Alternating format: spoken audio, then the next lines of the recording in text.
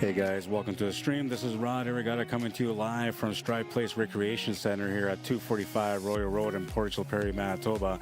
We're here today for the Arrowhead Games, the 2025 Arrowhead Games. It is a 3-day event running from yesterday, April 18th, till tomorrow, Sunday, April 20th, sorry. And we're currently in day 2. We're moving into the E division, or the Advanced Masters division. And we got a matchup here between TREVOR Meeches and DARYL Laquette. Current score right now is 1-0 for TREVOR. And we'll reset this clock, start it up fresh, and now we're good to go.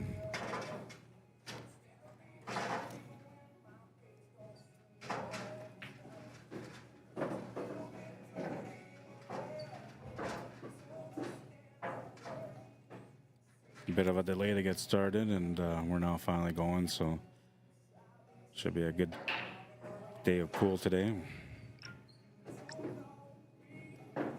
Some pretty good competition in the house. I see a lot of nice tables, nice runs, nice shots.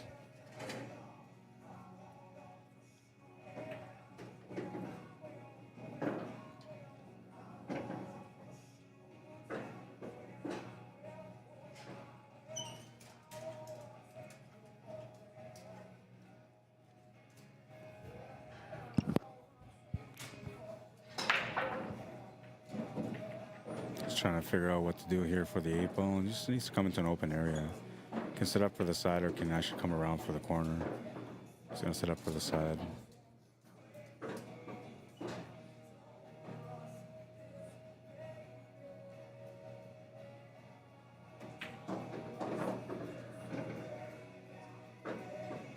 That makes it 2-0. TREVOR off to a good start in this one.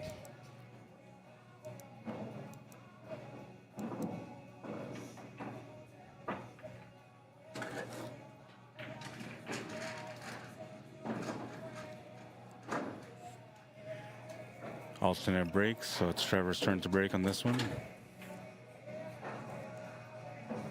Usually when you're off to a good start, that also means you have a lot of confidence coming into the match as you progress. And we'll see if that confidence is there here on the break. Yeah, it's definitely there, man. Oh, but he lost the cue ball. And DARYL Laquette will get a chance to get going on the scoreboard here. It's a ball in hand behind the line. VNEA rules off the break. Anytime after that, it's a ball in hand anywhere. And off the break, it's a ball in hand behind the line, and you can only shoot forward past the line, not back from the line or behind the line. Gets a 7-ball out, which was one of the problem balls that he had. Got good shape here on the 6. Table looks like it's perfectly set up here for him.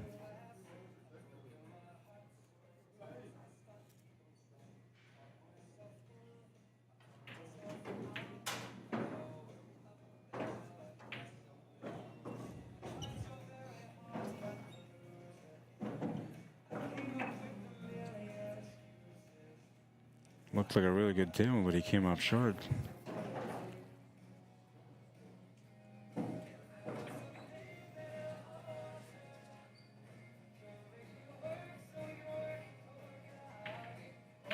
And that's his trouble ball. He's going to try to bank it out. He's going to come out a little short. The leave is decent, though he did leave his opponent a shot on the 5. And DARYL's going to explore that option right away, I'm assuming.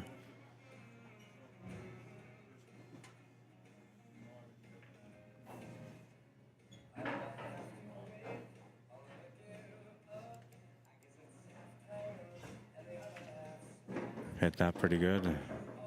Oh, no, that 14 is going to cause some problems for him there. Lost the cue ball a bit here too, so he doesn't have much to shoot at.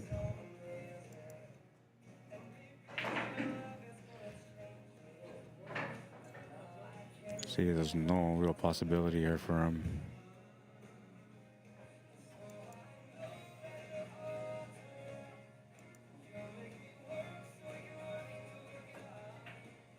He was able to hit it though. I didn't think you could even hit it. Well, that's going to help out a little bit.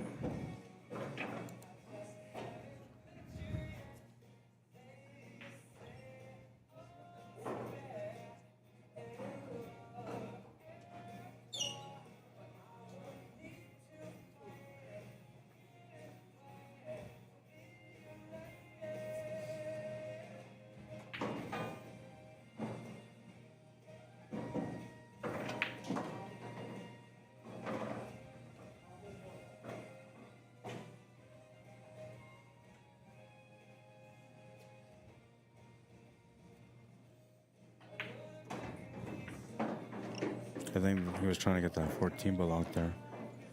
It's really not that big of a problem because, I mean, the combination from the 9 to the 3 to the 14 should make it happen. The only problem is that when you play that combination, you're not going to have much on the 9 ball. So that's the only reason why that's not really working and why he's making the effort trying to break it out.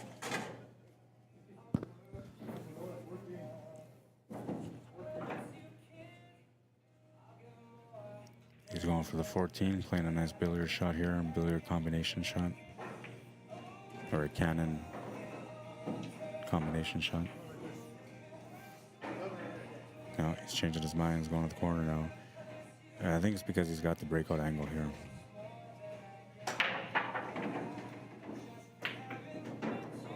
The problem is that, yeah, you're going to focus more on the breakout than you are on the actual shot. And a little bit of luck there with the 8 ball not dropping into the pocket and also with the 8 ball block in the pocket for the 3.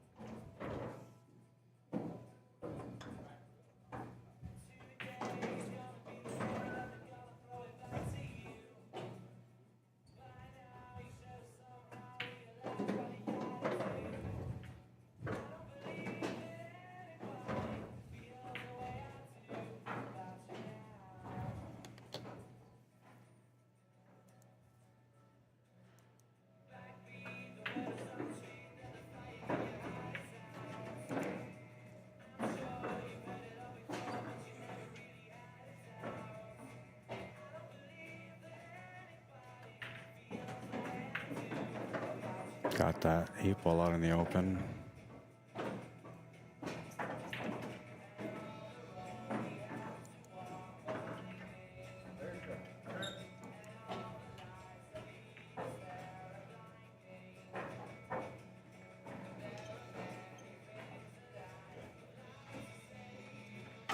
Good try, man. I think a little bit was about to leave also, but very good try for sure.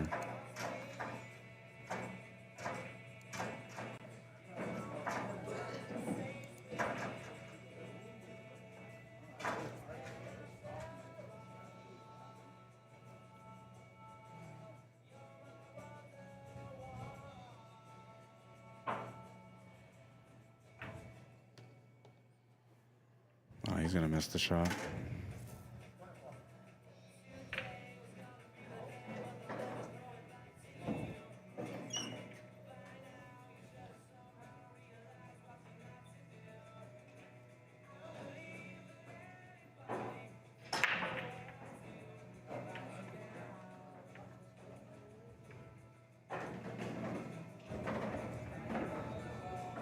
Ball in hand, that's gonna help things for sure.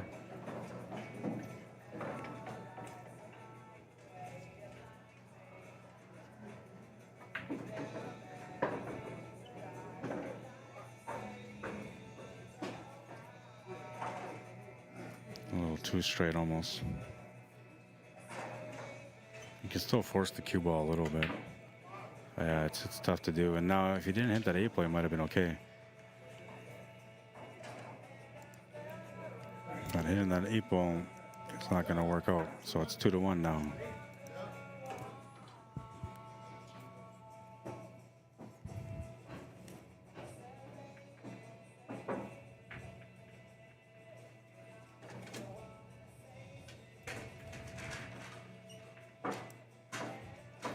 Welcome those of you that are watching on YouTube. How you doing? Welcome to the stream. Same on Facebook. What's up, Fishing? How you doing, man? Barry Brebner, my man, says good to hear you commentating again. Well, I've been commentating the whole time, but it's been at home. E-Division Championship. Oh, yeah, I got to change that. Not championship. That's why everybody's like, oh, my God, it's a championship already. That's only the first match. I got to change that. Sorry. That's from last night, man. That's a good sign, though. I'm telling you right now.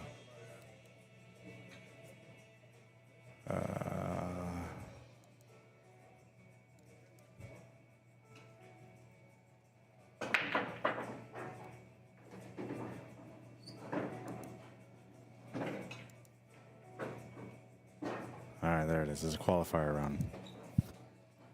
And it says B division. It's A division. Oh, my God. I thought I changed all this. No excuses today, man, because I actually got some sleep. Yesterday, though. Yesterday was a challenge. All right, there we go. Now it's fixed.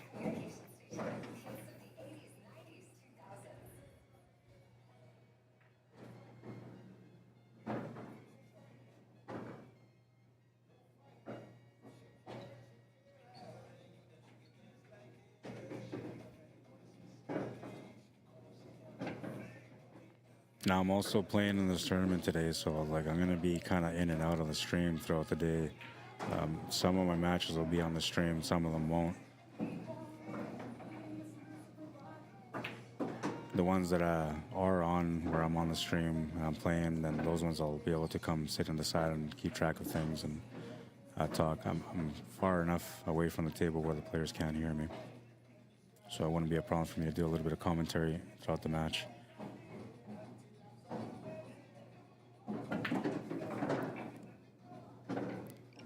It's good to get right through all that traffic. Things could have changed there, but it didn't.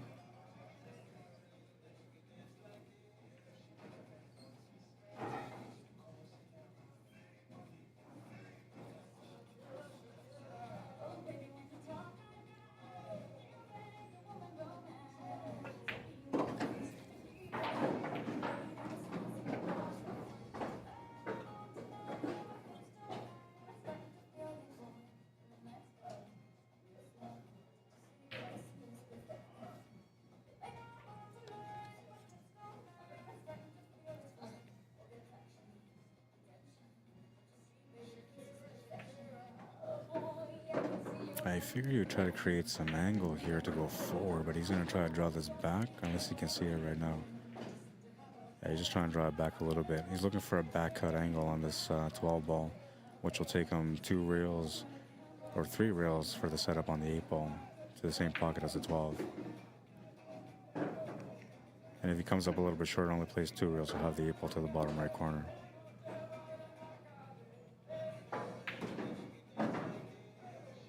Got to be careful with the line. The line's going in between that middle diamond and that first diamond near the pocket. Natural will take him right to that middle diamond, I believe.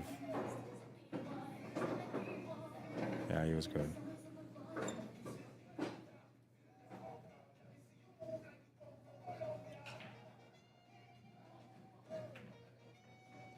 And he's going to tie up this match at 2.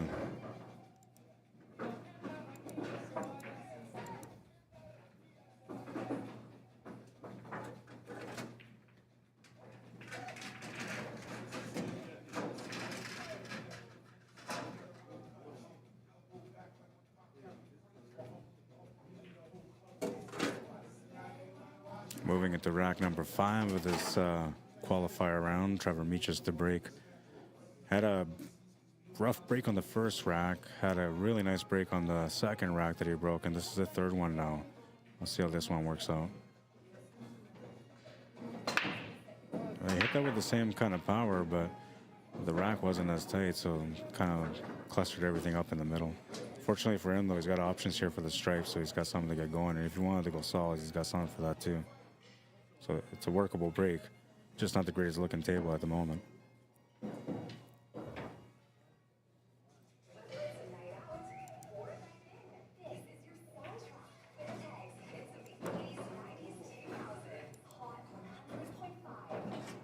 Looks like he is going to go for the solids here, trying to open up the table a little bit. And he missed a shot, which might be a good thing. We'll see. Looks like Daryl's going to be limited to the stripes only, which that might be a good thing for him. It's going to change the table a little bit here, though, because the natural angle off the 11 is going to run to that pile. Best he can do is run into the 7 ball, either that or just run into the pile. Yeah, he's just gonna run into the pile. I mean, he got a little bit unfortunate there, unless he can see the 11 ball.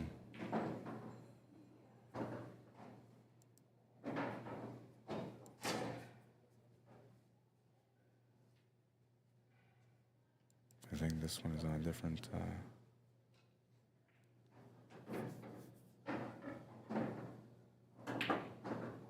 That's the bank. This one's gonna be a rough rack.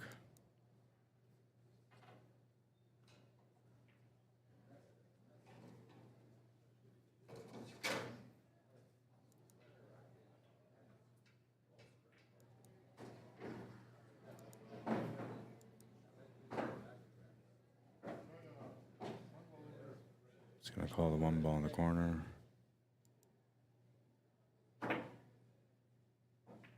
It's a good shot.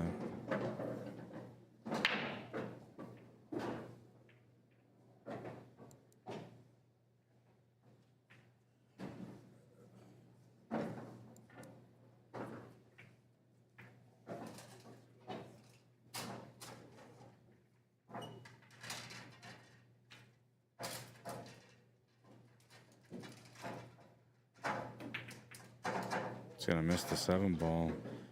And it went into a different pocket, but it won't matter because it's a turnover on the table here. And Daryl will get a chance now again on these stripes. Still has a lot of work to do on the table though. Trying to develop something here. A couple of different possibilities to open up that 14, and I believe it's a 10.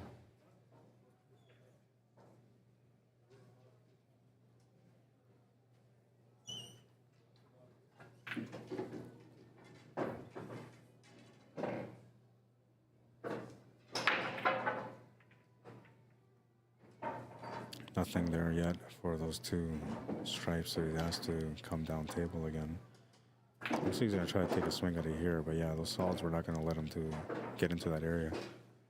And this is actually decent because he can play like a 3-reel shape for the break onto the pile. However, you have to play that into the top left corner. I don't think he would get the breakout though. I think he would just get the shape up there. Yeah, I like what he's doing here. He's looking at playing a cannon.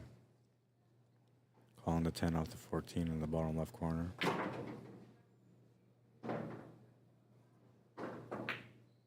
And that was a beautiful shot. Got himself out of trouble with that one.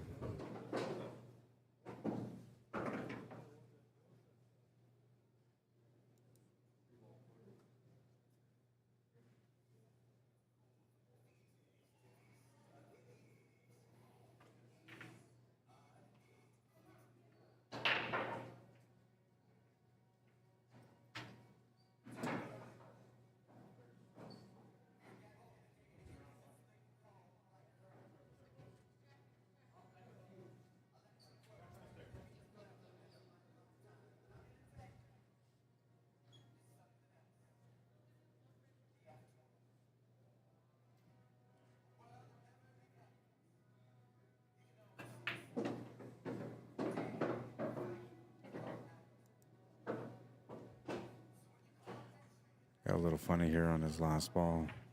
Can still make the shot though. The only thing is you gotta add some spin now to be able to get back for the 8. And of course there's all the solids kind of like creating some blockers on the way, so this is one of those shots that really matters as far as how you execute it and how the cue ball develops the shape for you.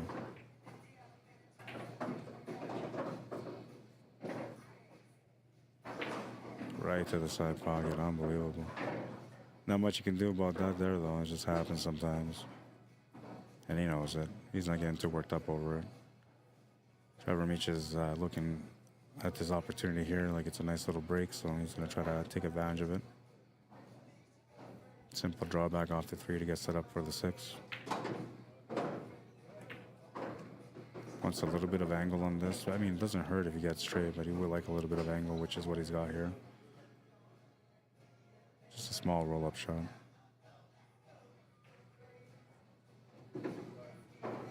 Basically in a tic-tac-toe situation. You just gotta slow roll everything and you'll be all right. Depending on the shape that he gets from here to the 5, though, he might have to force something here for the shape on the 8, but he's okay. He didn't get the angle that he wants. He has to settle for the side pocket, or he's got to draw back to settle for a long shot on the 8 ball to the top right corner.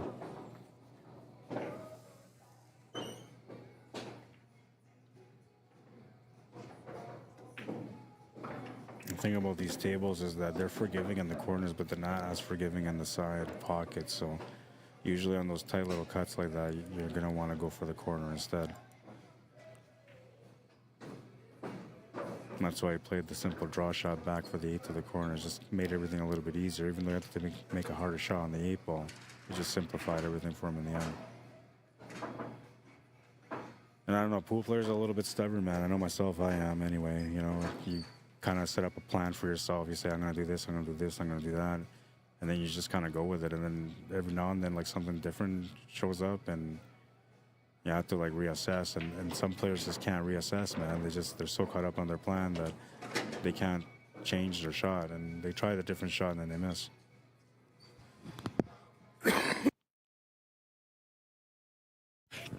It's part of the game, I guess, you know, learning curves, as they say.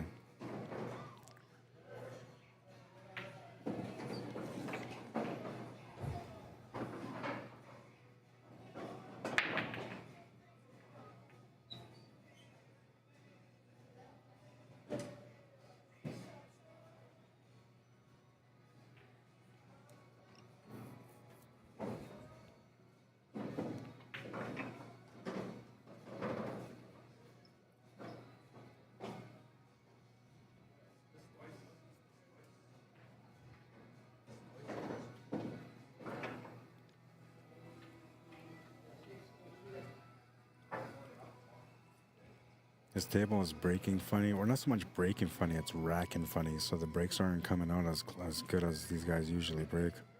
Making it a little bit more challenging to be able to string some wins together. And just got that one into the pocket.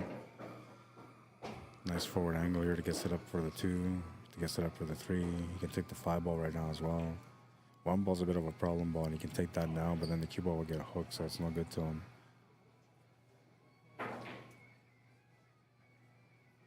So he's committing to the 5.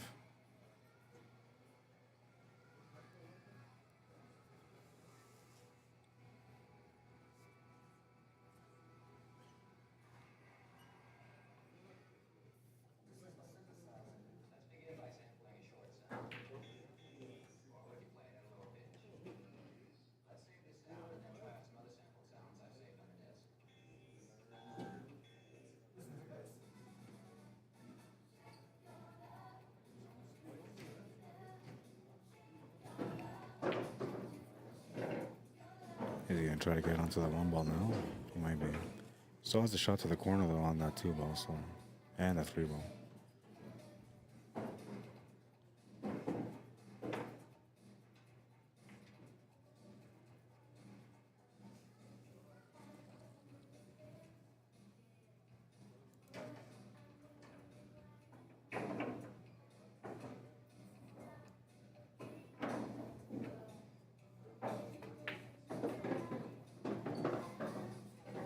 That's going to set him up for the 1.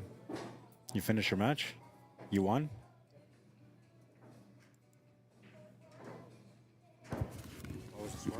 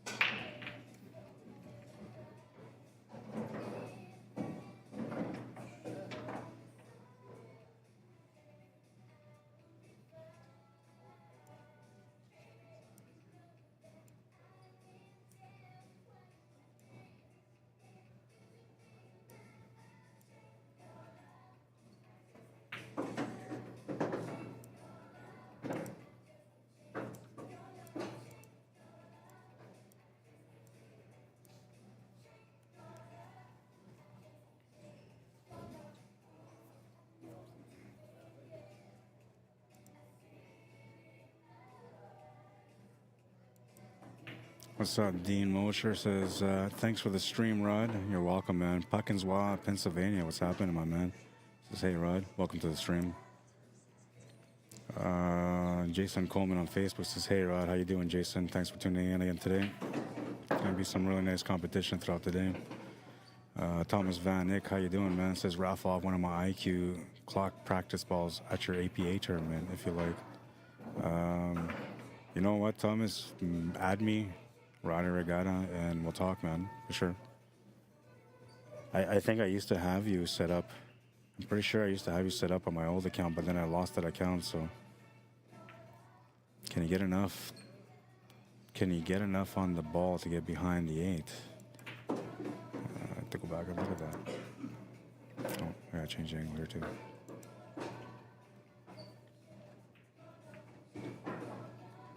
So if it hits the horn, it's perfect. He almost got himself into a little bit of trouble there.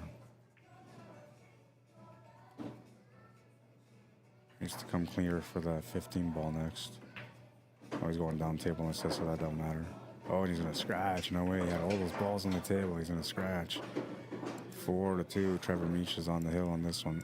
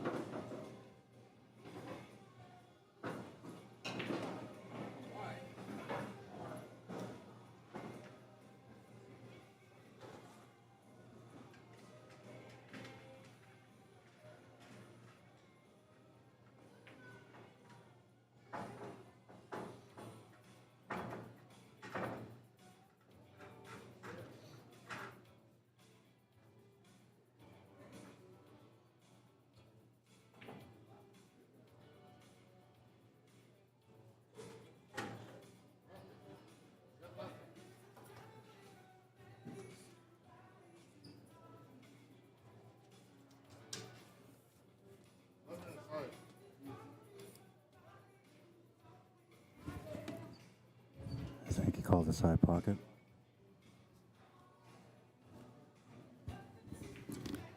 And I'm in the middle of a match now, so I'm going to be on and off here on the mic, and I'll keep track of all the scores and all that for you guys too.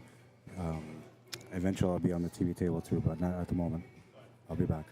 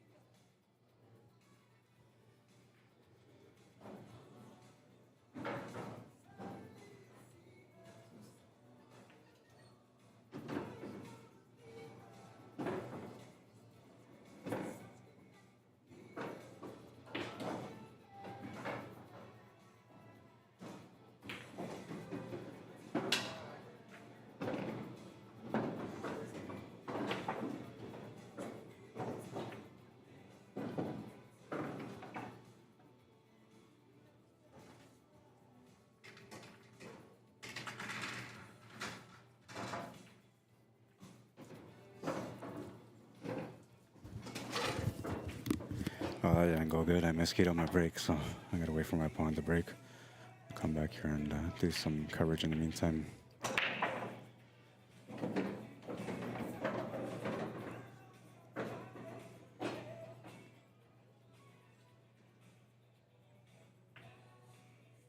So he's got this figured out for the finish.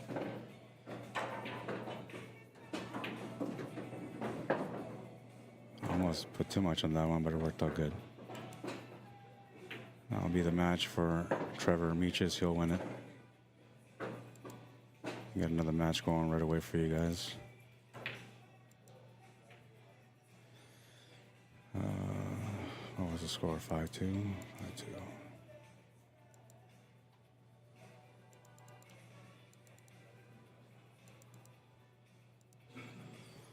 5-2. Mike. You can play Daryl.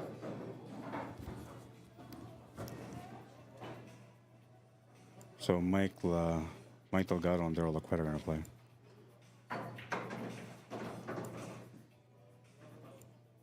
Where's that matchup? There it is. Okay.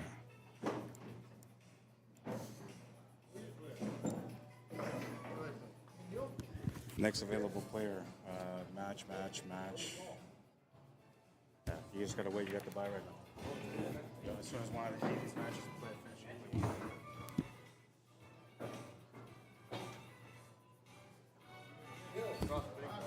For what? For rocket.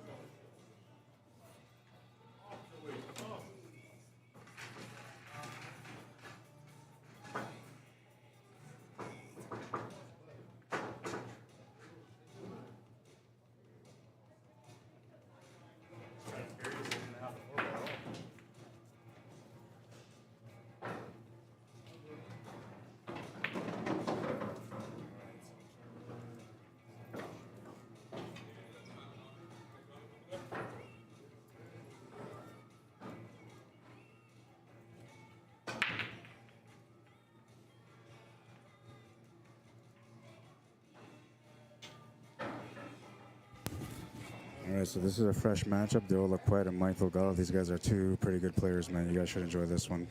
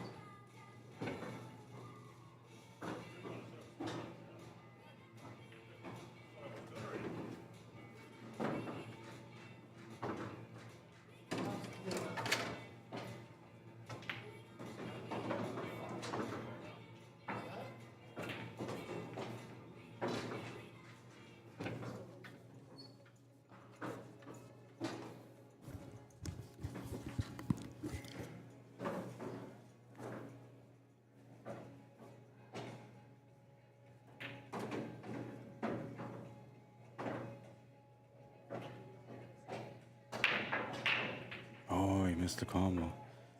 I thought he had that one there. So Mike Delgado to the table. This guy's a pretty crafty player, man. Works out the patterns pretty good.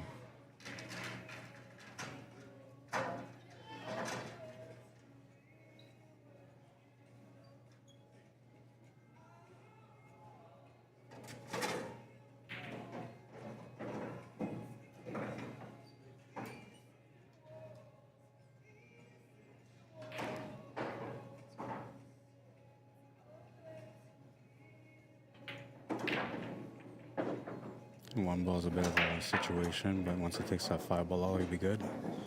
I'll be back. I gotta go play right again. I'll be back.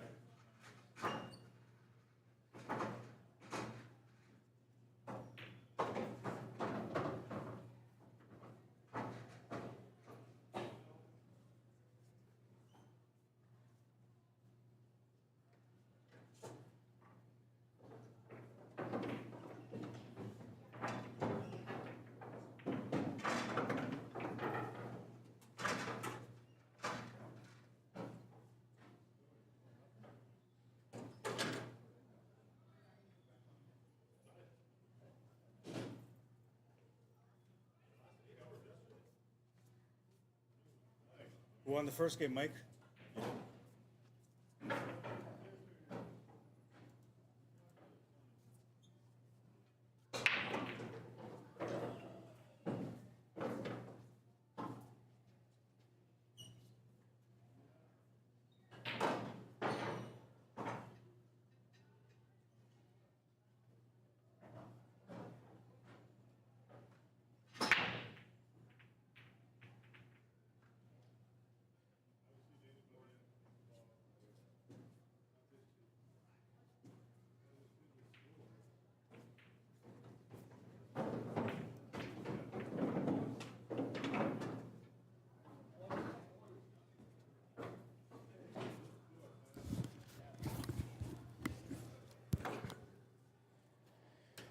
All right, things aren't going good for me over there, but I'm really not focused on how I'm performing. I'm just trying to get back to the mic.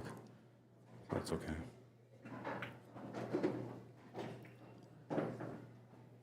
This will be a good match for Daryl. A chance for him to get a little bit tighter in his game.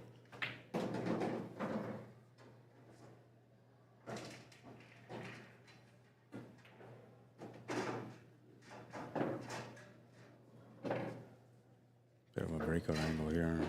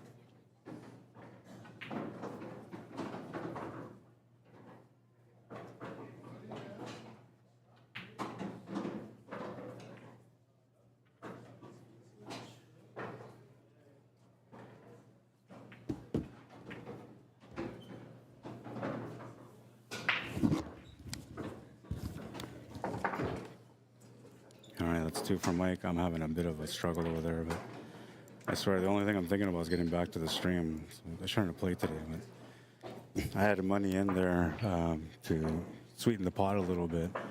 And I don't know, I'm weird, man. Like when I put money in the tournament, like I usually try to play to win, so it's kind of getting to me right now.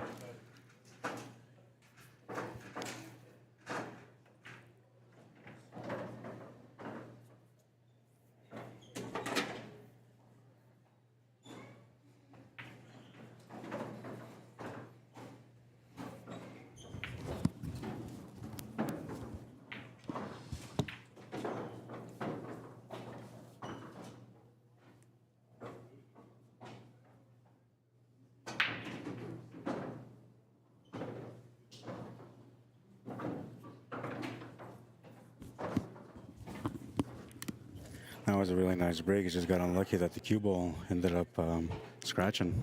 That would have been a good opportunity for him there.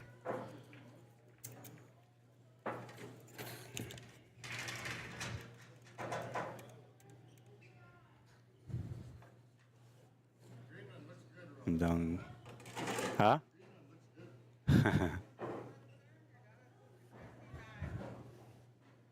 Getting compliments on the stream, which is nice.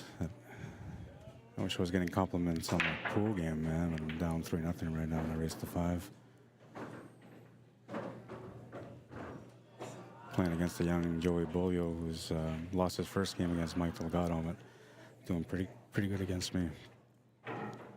And then again, I'm really not playing that good. But he's playing good. The problem is when you play against guys like Mike Delgado, he doesn't really make too many mistakes, so he'll make you pay for it.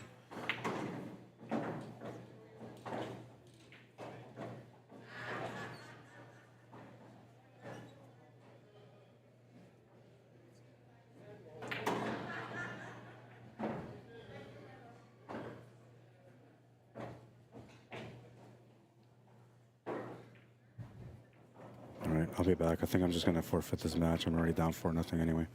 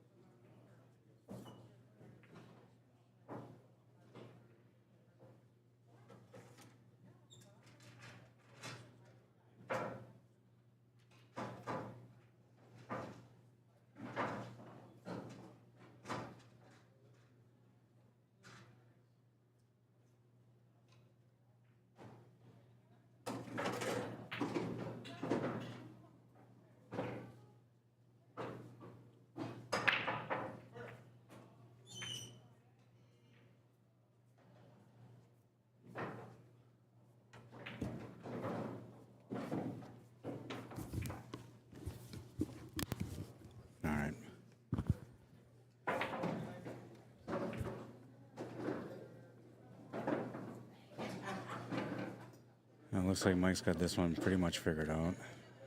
15 is out in the open, 13's there. Just needs to find a proper angle. Well, actually, he needs to decide whether he's going to go for the 13 or the 9 ball. The 9 ball gives him a better setup with the 13 to the 15, but the 13 gives him a better option to get below that 15 ball to make it in the corner, the bottom left corner. Now he's trying to set up for the right. For you? Yeah.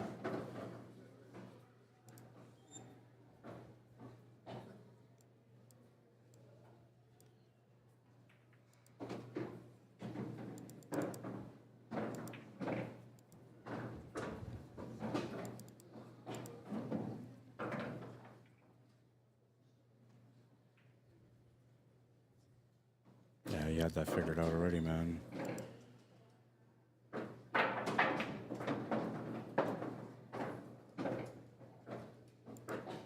Three nothing for Mike Delgado.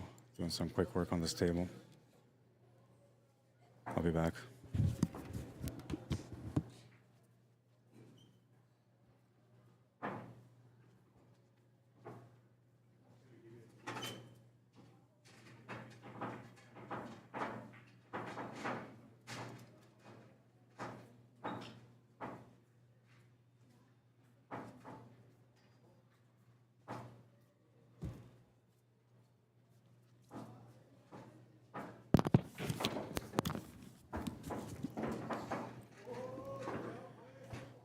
All right, give me 1 second here. I just gotta mute the mic so I can undo my cord. It's all tangled up right now.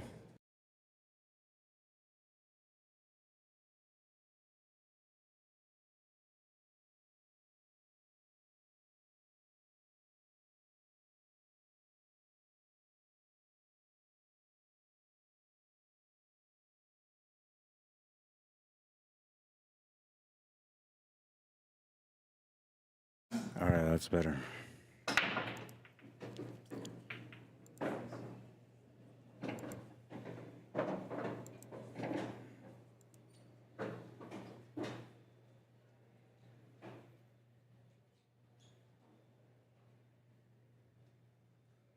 I wonder if I can just remove this guy because he didn't show up anyway.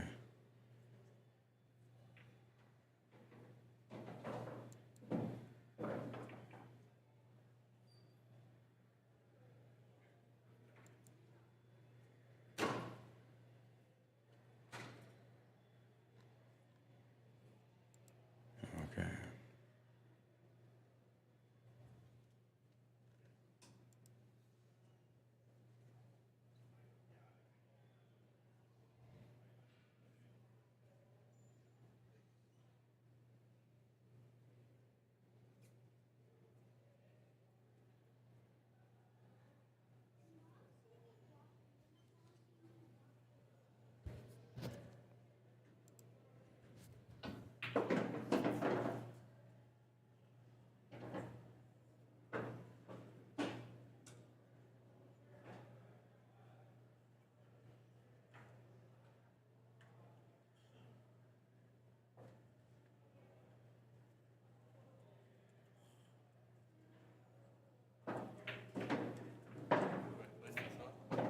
Either Terry or Trevor or Brady, one of the three.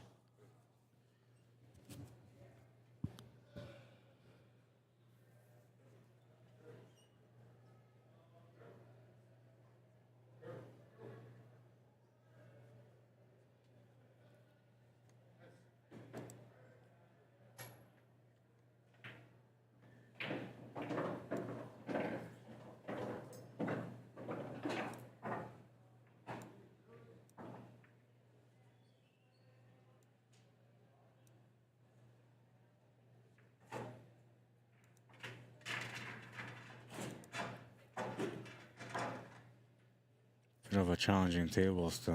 I mean, the 6-ball goes to the bottom right corner, so you can put position for him. But the table just doesn't really suit what he would want to do there. Well, there's an angle now.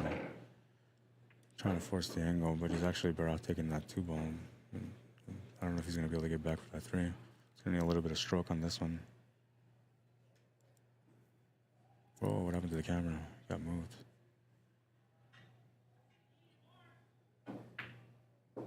I have to go correct that right now.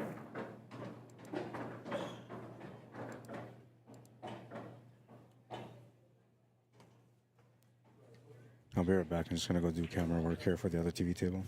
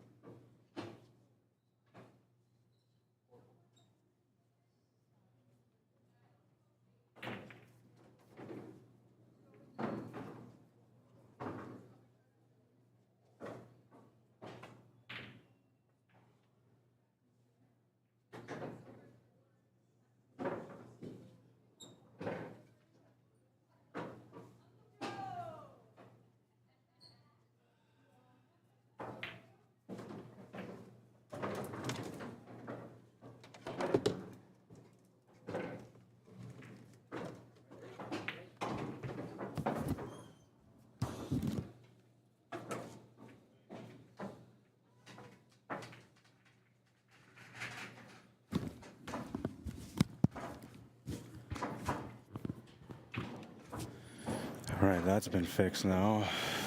Let's focus on the work here. And it is is 4-0 for Mike Delgado. He's on the hill at the moment. Bit of a rough day for Laquette. I'm on that same boat too, but honestly, I'm not. Like, if I wasn't streaming, it'd be a totally different game right now. But because I'm streaming, there's no effort in my game.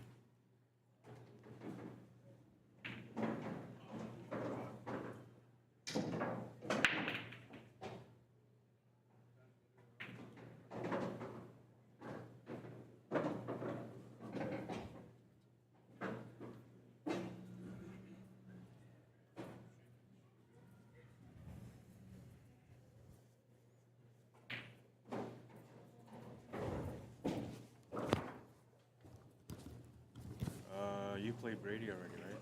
Yeah. Those guys Want are to write it down?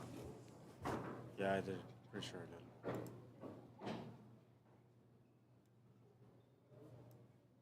Yeah, 5-2. That's a guy that didn't show up.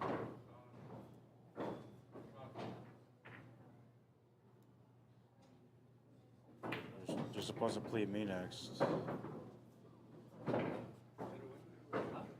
Supposed to play me next, but you can play anybody else. I think I'm just gonna forfeit all my games. Because I try to play against Joey, but I feel like every time I try to focus, I'm looking over here, I'm thinking about what I gotta do here.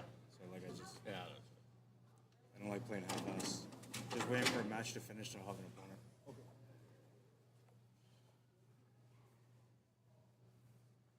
4-0 for Mike.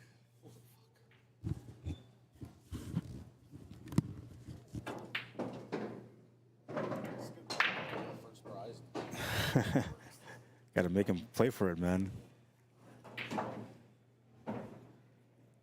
First place prize changed to $100 today only. The first place prize is only $100 today. Second is $900.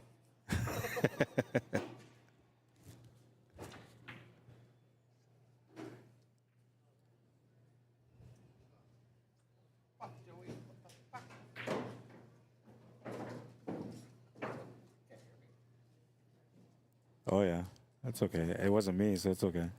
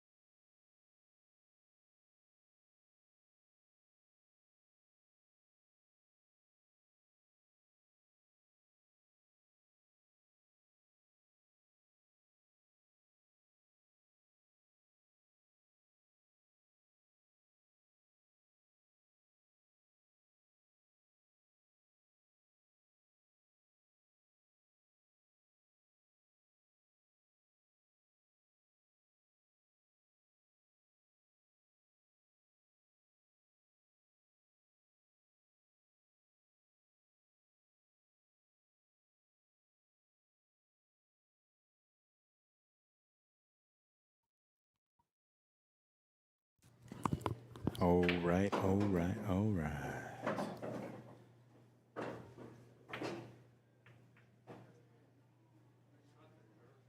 Check comments. Suck, Roller Cardoso. This is out in Portage La Prairie, man. We're out at the Stride Place Recreation Center. Bryce Johnson, what's happening, my man? How you doing? Doing good, man. I don't know. I signed up for the tournament. I didn't want to play in the tournament, but I signed up in the tournament to add money to the tournament. So I'm having a little bit of a mental frustration breakdown, sort of, because I want to play my best pool, but I can't. I absolutely can't. I miscued on a break. I missed like the easiest shot in the world, and I scratched. Like, it's just my mind's just not in it right now. So I'm having a bit of a mind battle, I guess I say. Part of me wants to go and just defend my money. The other part of me is saying, you know, just forfeit altogether. Just donate the $100.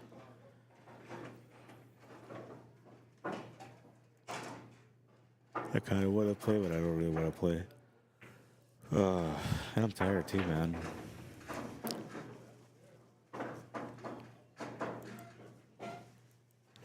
Even though I had good sleep last night, for some reason I still woke up tired. All right, so it's 4-1. Daryl with some life in this matchup. That's all I needed, man. Just an opportunity to kind of get going, and he got opportunity there. Nice. Winnipeg Jets are playing today. I'm so excited. We're not gonna have the game in here though, so I'm gonna have to like put it on the radio.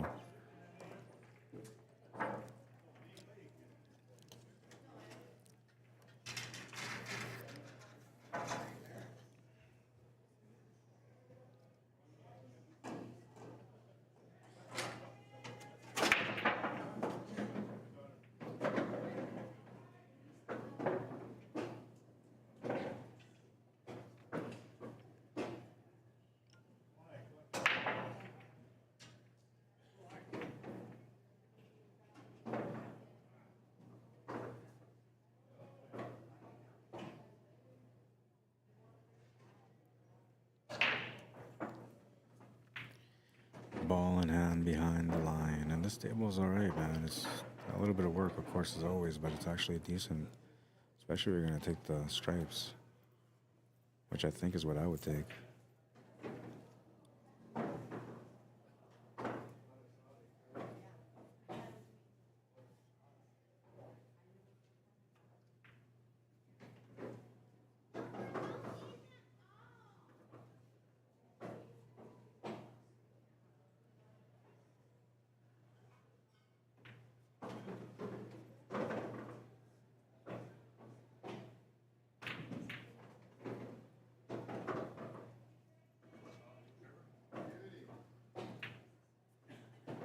Bobbled, but it's still winning.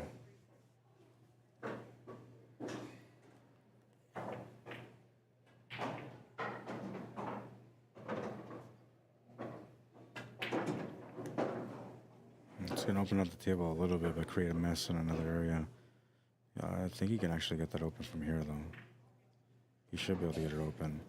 Needs a little bit of help from the 4 ball to push open that 2 ball.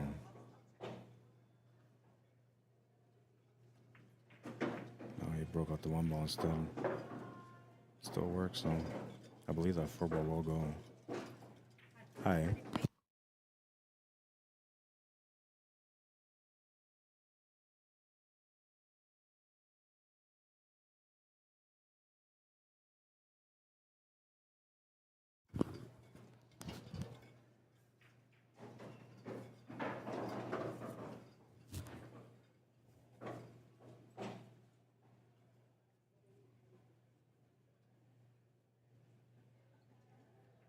I'm pretty sure that 4 ball still goes. Let's take a look at this angle here.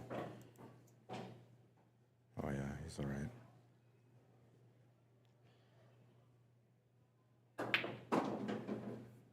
And that's the angle for the 4 ball. Now you get the 2 ball open too, and the 7 ball becomes an escape shot.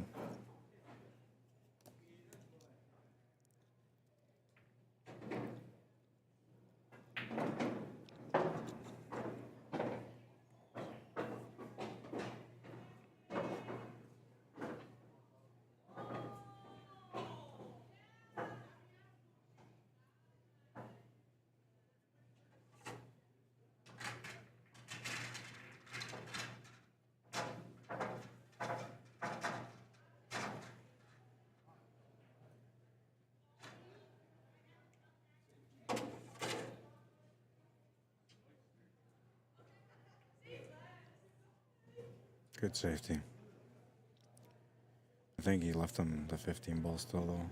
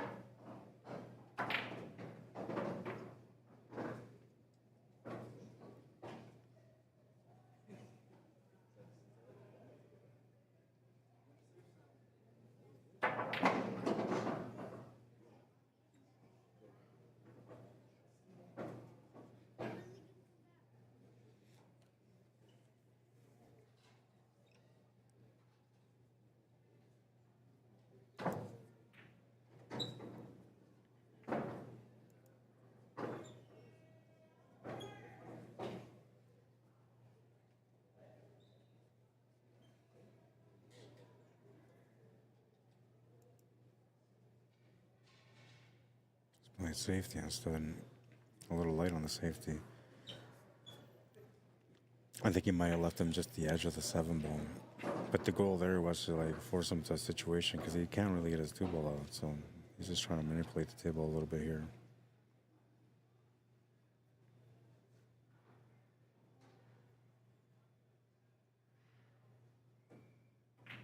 Yeah, he definitely left him the edge of the 7 there. Almost enough to make it. I think the only reason he missed it is because he was trying to avoid the scratch.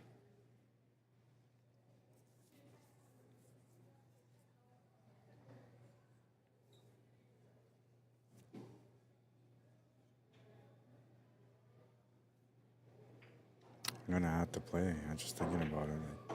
I shouldn't even have forfeited that first match, but I'm gonna have to play because otherwise these guys are gonna be shorted on some of their games. Yes, I have to shake off my mentality.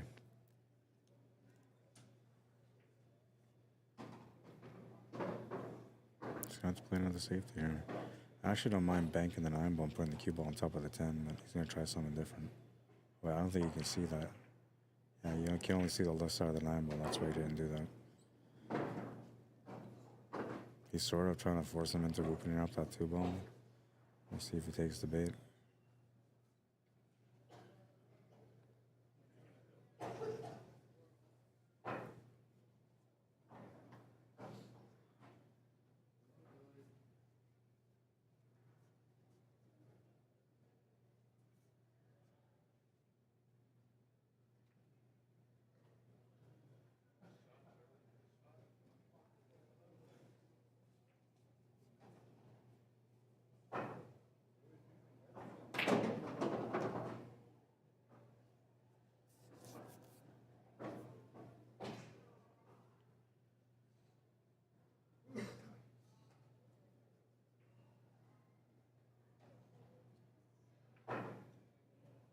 Took the intentional foul. Try to open up his 7 ball a little bit more. Mike's going to play a little bit of a cannon shot or a billiard shot here off the 10 into the 7 and make the 7. At least that would be the winning shot at the moment with this layout. Because even if his opponent was to be able to hit the 2 ball, they would still open up the strikes for him and he would be all right. But the thing is, if he misses that cannon shot off that 10 ball into the 7, then his opponent's going to have the 7 ball and he'll have a chance to be able to break out that 2 ball. Not a great chance, but he'll have a small chance for it. So he's just going to try to pot it this time instead of playing the billiard.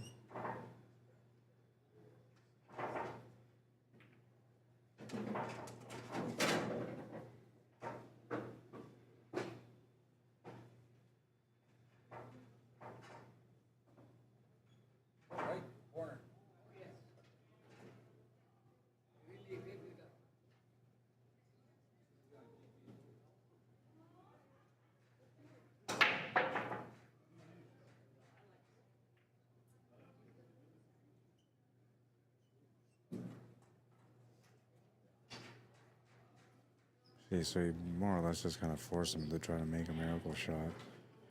And that was the goal. That was the whole point of making that 7 ball, just to force his opponent into a situation where that would open up the stripes in the long run. However, you know, Daryl's lucky enough to be able to make it, or accurate enough to be able to make it. That would change the whole plan and would have been a backfire situation for him. And Daryl did okay. He just needs the ball to bounce a little bit bigger, which it won't. He did okay there. I mean, he's left like a couple of shots, but he didn't make it easy for him anyway, other than that 15 ball to the corner. He's going to be a little bit, or sorry, not 15, 12 ball, 10 ball to the corner, sorry. I figured that's about what it would take first, but looks like he's going for the 11 ball.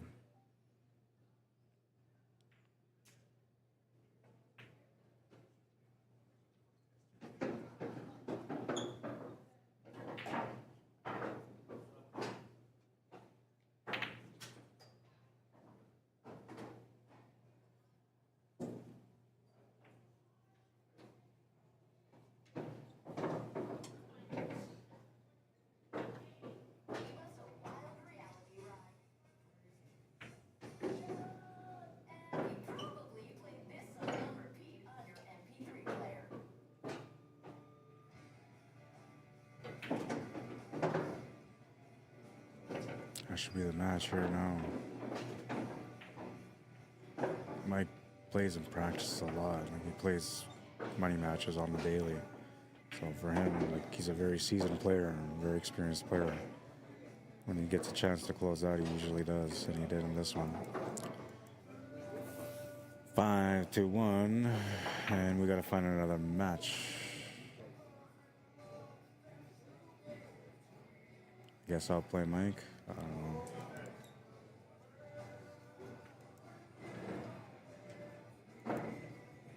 Five to 1.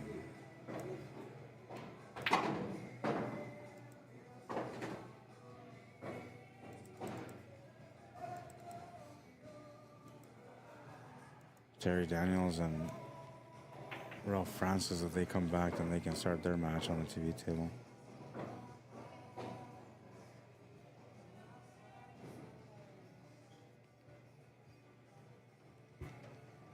I guess I'll play one of these two guys.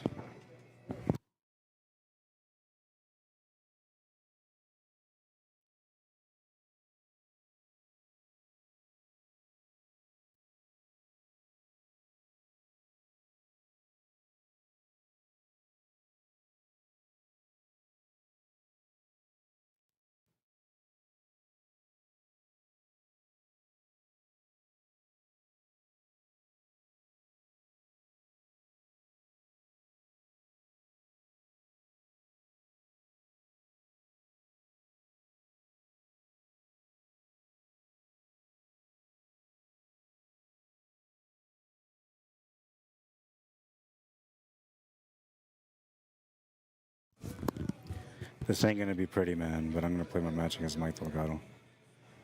Might as well just keep this going.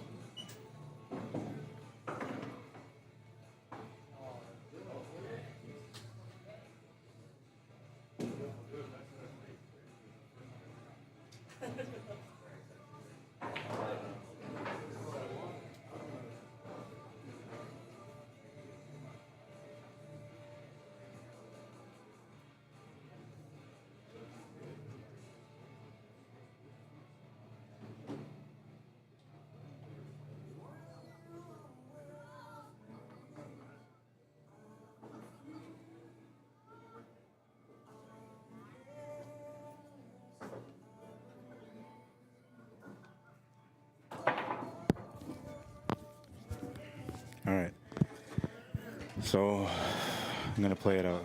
Such a big breath of gasping for air, man. I'm about to get punished, but you know, it doesn't matter. I'm just gonna try my best.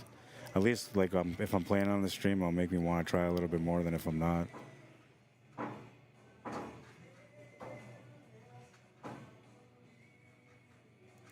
Because like, the main thing for me is just making sure that I do the work that I'm supposed to be doing, which is like streaming and doing the broadcast.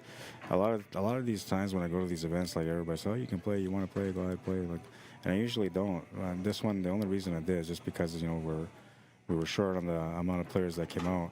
So what we ended up doing was a round robin, and I just wanted to add mine to the pot.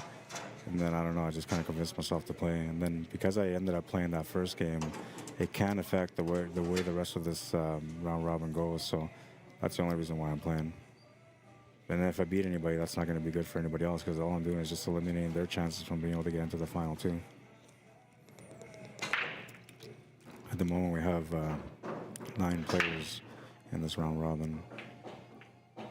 Top 2 will play for the money, so there's $900 on the line.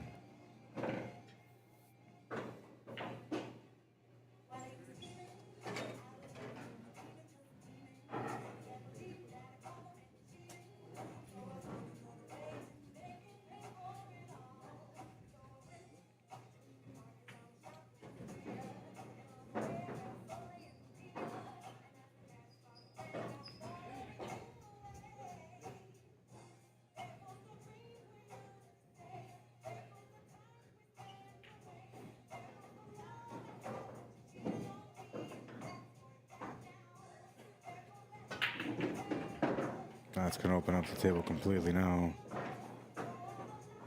The 8 ball kind of went into a funny spot, but I think he can still make it. He's taking a look at it right now.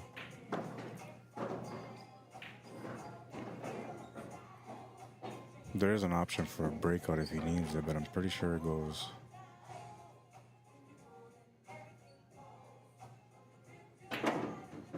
Trying to open things up there with the 5 and the 7, and that didn't work out. It's going to put him in a tough spot too. No choice but to play a safety now, or maybe try the combination. But I don't know if he's crazy enough to try the combination. I've never seen him be undisciplined. I don't think he's going to start today. Yeah, he's just playing smart. All right, I'll be back.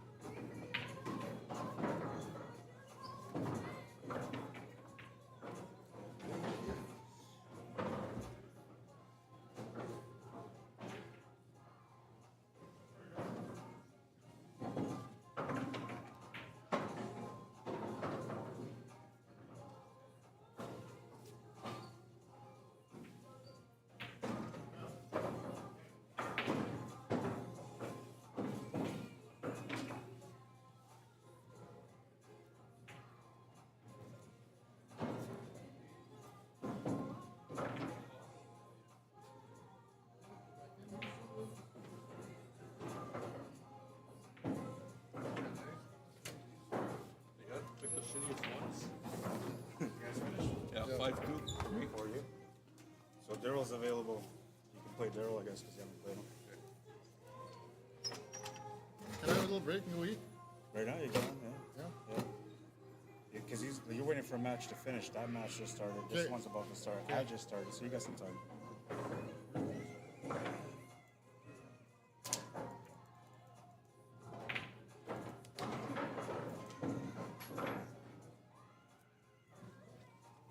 Yeah.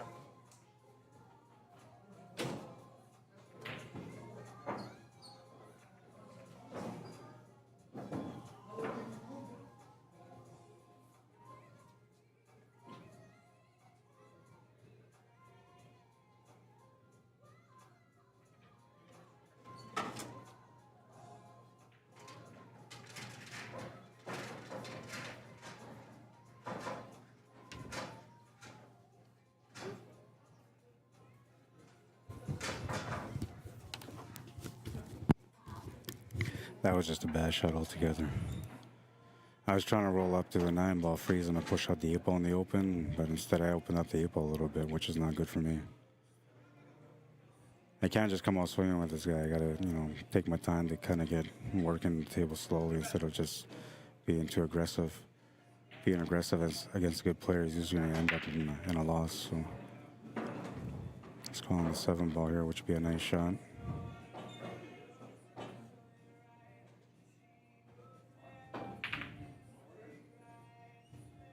All right, I still got a good chance here, and there's a lot of mess here going on for him, so I got to be smart about it. I'll be back.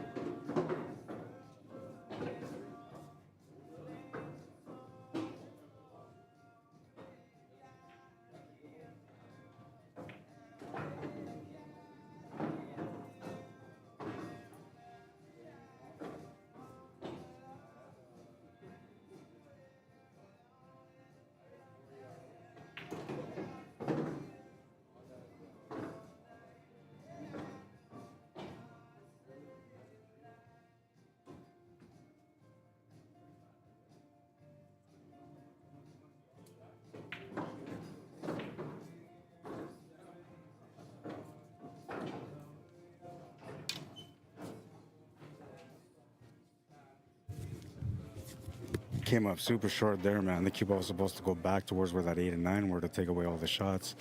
That would open up my table enough where I can actually start attacking. At the moment, there's really no options for me to attack. Making a ball is almost more or less like wasting a shot, like I did that 14 ball just now. Because the idea there was to set up for the 12 and then go forward for the 10 and then kind of work my table from there. Or sorry, for the 14 and then work my table from there. Yeah, and this is going to happen, right? So this is the price that I'm paying for that shot. I'll be back.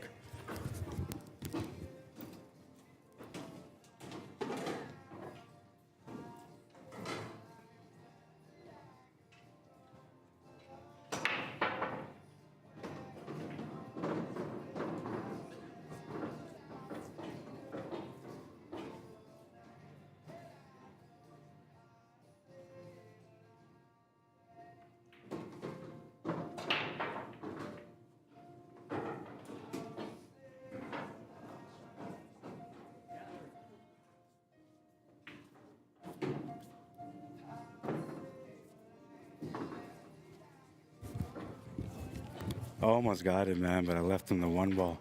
It's supposed to go right behind the 8 ball to take away everything, right? But it just didn't work out. It's all good.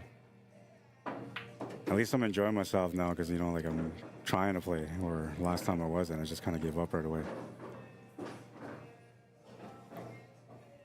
And I held him off for 7 minutes, so that's good.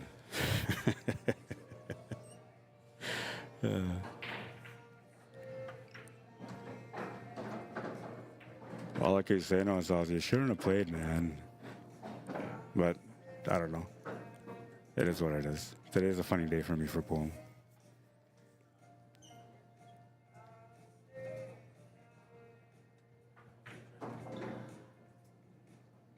As soon as I opened up that 8 ball, man, that was it. That was the end of that rack. And then as soon as I missed that safety, that was it too. I knew right away that I was done.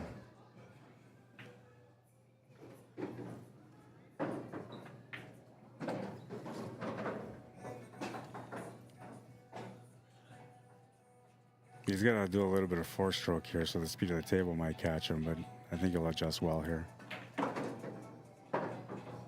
Right behind my ball for some luck. No. He'll get the shot instead, so it'll be my break next.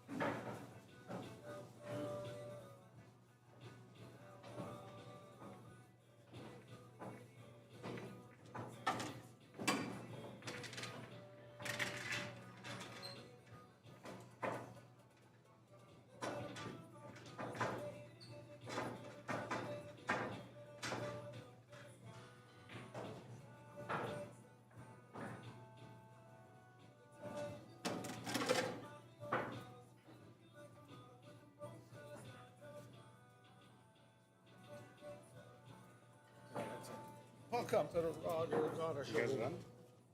We still playing? No, we're just starting. I Done was gonna eating. put you We're guys done on eating. Are you? Yeah. You almost done? No, well, he's up 1-0 right now. We just started, yeah. Oh.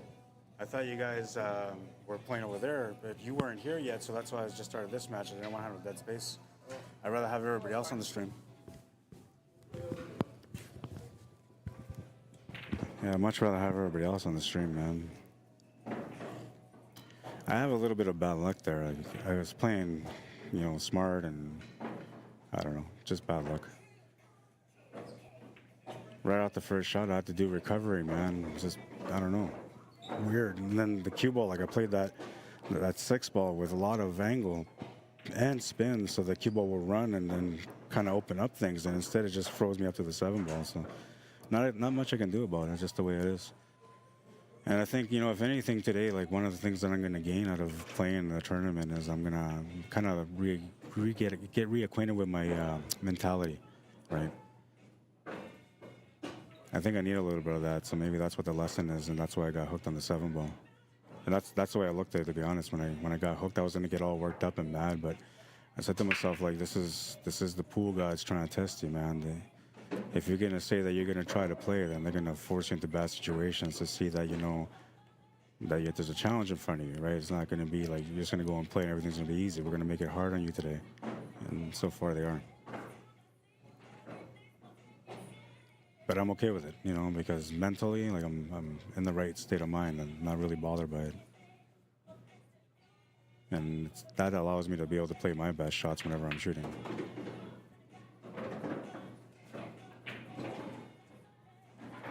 Yeah, Mike's going to be out here.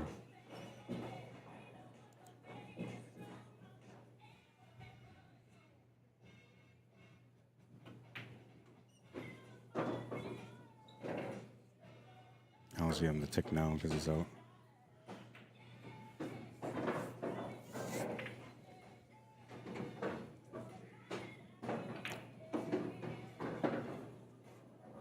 One of the things about Mike Delgado too is the last time I played him, I beat him. It was like a race to 5 or 6, and I beat him pretty convincingly. It was like 5-1 or 5-2 or something like that. And that was the last time we played. So he knows that I can keep up with him. He knows that I can play against him. So he's not gonna like take chances. He's gonna be disciplined against me every time I play against him. And I give him the same respect back, right? That's the reason why like playing against him now on the stream is maybe a good thing. It's helping me to become a little bit more disciplined on the table, and it's also helping me adjust with my mentality. Instead of being frustrated, I understand that the situations are being developed the way they are, and I just gotta either adjust or just absorb it and just deal with it. So mentally, I'm making an adjustment here just to be a little bit more competitive.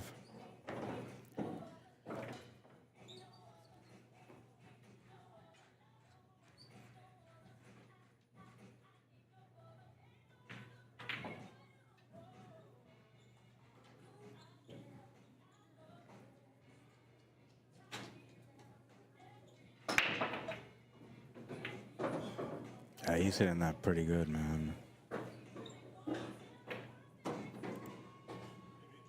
Racking him good, breaking him good.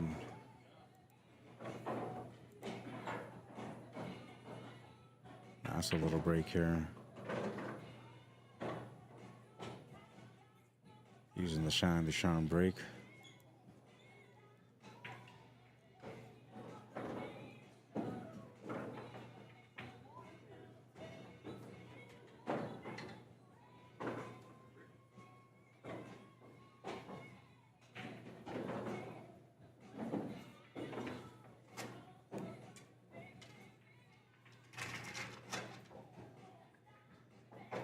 Donovan Joseph says, who's next? When was that? Was that a little while ago? 18 minutes. Oh, I guess that would have been me then. That was up next. Tim Yenger, how you doing? Says, hi, Rod. Welcome to the stream on YouTube.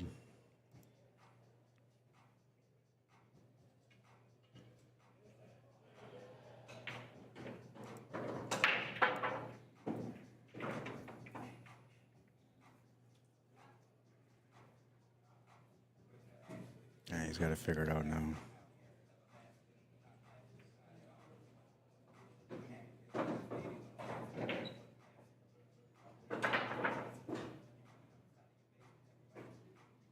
What I don't understand is why you want to set up with a 7-ball here. Or maybe that was just unintentional. It seems like the 7-ball angle here wouldn't really work for the finish. But I think he's taking the 7-ball now because he's trying to hold shape for that 5-ball or trying to get onto that 6-ball.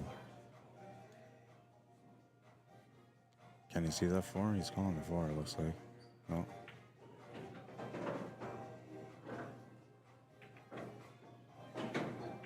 Oh, he's going to get the 6-ball. You know, the shot on the 5-ball also. Or did he get the 6-ball?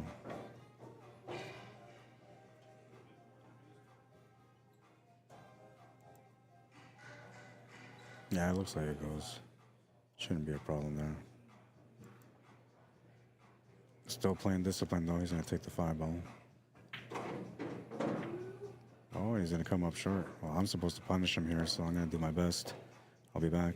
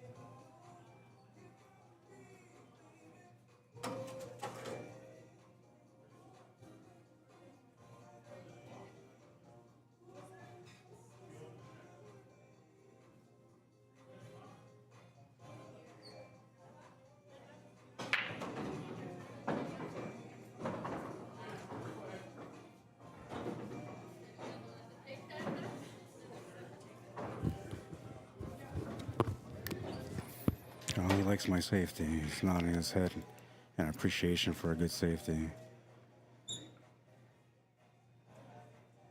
No, all I was thinking about there was two things. I want to make sure that the 10-ball blocks the 3-ball because the 3-ball kind of went to the side already.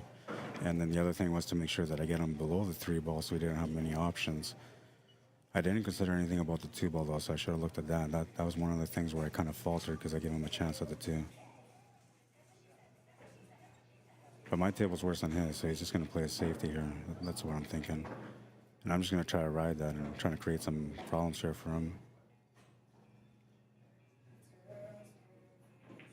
Win or lose, I like the way that this is kind of changing my mentality and my approach at the table. I'll be back.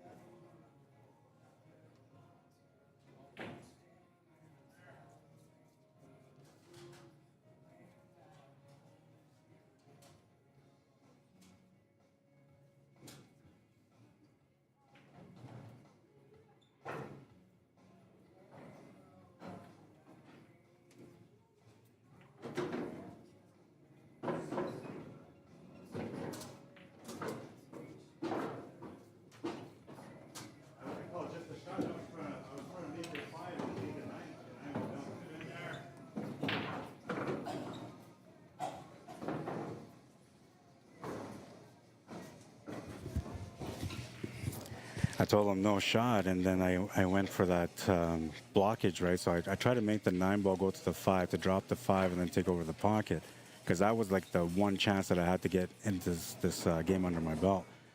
And so I tried to do that, but unfortunately for me, the 9-ball followed through. I just hit it too good, I guess, too much speed. And I mean, that was a difficult cut to begin with, but I still found a way. And yeah, here comes the 3-ball. That was the only thing I had to hold on him with, and that's why I was trying to play that 9 to the 5, because I figured then I would have 2 problems for him, and now that gives me a better chance because I got his mind distracted. But now that he's at work, like it's skill here now. This is just routine. He should be all right for the finish. Oh, maybe not. All right, and I still got to work things out, but I'll be back.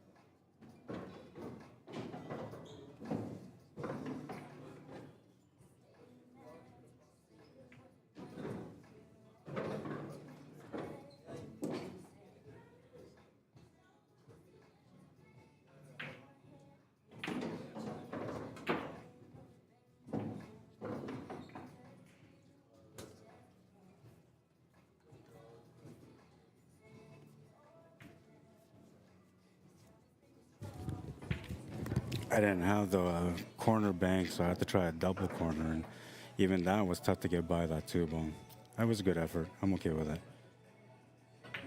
I'll accept it. And I've had a chance every rank so far, so I can't even be mad. I mean, I've been there. I've had an opportunity. Just haven't had a chance to get going yet. And it's forced me into playing safeties, right? So I don't know. It is what it is. I can't remember who broke first. It was him that broke first, so it's my break next. We'll see if I can get a little bit of luck go my way. So far, no luck in this match, and I had no luck in the last match either. All right, so it's my break. I'll be back.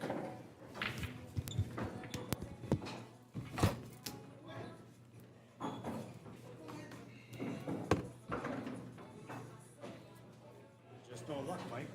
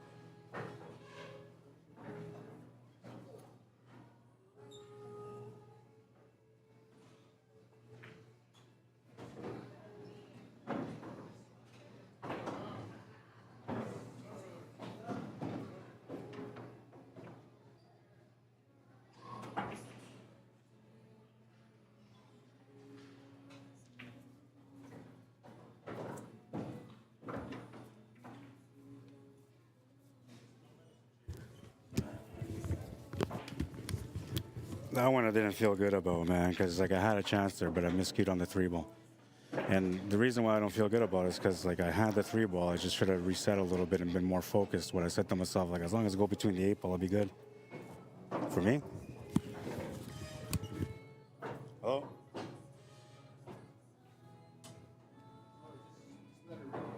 For what? Okay, and what do I tell him? Hey, what's up, man? What's up? Already? Oh, that's not good. So what are you trying to do? You trying to come in and play?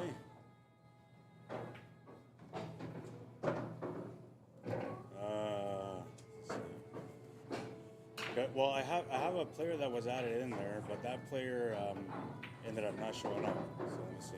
I'll reactivate it. How long are you gonna be before you get here? Okay, make your way down here. I'll put you in. Goodbye.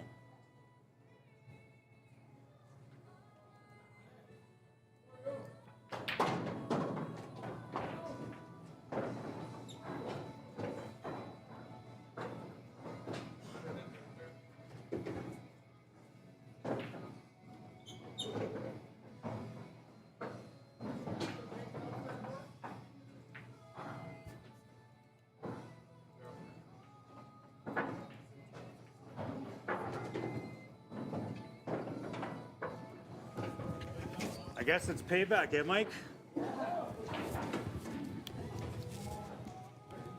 We haven't played since that day.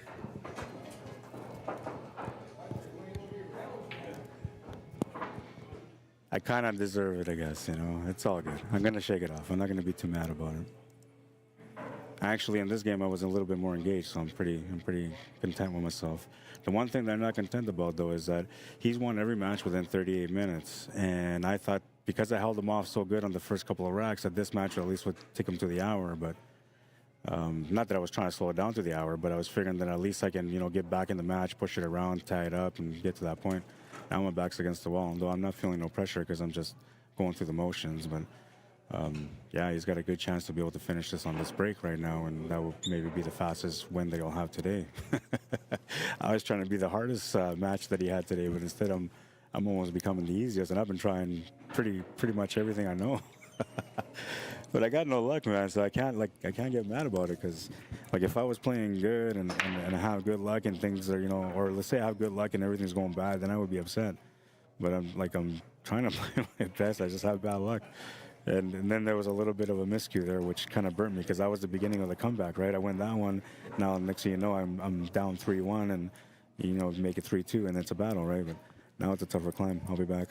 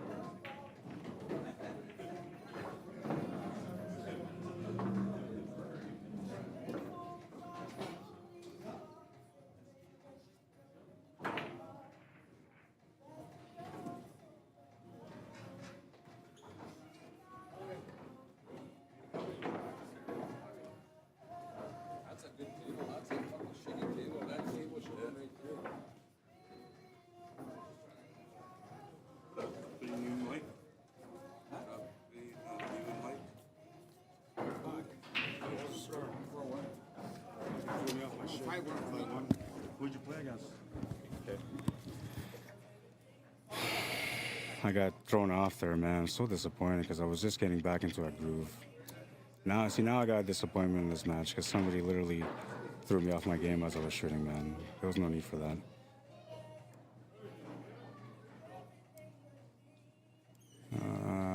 Where is it? Start from the back, I guess.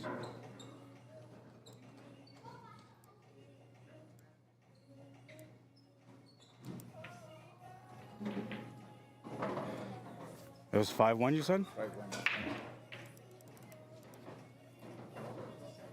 5-1. That's an important win, man. Yeah. I can't believe I got thrown off my shot. What's going on?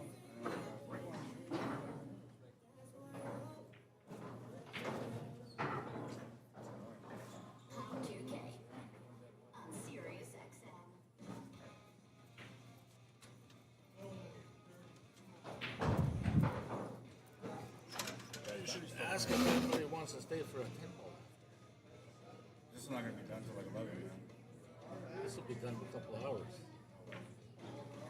We're only down to 2 rounds so far. There's 7. Really? Yeah.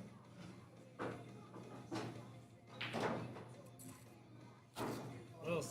I mean, he's going through matches fast, so it looks like it's going. Like he's beat everybody 5 rounds. And they've all been like 30-minute matches, so that's why it looks like it's going fast. I think we're out to send them home. Hey, first place is only 100, eh? Give him his $100 back. Second send place them is 900.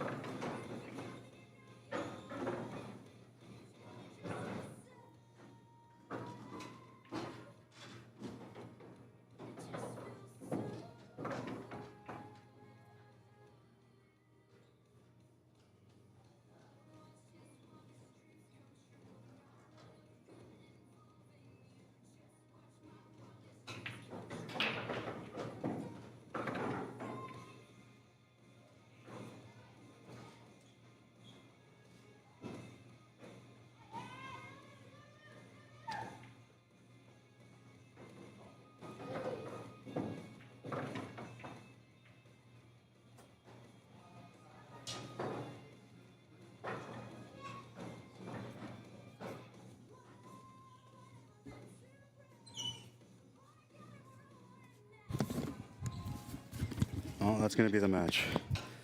I had a chance, but I got screwed again on position, and then I was going to take the 5, but there was no shot for the 7, no shot for the 1. The angle that I had was wrong unless I went to the corner, which 9 was blocking the corner, so it was what it was. At least I put up an effort, so I'm okay with that, man. I'm not too upset about it.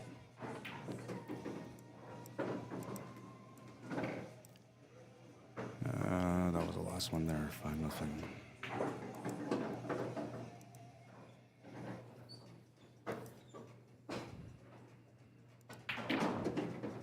We'll shake hands.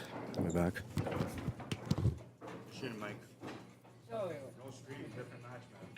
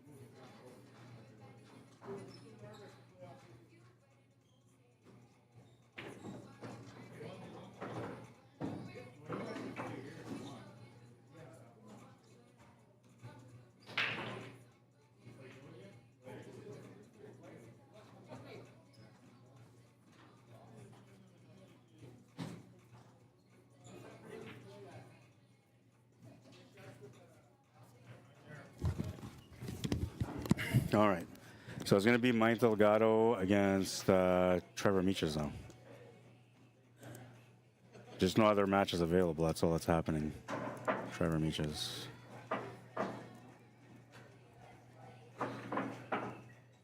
And we'll switch names here so you guys know it's a fresh match. So Mike's been averaging about 35 minutes a match. The longest match was 38. I think I was the fastest with like 33 or something like that, 34.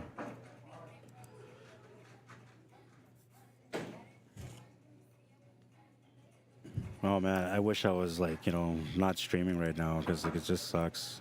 It's draining me. Mentally, it's draining me. I'm frustrated because I can't play my best game because I'm streaming. And that's why I don't like to play when I stream. I already know this. Like, as soon as I signed up to play, like, I just knew this was going to be the way the day was going to go. And I don't know why I still signed up. It was more or less just because I wanted to add more money to the tournament. But because I'm a competitor and I like to play my best game, it's bothering me. If I would have just said, you know what, I'm just donating and I'm not playing at all, like, don't put my name on the list, then that would have been okay.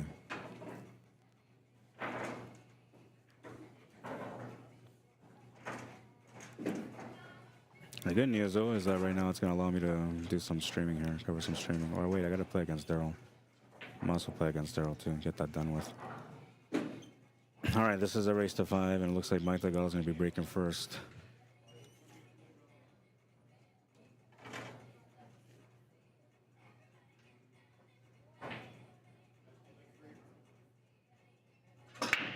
Time has started. And they'll get going. All right, I'll be back.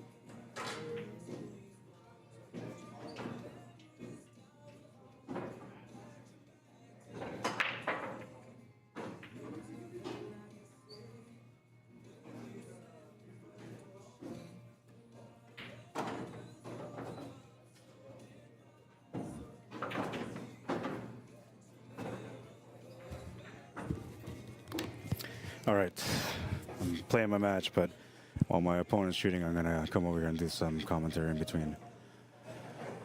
Let's see, I'm usually like a pretty good pool detective, but I have to figure out what's going on here. So there's 6 stripes, 8 solids. It's gotta be solids.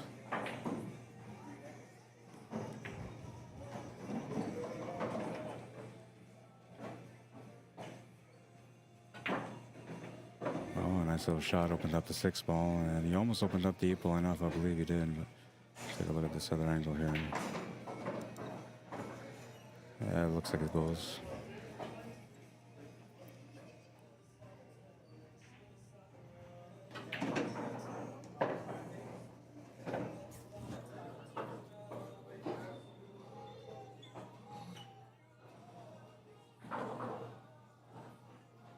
All right, I gotta be back. It's my shot on the table.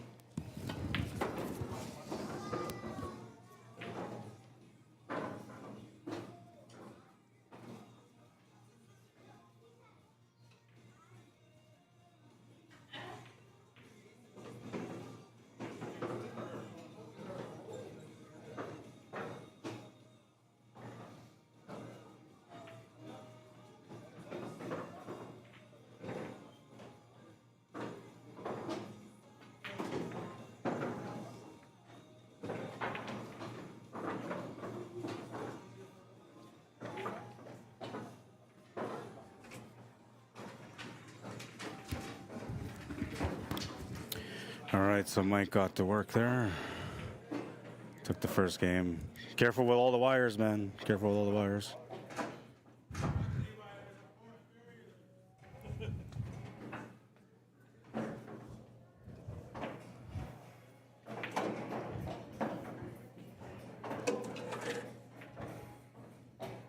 Rack number 2, and Trevor Meeches is going to break now.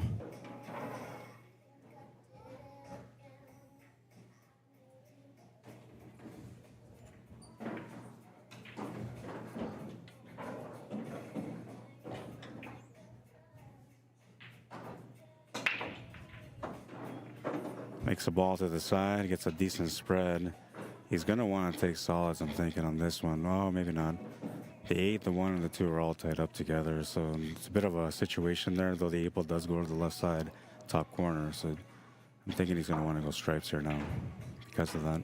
And it's still a little bit of a sticky situation with stripes, but I think it's a little bit better than the solids. So, you know, with the solids, if you have the shot on the 7 ball with an angle, you can open up that 1 and 2 and the 8.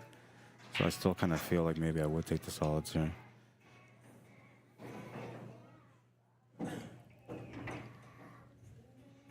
The only thing here is that you would have to take the 6 to the side. The cue ball will slide over, leaving you like not the proper angle for the breakout. You would only get the 8 ball out from that angle. And if you put extreme spin, you might bump into the 1, but I don't think it still work out.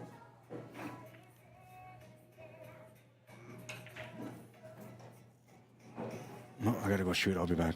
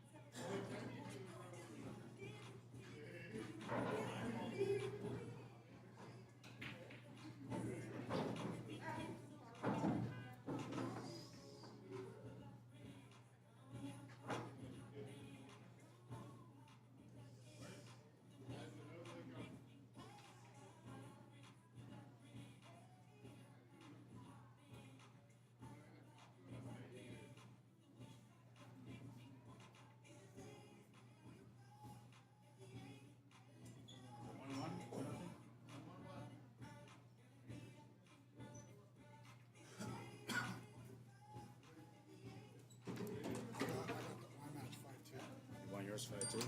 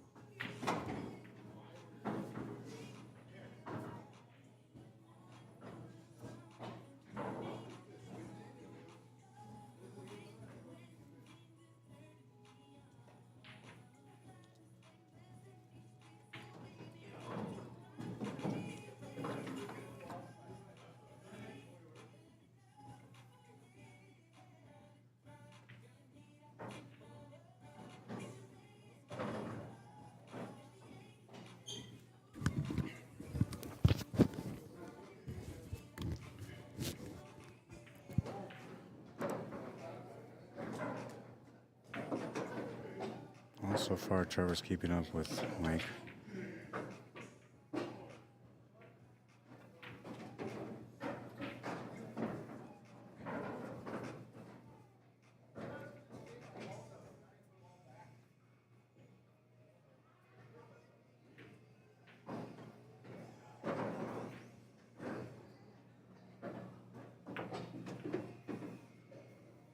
Oh, he's gonna scratch on that one.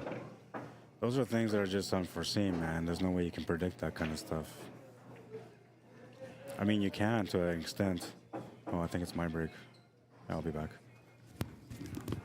My break, right?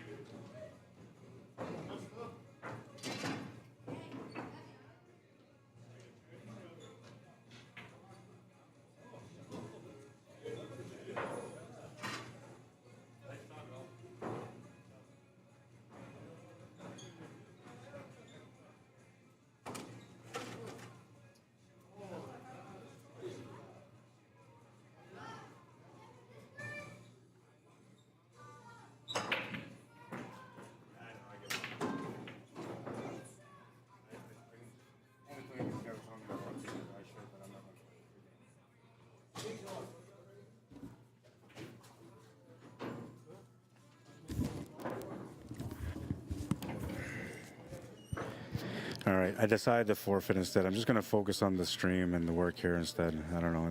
It's bothering me to try to play when I should be doing this instead. It's not right. And it's okay if I lost $100, man. Whatever. I'll find a way to make that back eventually. All right, so yeah, let's get back into this match then. I'm just going to focus on all this. I might take a quick breather because I got to, like, you know, go let out the frustrations of what I'm feeling right now throughout playing and having to forfeit and the whole, you know, there's a lot of mixed emotions here, which yesterday I was talking a lot about how there's an emotional side of the game. Well, I'm deep into that one right now. It's tough for me to quit when I want to play, or not, sorry, I should rephrase that. It's tough for me to quit when I play because I don't like to quit. It's just, it's not who I am. I've never really been that way. And just quitting is not my thing. And so anytime that I have to quit, like, it just feels like horrible in my mind because it's like, man, why would you quit? Like, you know? But here, like, I feel like doing the right thing is more important, which is just focusing on the stream and doing the work on the stream. So it is what it is. Whatever, man.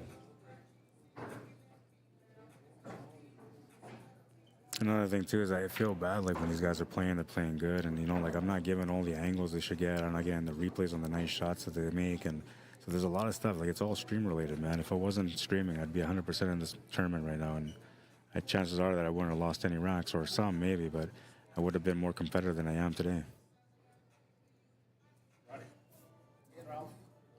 By one for who? Okay.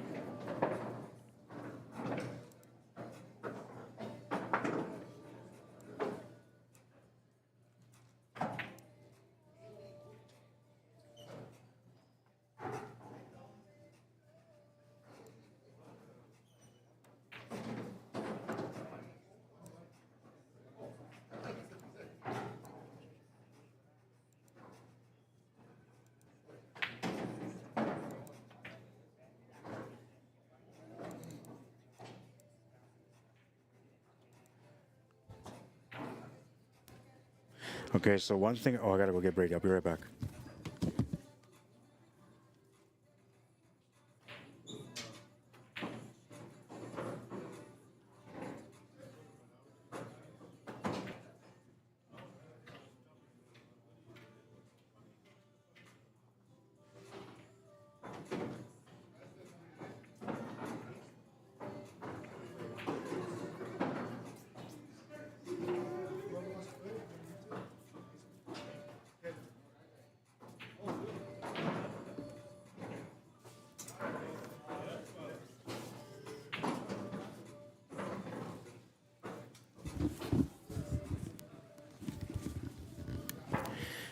All right, and Trevor won that game there, swinging away this guy.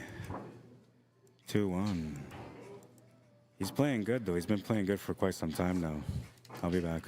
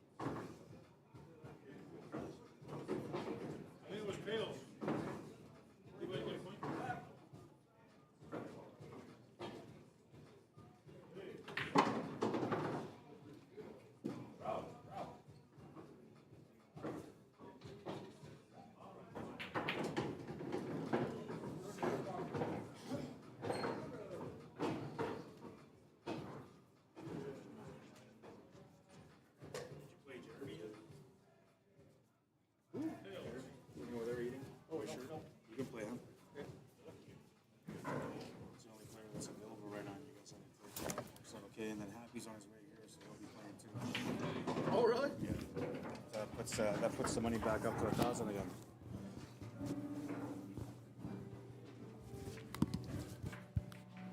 All right. I'm back. And it's 2-2. All right, let's get into this one, man. And look at this, 26 minutes. Trevor putting up a good battle here.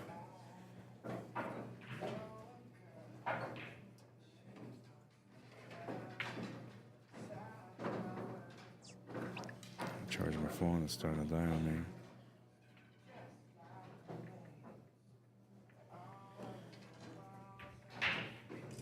Oops.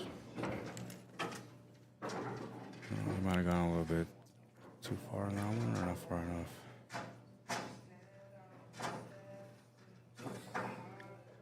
He's going to finish off with that 10 to the side. Nice pace on that one.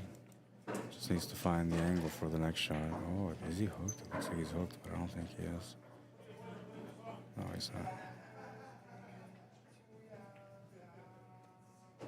Just snug it into the pocket.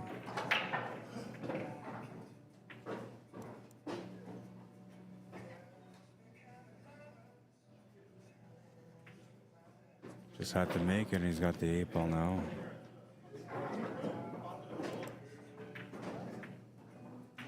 Trevor Meeches making a battle out of this. Takes the lead once again, 3-2. This is what we want, man. We want to see some good action. Thank you, Tim Jinger. I seen your 1-1 comment on YouTube. Appreciate it. All right. I'm excited now, man. See, because like the mindset of like playing is gone. That's done. The fact that I added money there that I'm not defending, that's gone. All that's left now is just Arriagada, the guy that wants to do what he loves to do, is be on the stream, do some commentary, enjoy the matches in front of him, and yeah, that's me right now. I'm happy about it. All right, so let's get into this one. Rack number 6. Trevor Meeches to break, has a 1-game lead, a chance to get onto the hill. But he's got to make a ball off the break first, which he just potted the 7-ball off the break. So he's got a great opportunity here. Open table in a sense because saws and the stripes are available, but it's a little bit of work for either one. Now I'm thinking because of the 8-ball being tied up to the 3, you might want to make that like solids your go-to. Just start with solids. But then that 2-ball's tied up to that 12-ball as well, so then that's a problem. The 5-ball goes to the side, which, you know, that will help you to open up that 8-ball and the 3, but the 2-ball's still a problem. And your opening shot here would be the 1-ball, which would be the one shot that kind of helps you to get onto that 2-ball. Now, if you take solids, you're okay with that too. I mean, stripes, you're okay with that too. But the problem here is that there's not much of an opportunity with the 11, and the 15's tied up to the 5 as well. Look at here from this angle. So you can see, like, if the 15 kind of went to the side by the 3, then, or by the 5, then that would work. And if the 11 went by, then that would work. But maybe the 11 off the 5 might work here, which, you know, if that's the case, then I might be okay taking the stripes. Yeah, if I'm looking at that, I'm thinking maybe the stripes are all right, man. Because you can see from this angle, like, if you just hit this, get above the 11, you can hit that 11 into the 5 with some hard draw, and that would push that 11 into that side pocket. That would also open up your 15-ball, which is your second trouble ball. And you have the comfort of knowing that your opponent has their 2-ball tied up and they have to make a real effort to get out on it. So I feel like here I would probably maybe take the stripes instead.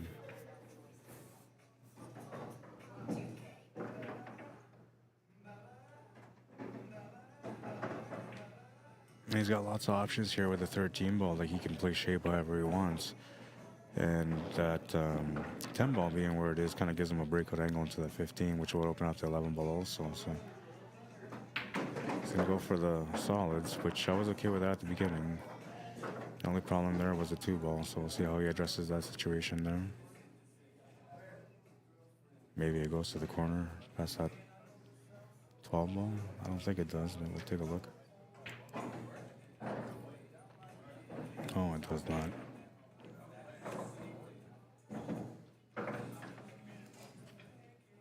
But if you go from this angle, you can see, like, if he makes that 1-ball, that opens up the pocket for the 2-ball in that same pocket. So technically, I wouldn't really have to break it out. Oh, he's going to try the breakout option here. Yeah, it's going to work. He's going to get it open. As long as he gets the shot on the one, he's good to go, and he does.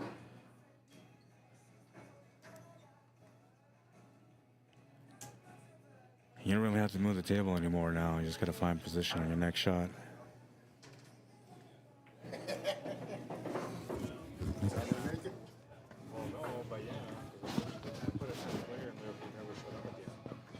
He came here and he's like, oh, I'm going to go get money from the bank, and then he never came back.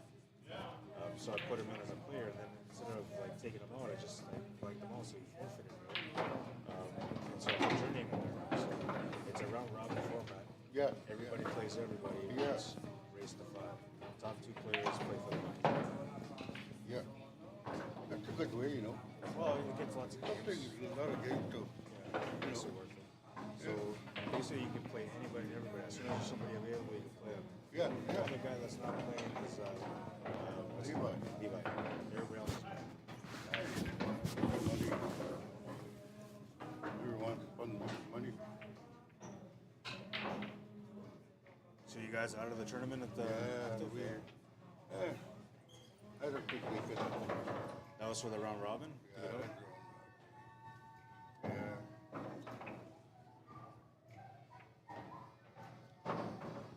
I guess it kind of worked out. Yeah. So you still get a chance to play. And if you want to warm up, man, those tables are No, there. no, but I was playing. I was playing over there anyway. Yeah.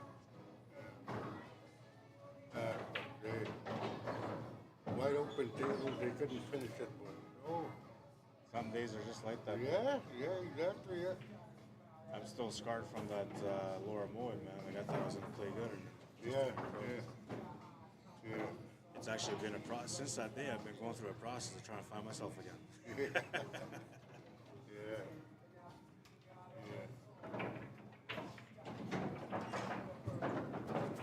These guys had a good match. Trevor's in the lead.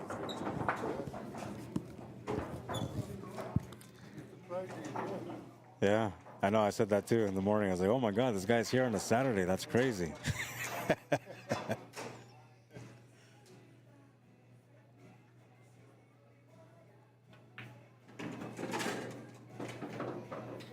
Yeah, once you miss against Mike, he's not going to give you another chance at the table, especially when you're playing good, man. He's not going to give you that chance.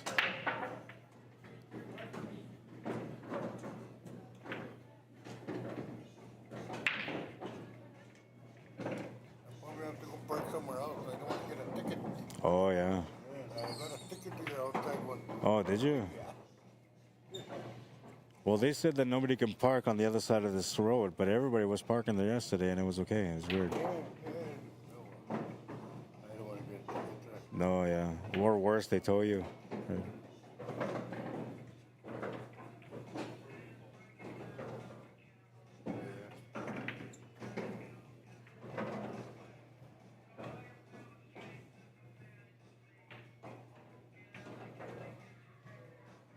Good safety. He's going to leave him a jump shot.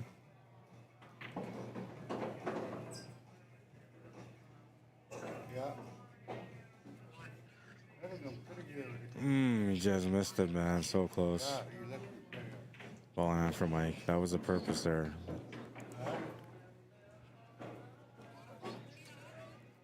What? You can see here, he just missed it, man. He almost had it.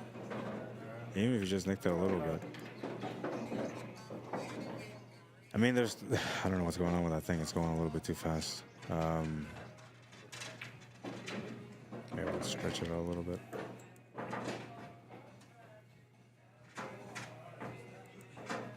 I'll go park somewhere else for a ticket, right? Yeah, they might be parking around here.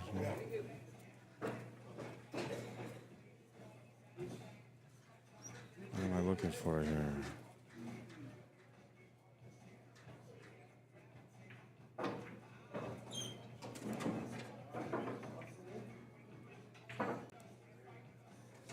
I'm not sure what happened there, but we're tied at 3 anyway. 3-3 for my Spanish friends. 35 minutes, man. This guy's breaking the record. against Mike Delgado. They say if you last 40 minutes with him, you usually win. Happy, paid cash. Yeah, put that away too.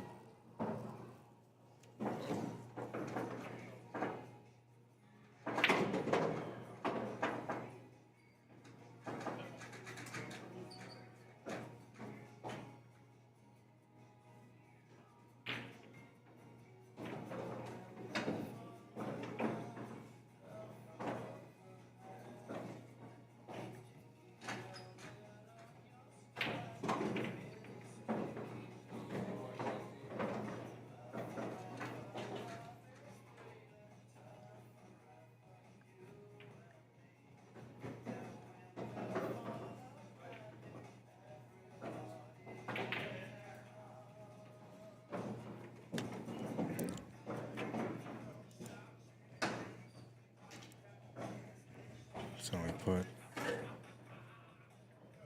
Happy in there, and I gotta change this. Open up all these matches.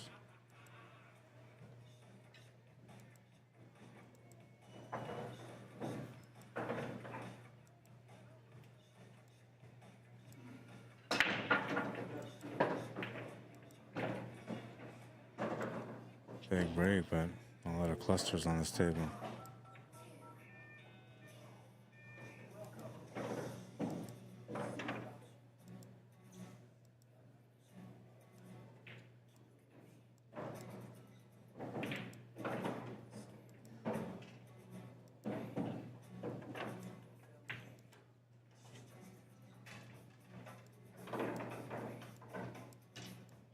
Fixed.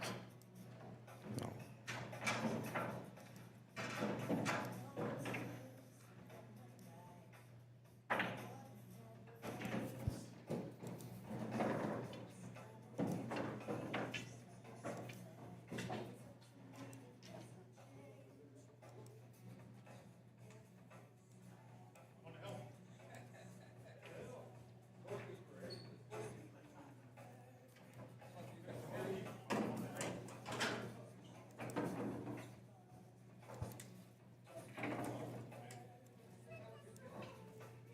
Just filling in my scores here because I forfeited everyone and want to make sure it was consistent, so it's gonna put the numbers in there too.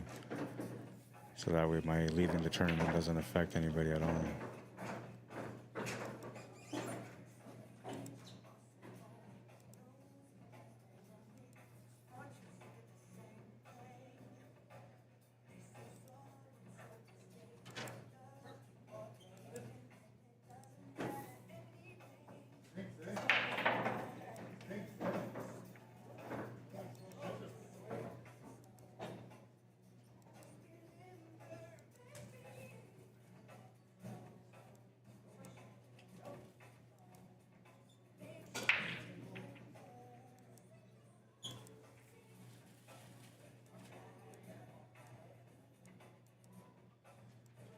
There we go, that's all taken care of now. Jason Fraser, how you doing? Says, "Sup, Rod? Hope you're having a good day, bro." Yeah, I'm okay. I wasn't a little while ago. I have issues with quitting. I don't know, like, since I was a kid growing up, I don't know, I always tried my best effort, never wanted to quit, but today I had to quit in the tournament because I wanted to focus more on the streaming, so I had a little bit of a mental battle, but a quick breather, couple of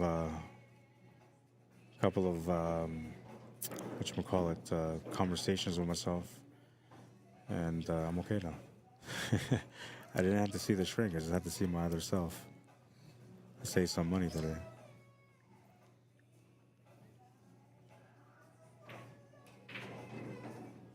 How you doing, man? How's everybody else doing? You know what, I'm gonna ask on YouTube and see if anybody's on there. Do it up, do it up.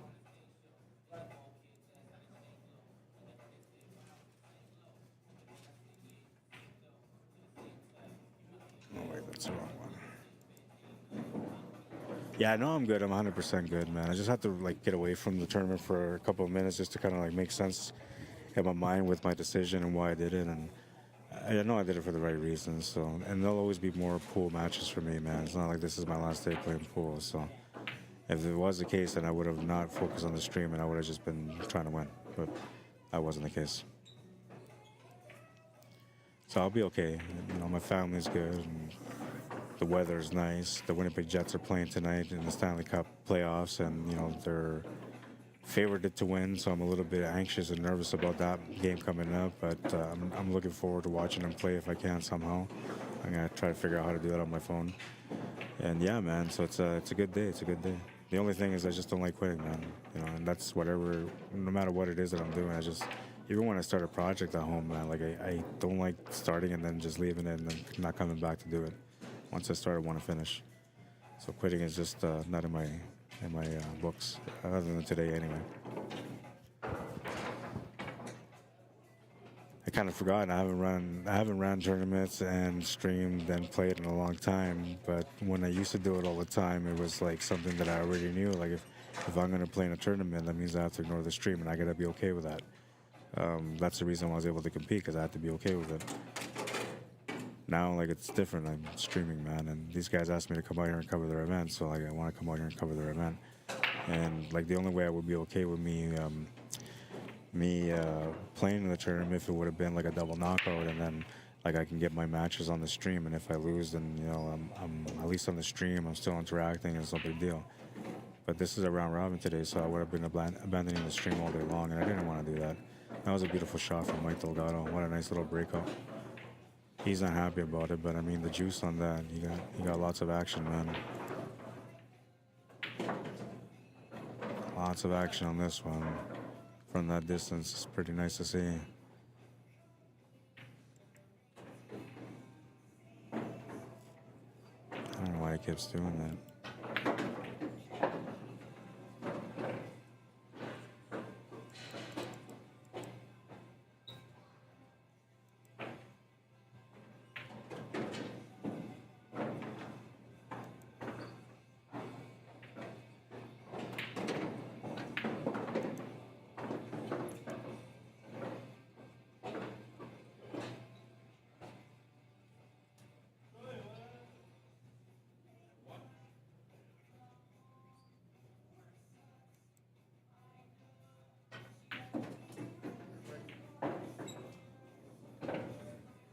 Four-three, Mike Delgado takes the lead. And like I said earlier, man, like if you start swinging at him, he's gonna swing back, and that's what he's doing right now. Okay. So you can play your dad, I guess. You could play my Or you could, yeah, you could play him first. Who's that? Happy. Where is he?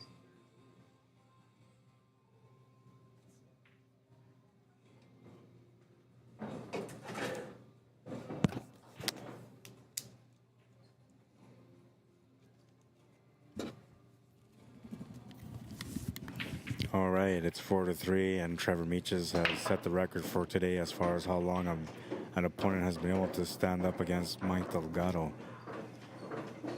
And he had a really nice start to this match. I'm thinking he's going to be okay here still, but you never know. Pool is kind of funny this way. Like if you don't think about who you're playing against, you're playing your best. The minute you start thinking about that person, things kind of change a little bit. And usually, like, if you even have the discipline of, like, trying to ignore that mentally, say you work on that to, like, not really be focused on that kind of stuff, the minute you play against a good player and they get a lead on you, you start acknowledging that player again. It's just automatic. The trick is to try to, like, not think like that, to try to continue to be independent of the emotional side and what's going on around the table while you're at it. Once you figure out how to do that kind of stuff and you have the knowledge and skills that you need to be a decent player, you're going to become a really great player, because that's the one thing that's probably holding you back right now.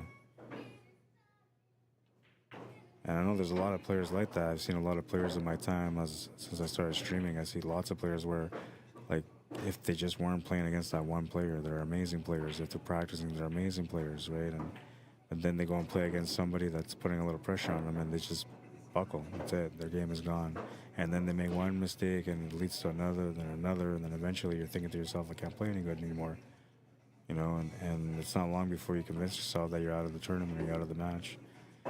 These are the things that, you know, we have to work on to become better competitors, right?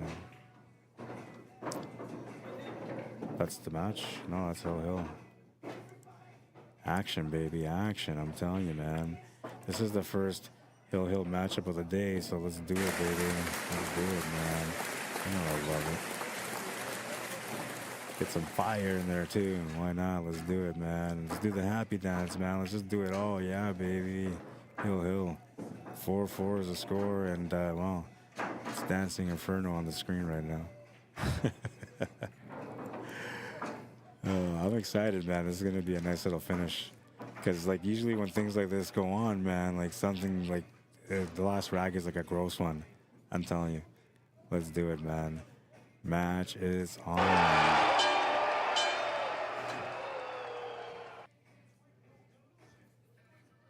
Oh, man. Let's do this. Let's do this. Check out the break from a different angle.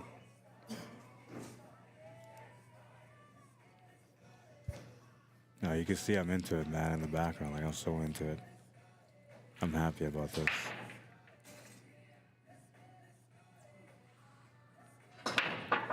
Smashed it. And he split the table up pretty good, man. Everything that came out of the pack almost went into the pocket. Yeah, not really. I'm being, you know, extreme. But he made 4 balls. He definitely had a nice break on that one. And he's got a pretty open table here. I mean, he's going to want to go with stripes likely, but he's got a pretty decent table whichever way he goes. But likely, I mean, the layout here is kind of more or less forcing you into that stripe pattern. And he's got to kind of break out that 8 and 13. So there's a little bit of work here still. That's what he's trying to do, is trying to figure that out.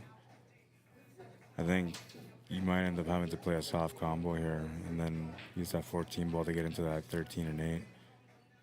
But that's not guaranteed you're going to get out, especially because the 13 ball's pointing towards the 6. So it could be a bit of a situation there. Now, if you try to play the combo with some force and try to play the cue ball off the bottom rail and back up into that 1 and 13, like that might work too, but you're not guaranteed you're going to have a shot. And also because you're hitting hard, there's no real reliable feel on whether or not you're going to leave that 12 ball over the pocket. It's likely going to go in just because you're just paying attention to the force on the breakout. That's how I would play the shot soft, but we'll see. We'll see what he does. Yeah, see, like that was going to be a problem no matter what, and there was no guarantee he was going to have a shot, so that's the reason I would have played it soft. And this is the kind of stuff that happens, you know, when you're in a hill battle, man, and you get challenged a little bit, and you have to figure your way out, right? And it's either you do or you don't, but those that do usually find the win, and those that don't, well, that's the reason why. They just came up one shot short of what they needed. I like what he's looking at here because there's a possibility of that bank side, which would open up the table for him a little bit more. But it's a tight squeeze, so I'm not sure if he's going to go for that. The other thing would be the jump shot on that 12 ball, but that wouldn't really work for him either. I think I would, you know, if you have a shot, you either cut that 15 to the top right corner of the screen right now, or you bank it to the side, which the side is what he's looking at. I think I'd be looking at the cut to the top right corner because I would try to get that cue ball to run into that yellow ball, and then it should hold up the shape for the 11, which would kind of give me the finish.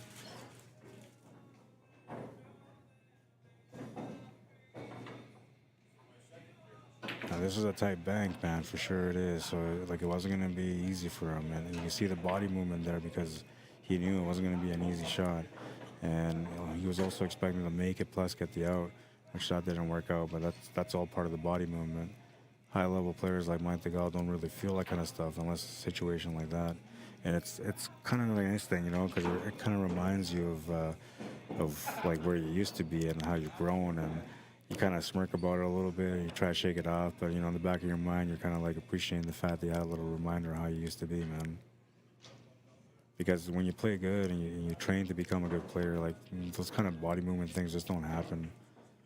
They usually don't. You work so hard on it, right? Like, the whole idea of practicing and training is for you to be able to be more consistent at the table, to be able to win more matches because you're playing consistent.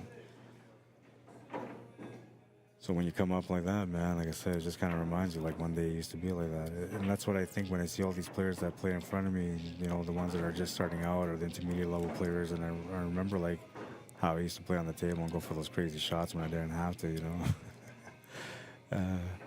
But that's cool, man. That's why the game is beautiful, because you know we all connect with it in a different way, and it's just not about like our passion for the game, but it's also about the way we learn and the way that we compete and our choices on the table and the patterns that we play. And you know, there's just so much variety in the game that makes it beautiful, and I think that's the reason that most of us love the game. I know for me, like I have a different attachment to the game, and my passion is developed through a true understanding between me and life and the game itself. So it's a little different, but I'm telling you, man, the reason why I think most of us like pool or love pool is because of the fact that it always presents a challenge.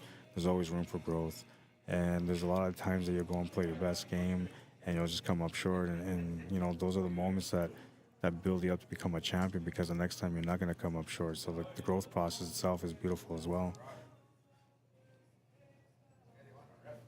A ref? Okay, I gotta go watch a shot. I'll be back.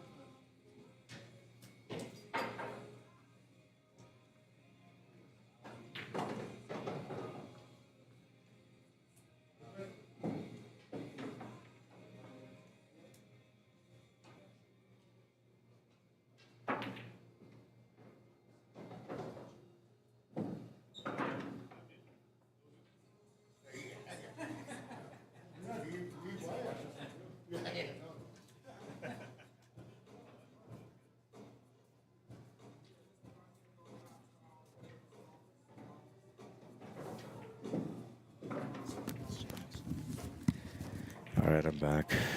I have to go watch a shot, man.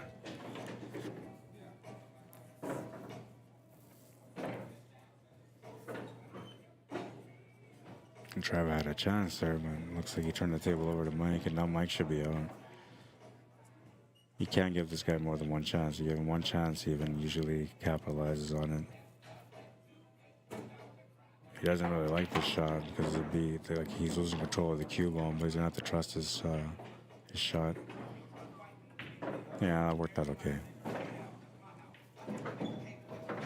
There was a little bit of an unpredictable thing there because you had to run the cue ball into that four ball, or whatever the ball was that he ran into.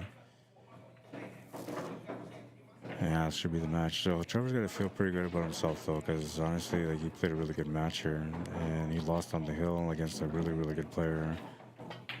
For you? Hey, who did you play? Ralph?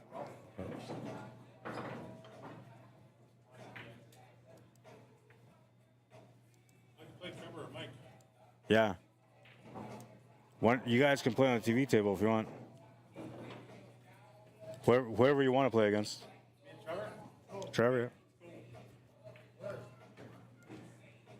yeah. Okay, Ralph played against Daryl.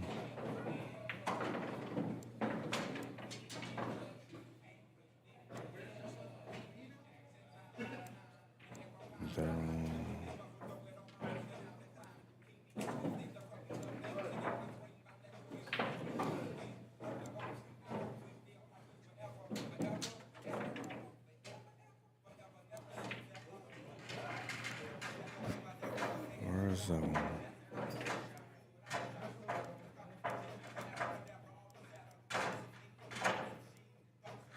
Oh, there they are.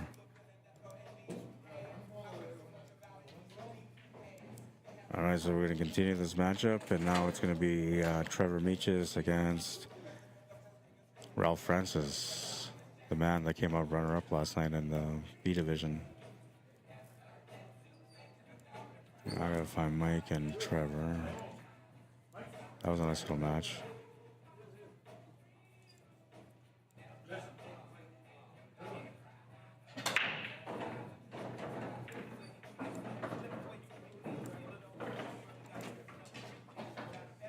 that was a really nice match. If I'm Trevor, I'm pretty happy with myself right now because that's the guy to beat, and you went toe to toe with him. I feel pretty good about my game for sure, man. All right, so we get the scoreboard set up first. So Trevor against Ralph Francis.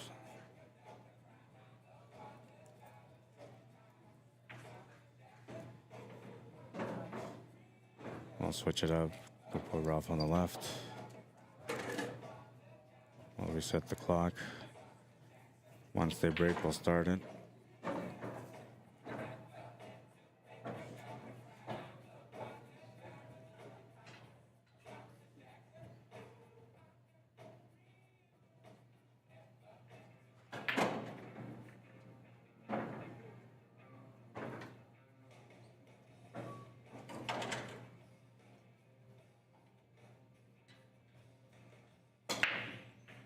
Man, the first rack is on its way.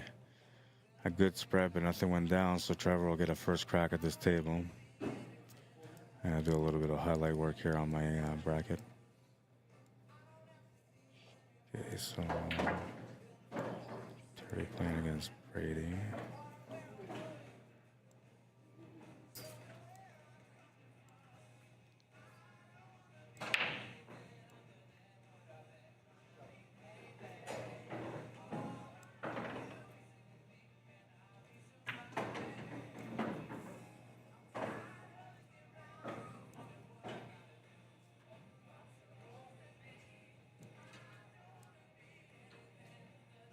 I can't find that one.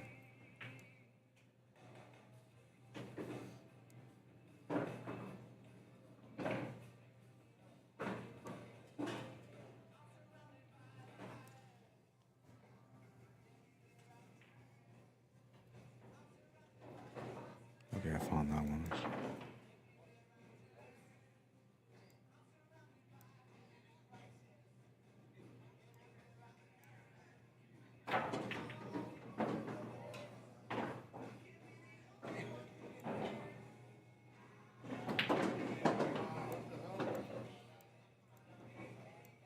He's not sure what happened. He's not happy about it though. Okay, so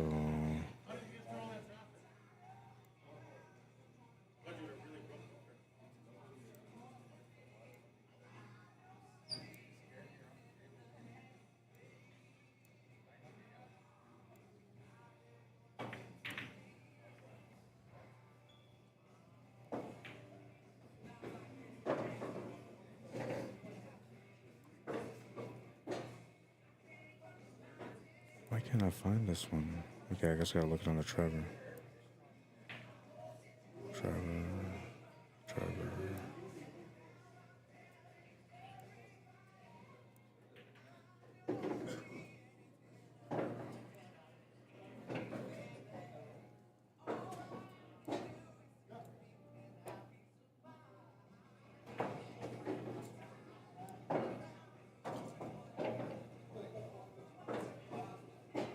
Oh, there it is. Okay. And then the other one is Jeremy against Terry.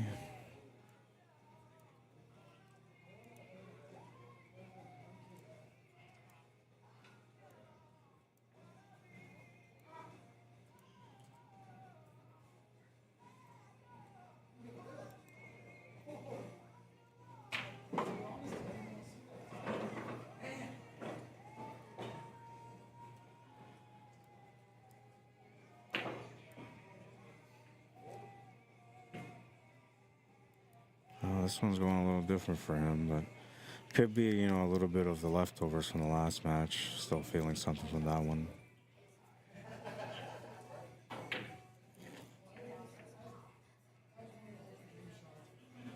What's up, Howard? Nah, I don't know if that was me dancing, man. It might not have been, though. I mean, I usually do dance to the music, but not today.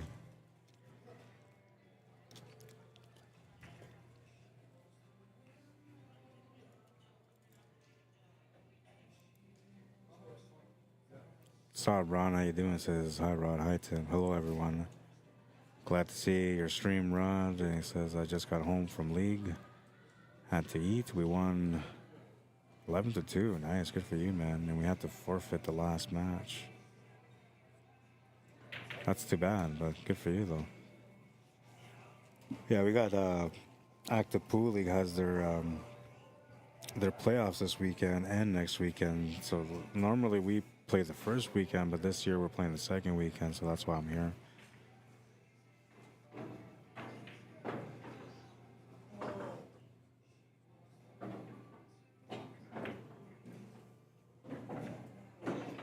Appreciate you guys tuning in, man, for sure.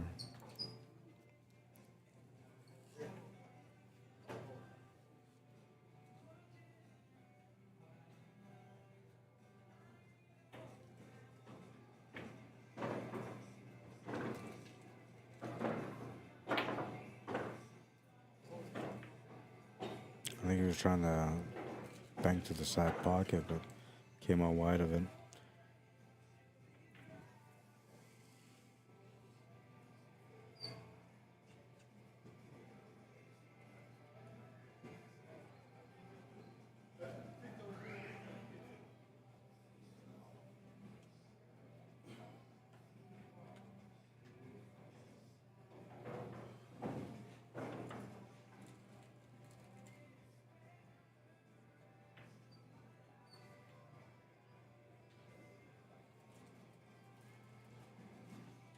That's the 2 or the 3 that he's got to go with. I think he's a little uncomfortable with the 2, but that's a straighter shot. And the 3 is a little bit more challenging, so I think that's what he's looking at.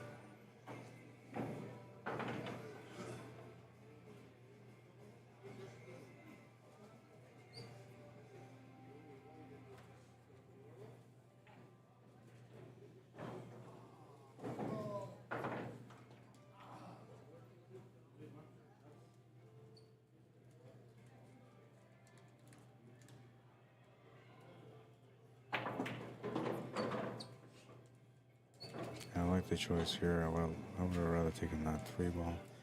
Problem for him here is that he's got to figure out that 5 and the 6, so that's where he's at right now.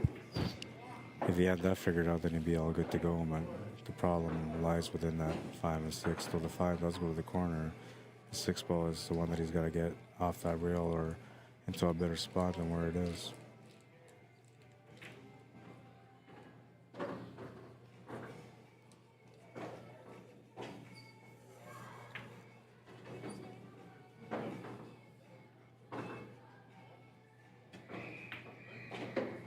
He's gonna bobble that one in there. I don't think he's got the shot on the 4, or does he? He's standing and looking at it like he does. So let's take a look at the side angle here.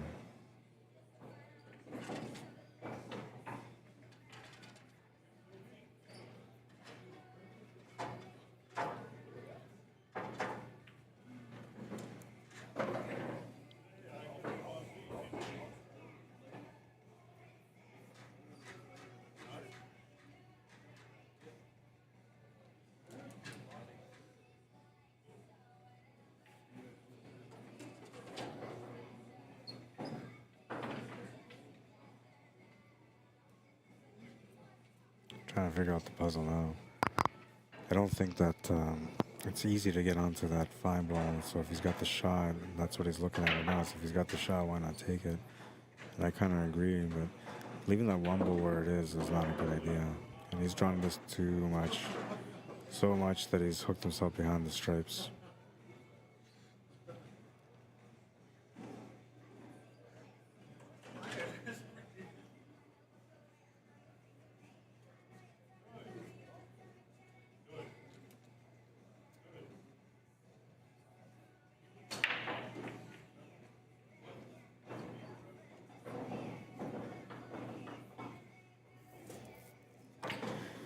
Well, the best thing you can do here is just try to hit that 5 ball off the 2 rails.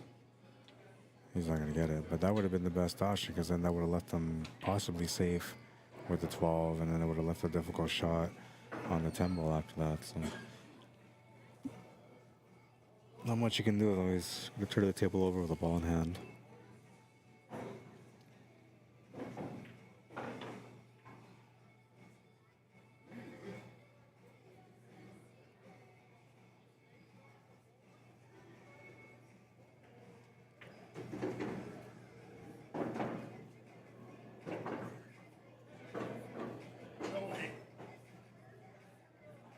Doesn't have the shot.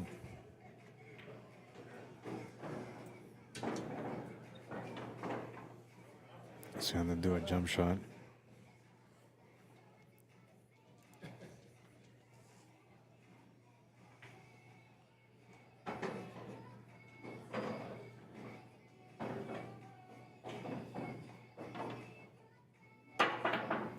Oh, nice effort, man.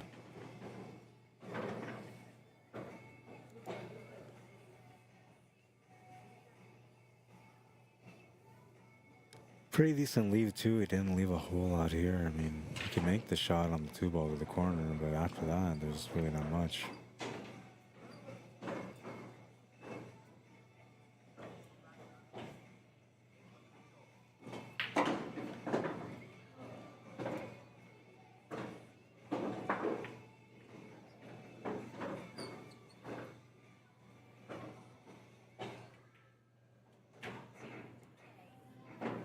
Very nice shot.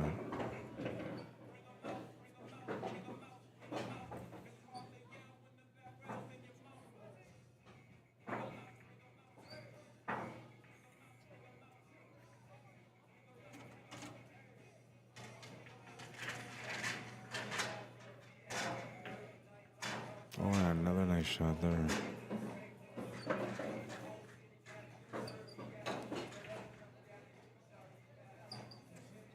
Okay, he's going for 3 here. He should just cut this. I think that's what he's going to do.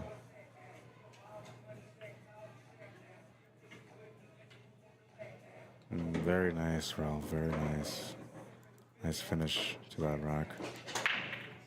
1-0.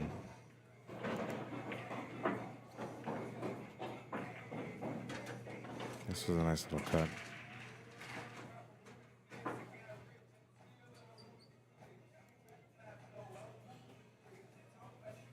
I don't know why it's doing that. This is bothering me now.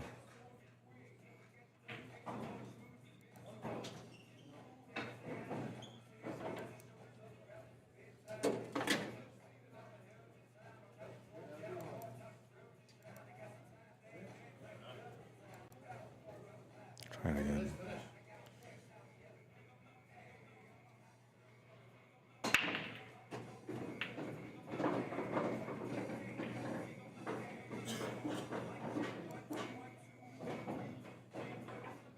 There we go. Now it's better. See, it was cutting out for some reason. I don't know why.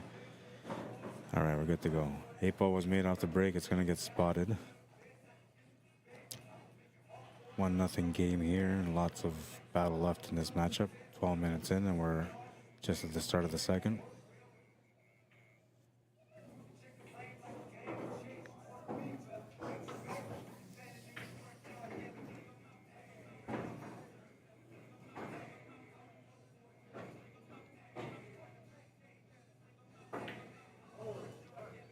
I'm surprised you missed that. I really am.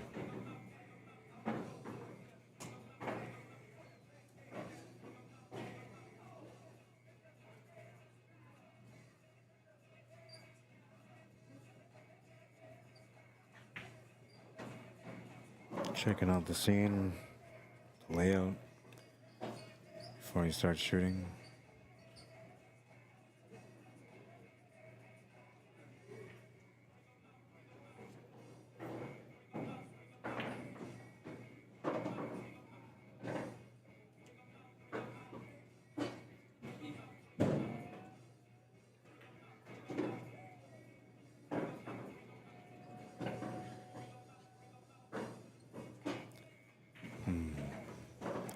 Oh yeah, and I got a warning yesterday, so I gotta make sure I watch out for that today. Otherwise, they're gonna take my account like they always do.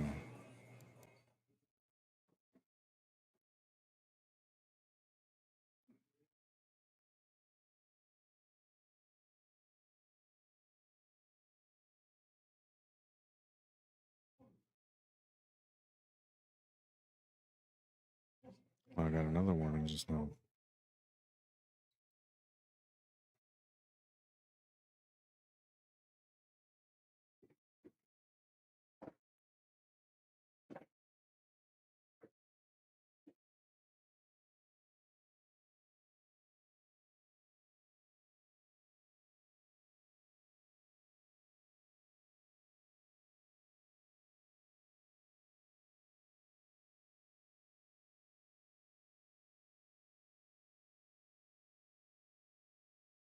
Oh yeah, I see what it is. Okay. Oh man, I can't believe you missed that. He can't believe you missed that. He was right there, man. Just a little touch shot and he's out.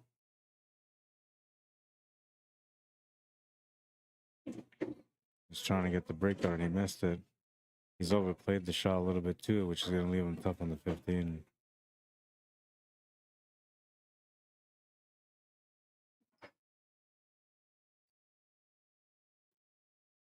Calling the 9 ball, going for a big corner on the.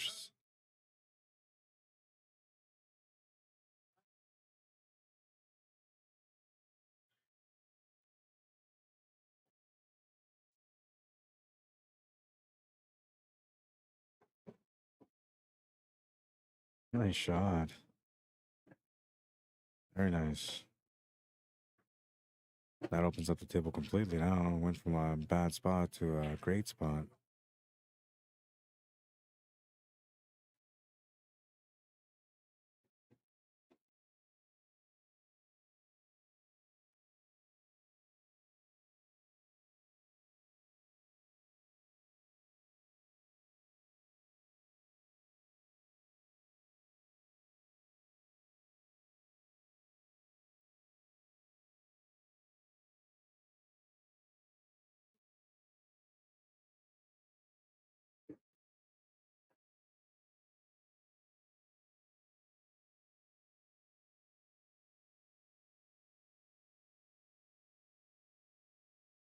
Not out of position here unless you can see the 11 ball.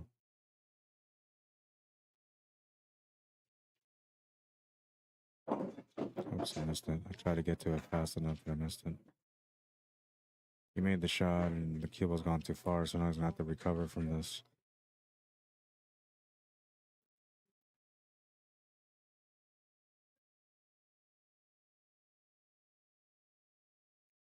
Gonna play safety here. He's gonna leave the shot. That wasn't his intention. It was a nice little bank that he made earlier on the 9. Perfect bank.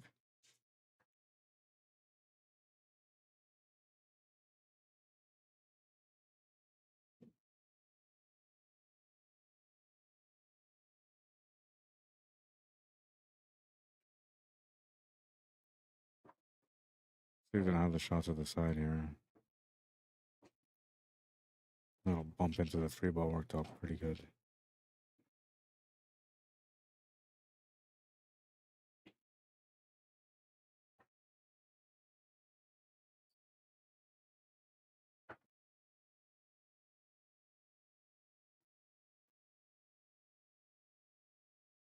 Yeah, nice and simple here for the 4 ball. Or the 8 ball, I mean, sorry.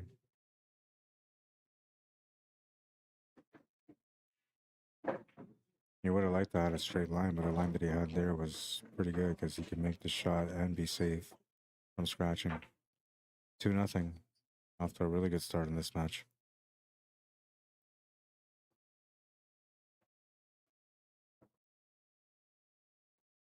I'll be right back. I'm gonna go and grab a drink.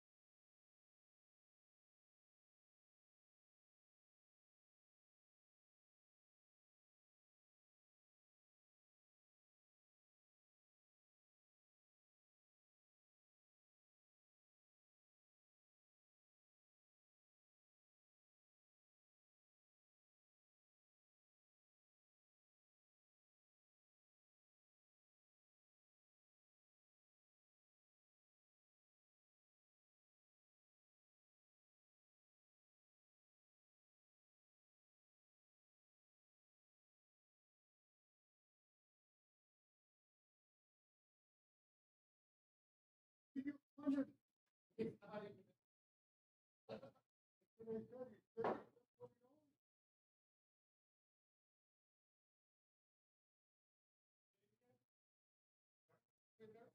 I was thinking.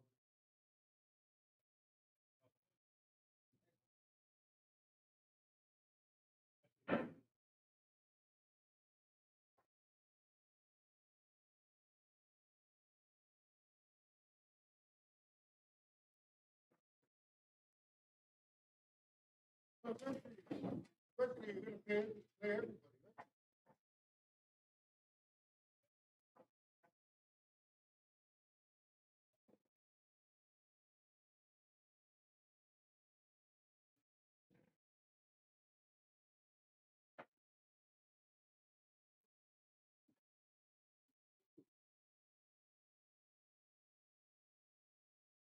You don't need to fight.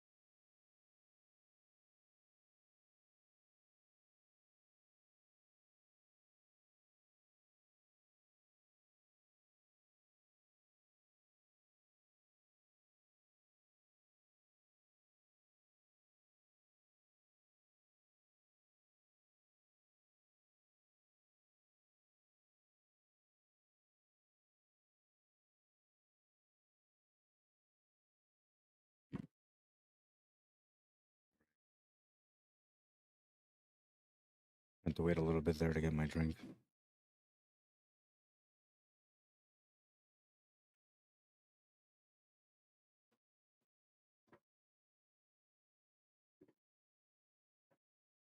He's going to get himself into a bad spot here. But he wasn't supposed to run into that ball. He was supposed to come clear.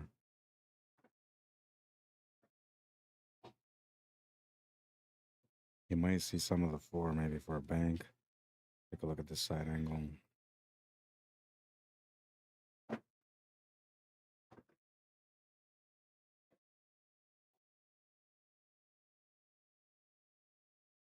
I guess this angle might be better actually.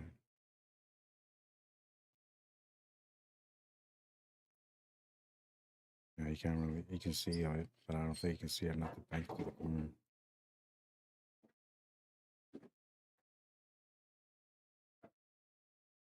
Looks like he's thinking about doing the combination on the 5, but I'm not sure that's gonna work for him. You could play as a 2-way and just play it long and through so you can get set up for the 1 ball. If you come up short, you're not leaving much for your opponent.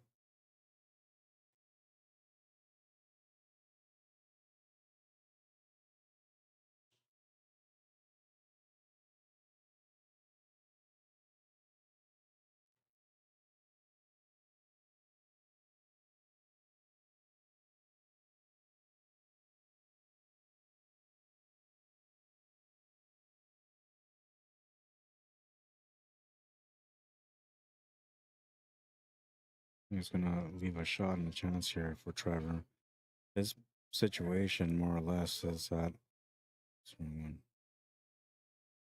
is that 12 and 10. So he's got a bit of an angle here, but I don't know if it'll be enough for him to be able to get into that area.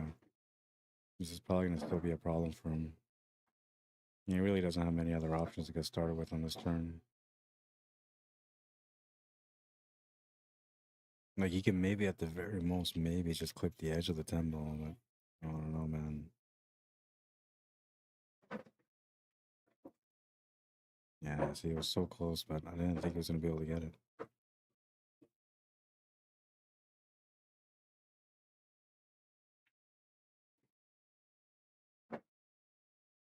No, I don't know. I'm thinking you probably play a safety here, just off the 10, off the bottom rail, and back into the 10 and 12, which is a very light edge shot. A little bit too much, but yeah, that was the right idea.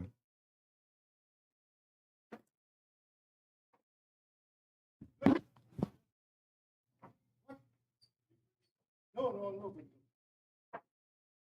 That's another flip.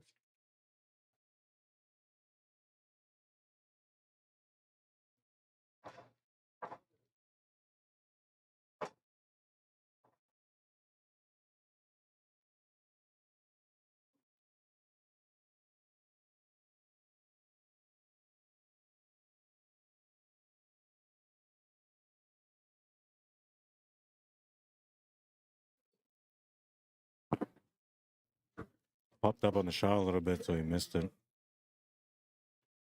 Ball in hand for Trevor.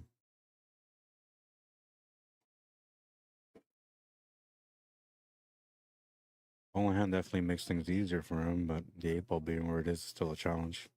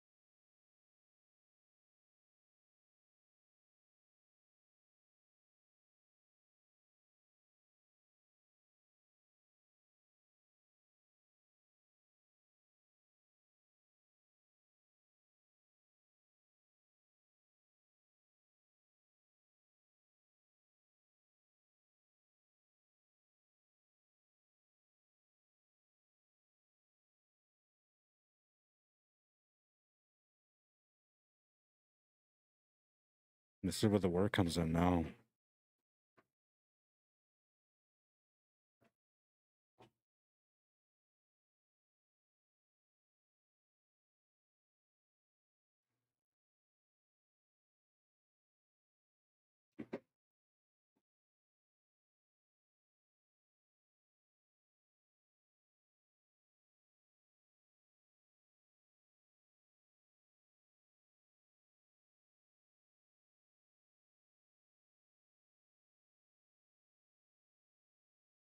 Wasn't part of the plan, and he's kind of lucky he didn't make the shot because he really didn't have the shot on the 8 ball. And he got a little fortunate here with the leave, but Ralph still has a couple of options.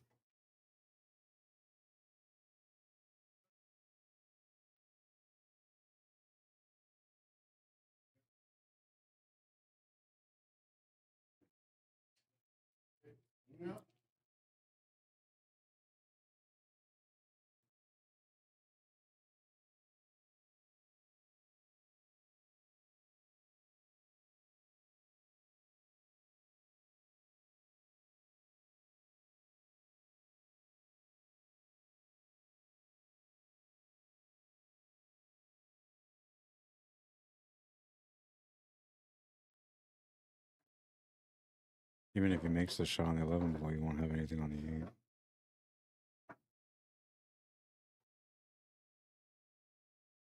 He's hoping to block the pocket, but it's gone too far.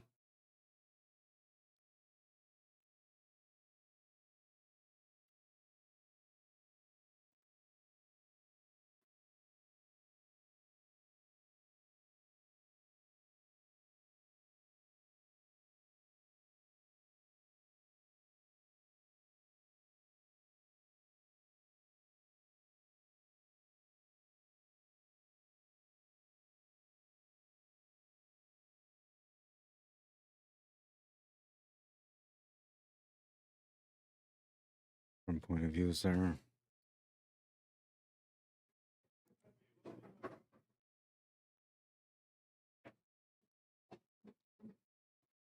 would have liked to have been a little bit straighter on this 4 ball. Oh, he's leaving it there. Okay. Interesting.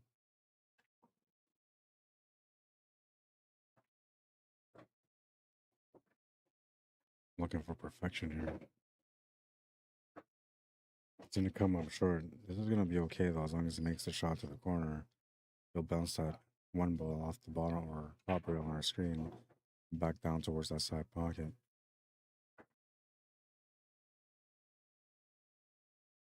If you put a little bit of left-hand spin, that will bounce the 1 ball more towards the side pocket. He's going to play safety. I like that. Good option. The only thing here, though, is if his opponent hits that 11 ball, then Ralph's going to have no shot available.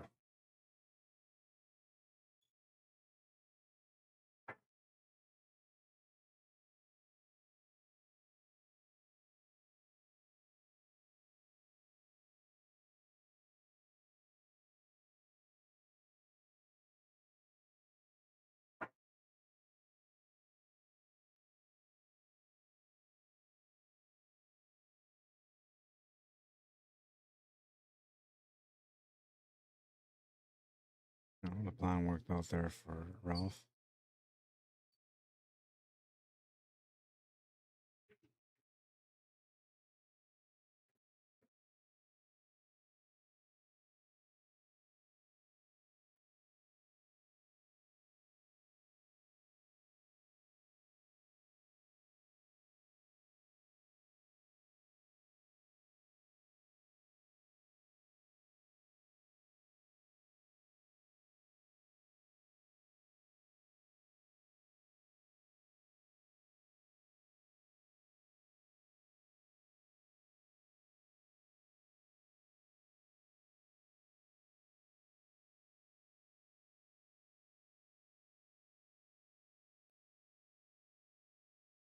Over to 1, he's on the hill.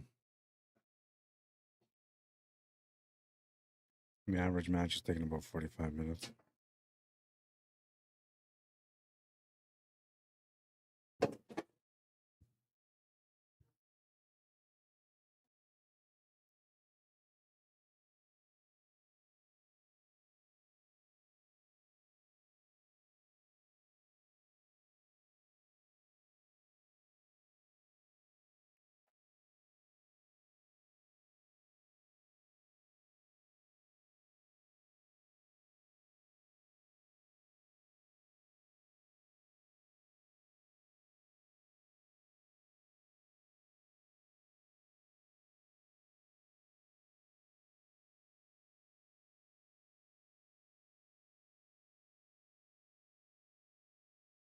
Just waiting for Ralph to come back.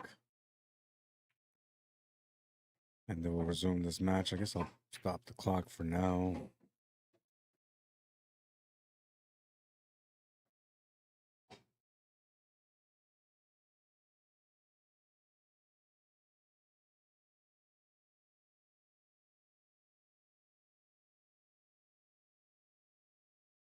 Considering how good of a match Trevor had against Mike Delgado, he's having a bit of a rough one here against Ralph.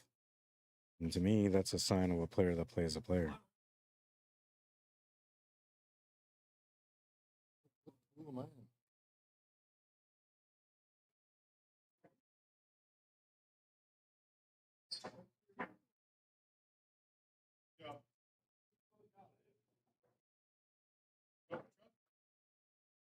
But so this is showing you the games that have been played so far. He's had 4 matches. He's had 3 matches, 3 matches.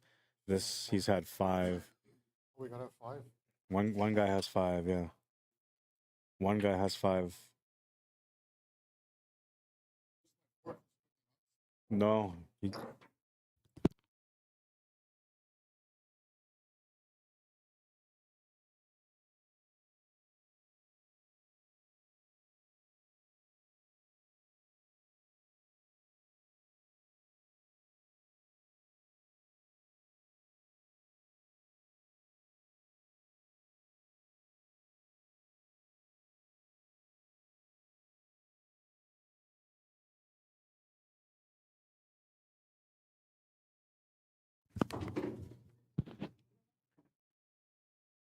Right. Player had to ask me a couple of questions. We'll resume this clock since Ralph is back now. He's looking for a chance to try to close out this match, and he's got a great opportunity on this table. Of course, the 5 ball's played up, and the 6 ball needs to be addressed as well.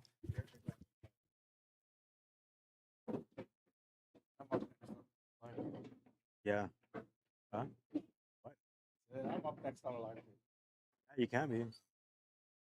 They're almost done. What was it for? 5-3. Yeah, they're almost.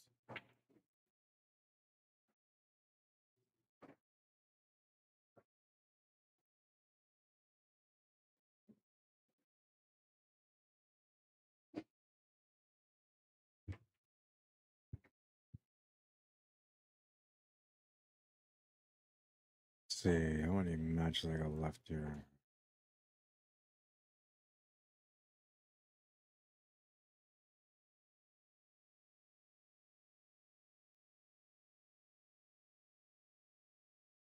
$19 matches, 18 matches left.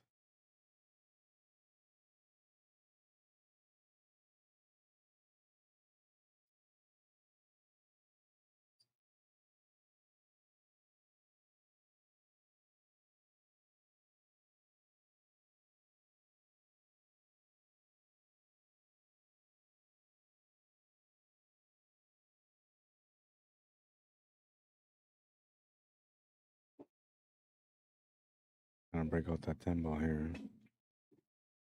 Or at least the 11. He's gonna miss both of them. I don't think the 10 ball will go, but I guess if I'm gonna go for just a shot, I'll call the 10 ball here.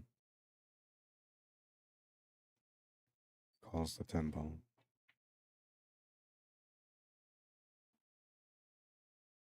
He's gonna go cross bank corner instead. He nails it. What a shot. Absolutely nailed that shot, man. There was no mercy behind that shot. And now he's got to play a safety, unfortunately, but he deserved an opportunity for something there.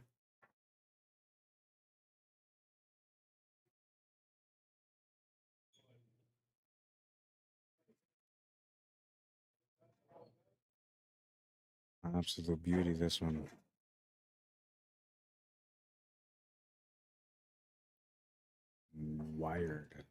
Wired into the pocket, that bank.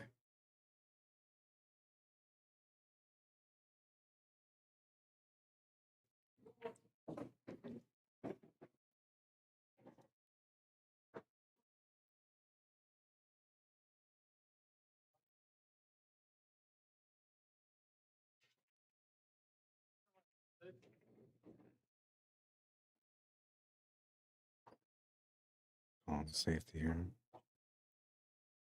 And a good safety. Well, let's get a little bit of luck here on this kick shot.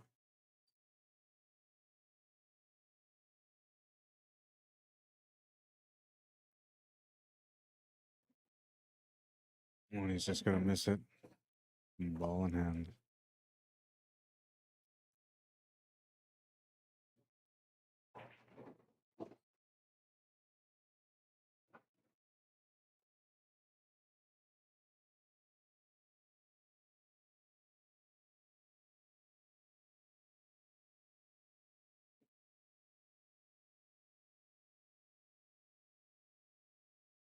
Sure what he's trying to do. I thought he would go for the breakout route to hop on the 5. Well, he did go for it. Okay. He's got a shot on the 1, so that's still good. In a tight situation here, though. Gotta make sure he makes the shot.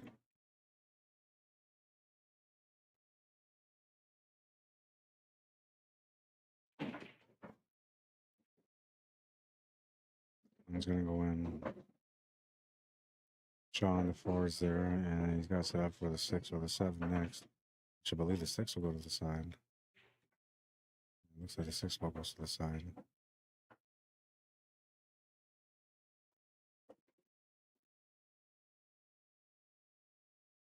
You can just do a quick stun draw on the 6 ball. I'll set him up for the 7.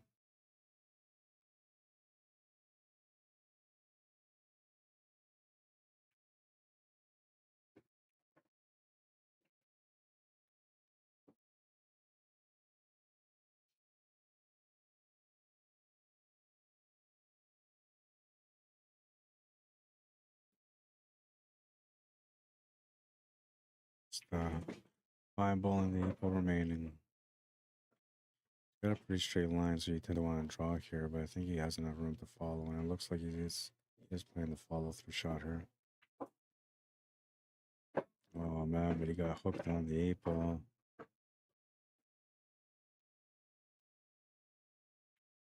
You can see any of it.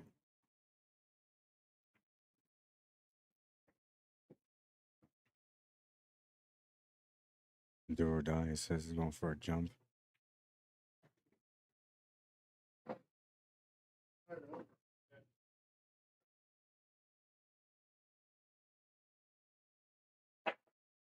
Oh, he almost made it.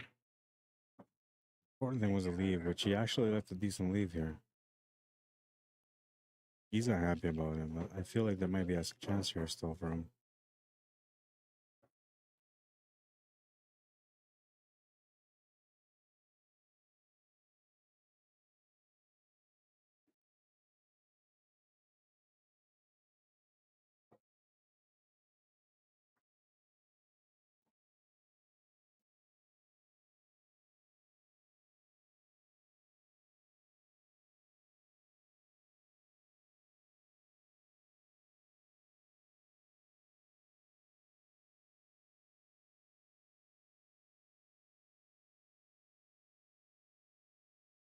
Good shot. He needed to get a lot further, though, for him to have the shot on the 8 ball to the corner. This is not a good situation. You kind of sort of do have the around the world shot where you go out 3 rails into the corner, but I'm not sure if he's crazy like that.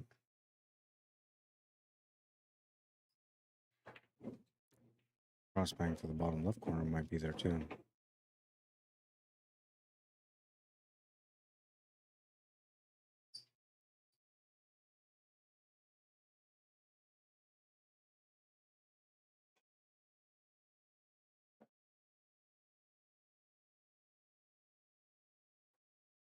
I miss it. That's going to leave the shot there for Trevor. He's going to give him that game. 4-2. A little bit of life in this match, though.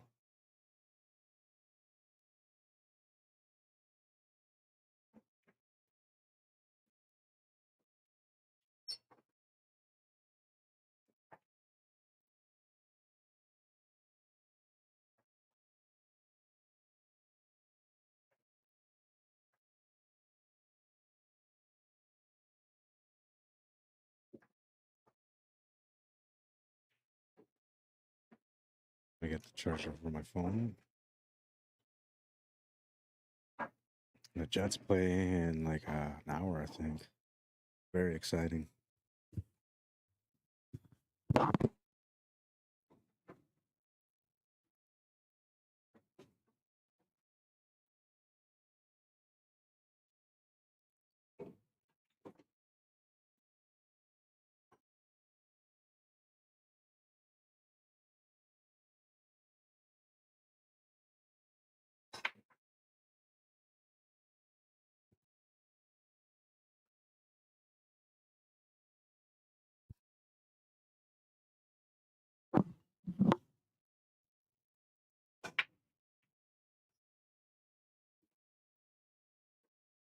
Easy, man. The door's open.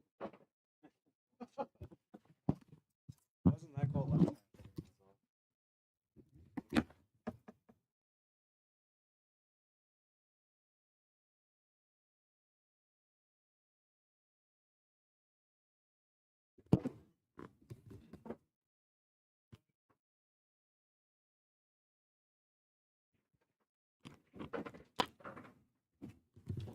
Sorry about that noise.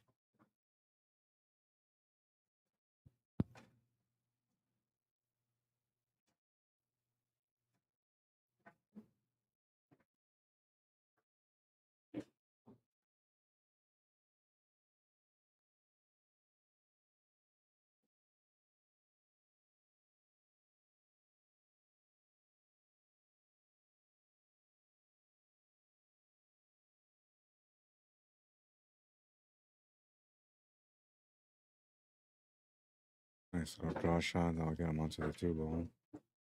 We'll open up the 1 ball for him after that.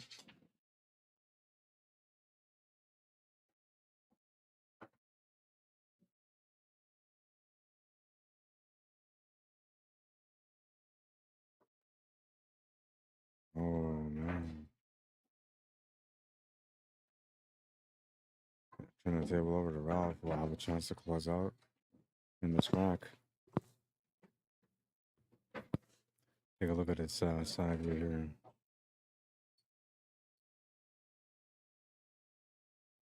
Let's go on the 15 ball.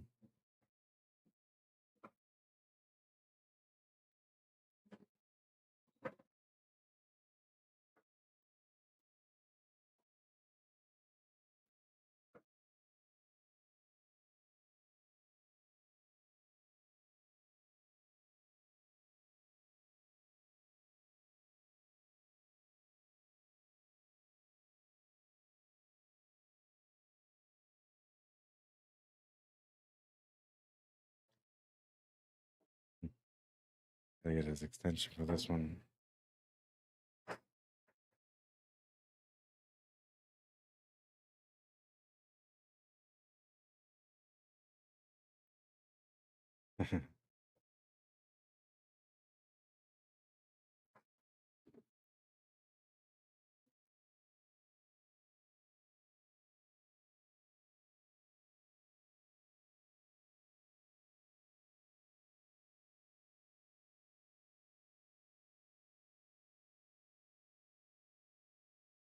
Oh, he's getting into the work now.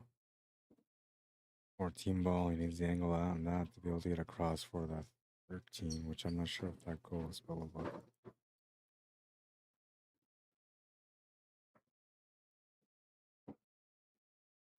Yeah, let's say Michael.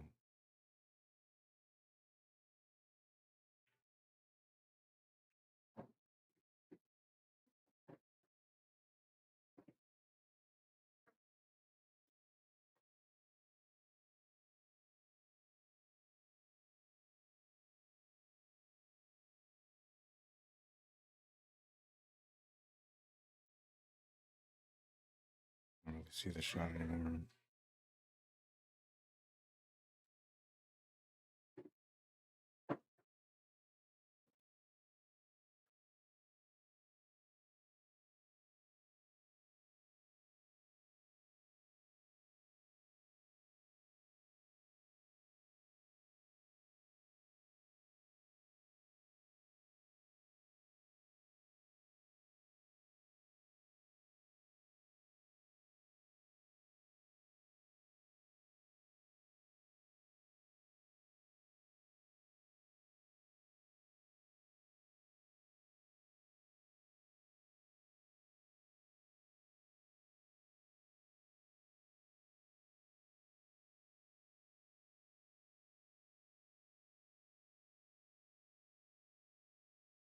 It's the combo.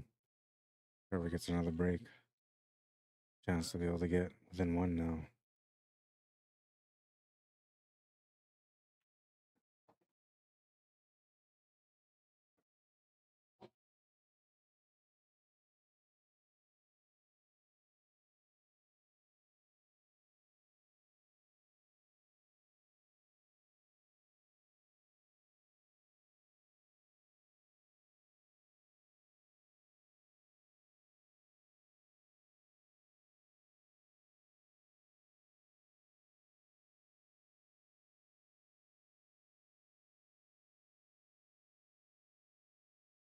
A couple different ways you can finish this, but I'm assuming he's gonna want to put up for the 5 or right after this 3.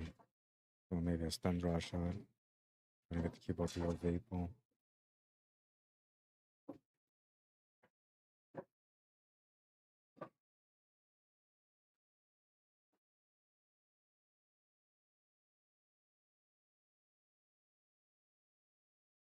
Oh yeah, must mess that one better.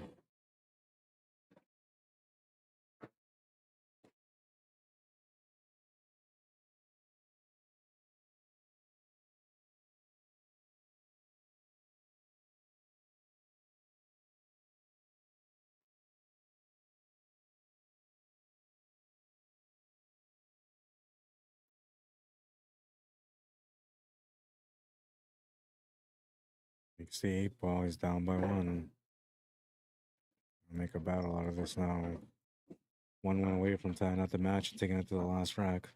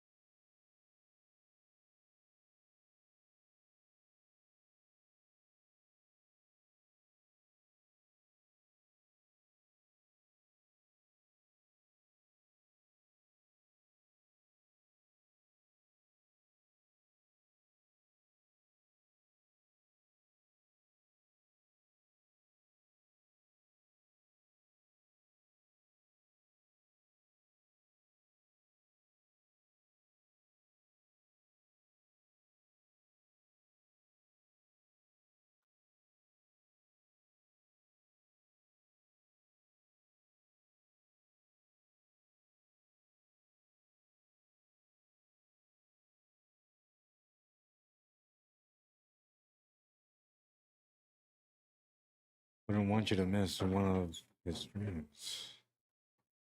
Oh, thanks, man. I appreciate that, Tim. I was talking to Ron. Thanks for letting me know that Ron was on, Tim. I appreciate you guys tuning in every time when you guys do, man. So, right on. Thank you. Hey? How many viewers?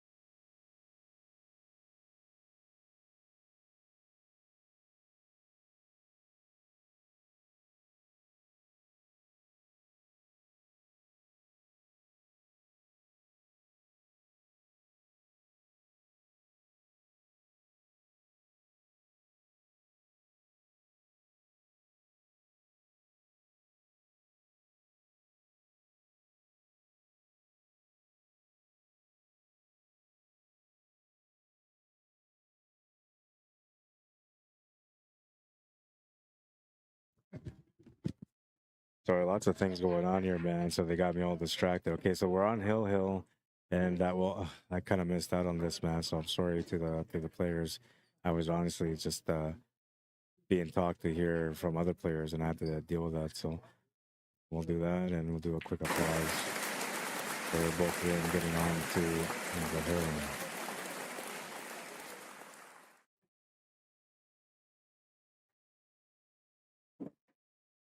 I enjoy it when we have hill battles, man. They're usually the best. This table's a little sketchy, man, but the opportunity is there. If he can make this ball anyway, he's good to go.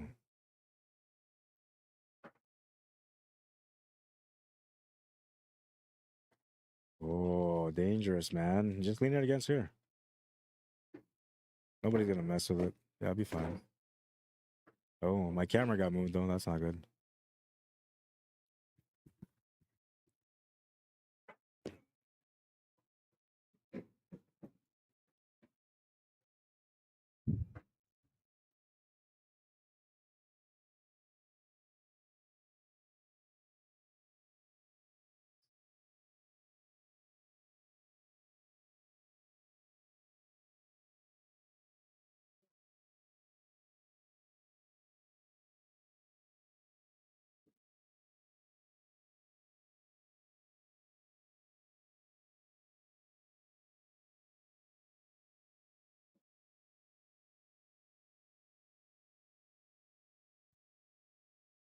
Yeah, hopefully this fixed my camera. Wait till after he shoots here so I can check it out. I have to calibrate without seeing the screen. Yeah, but it got darker, so I gotta fix that now.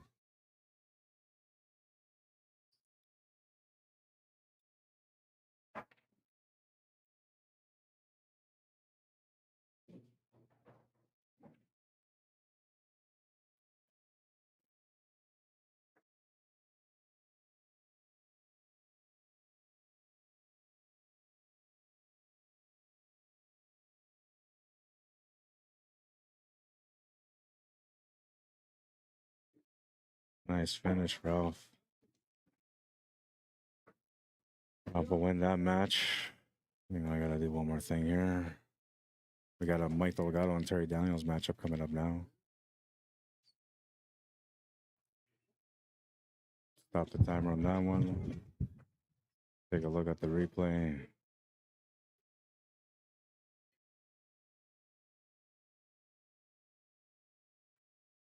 Oh, it's just the 8-ball. I heard everybody say, nice shot, man. So I thought maybe it was like something crazy. But it was just a simple shot. Yeah. So we'll reset the clock, and it'll be Mike Delgado and Terry Daniels. We'll make it official here for Ralph on his win, 5-4.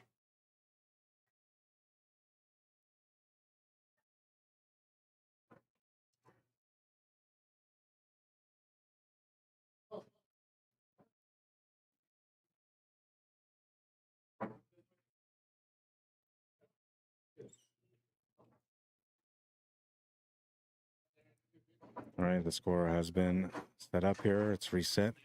Mike Delgado versus Terry Daniels.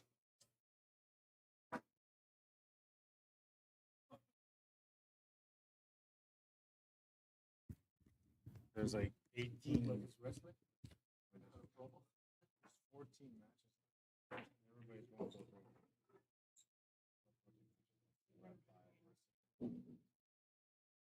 Who started that match?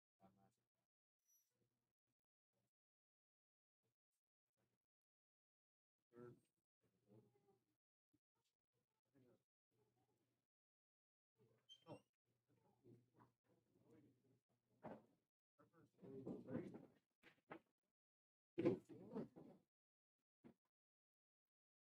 Five. Oh, yeah, Germany.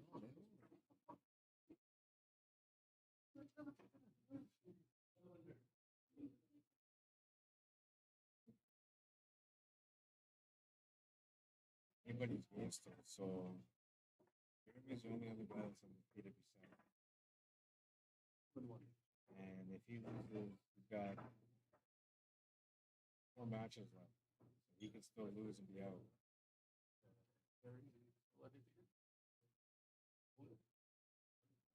he lost one so far. Lost to What about me? Like, 2-2. You can still, as long as you win the rest of your match, you still have a good chance to play. It's like this guy is in second place right now, but he hasn't played any of the top players yet. He's supposed to get fed to all the top players. yeah. I like that.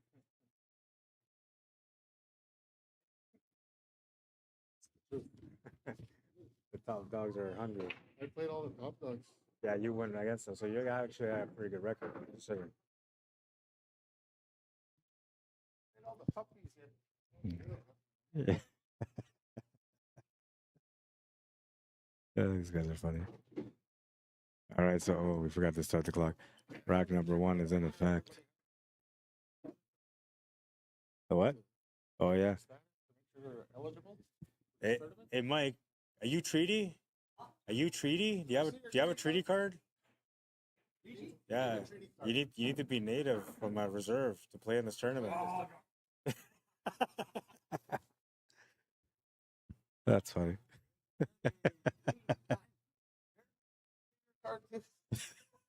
Oh, Jeremy's native.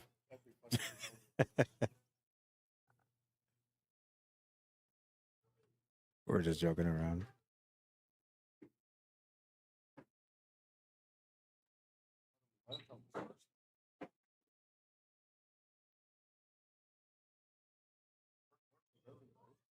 Yeah, I guess that's kind of good though, because at least first is kind of settled, right? It's worse when everybody's all split up and they're all fighting for it.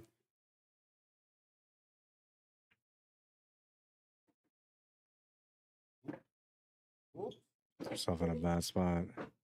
I have to go for a bank now.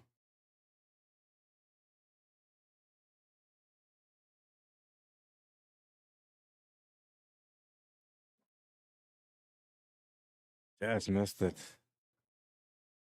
Had the shape for the 8-ball, and now Terry Daniels gets a chance to take care of business on the table. He's got a nice little spread on this table, too.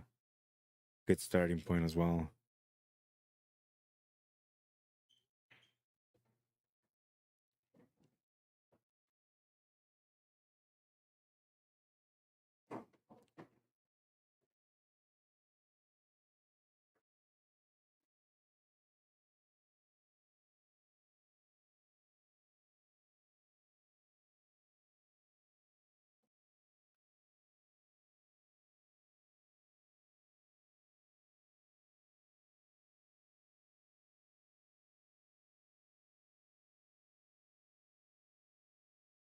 You guys are waiting to figure out who's playing who, so I'm going to do that right now for them.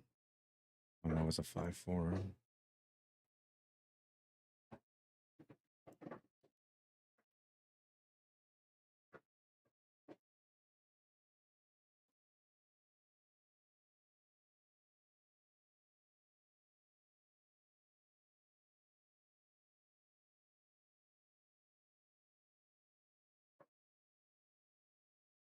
Happy and Trevor are going to play.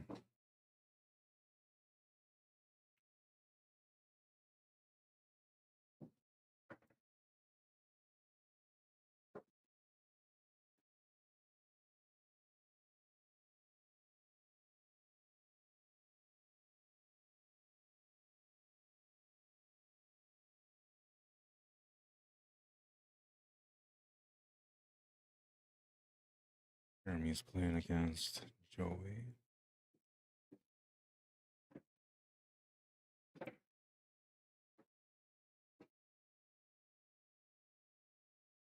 Quick work on that one from Terry Daniels. I'll take the lead in this match.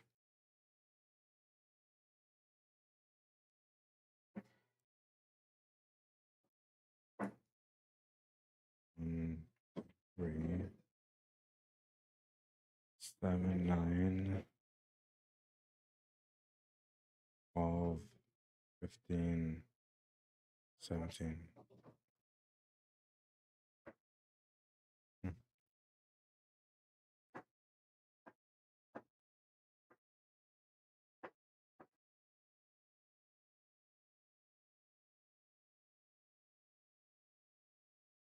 Two off the wall said Ron. He said no, he made a great carom.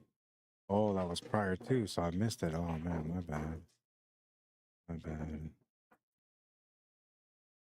I don't like it when I miss those great shots, man. But I was being distracted here on the sideline.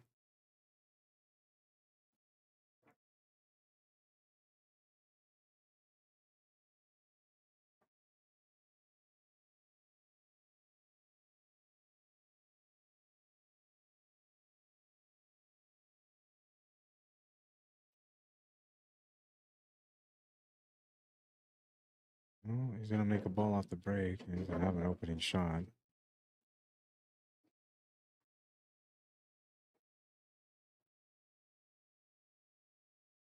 Got options for solids and stripes.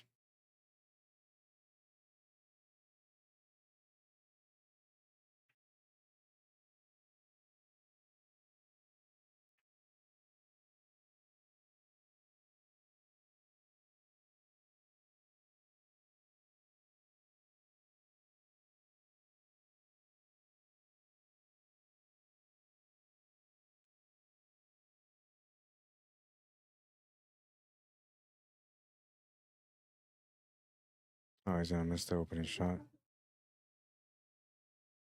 So Mike Delgado to the table. Down by one. We get on the board here.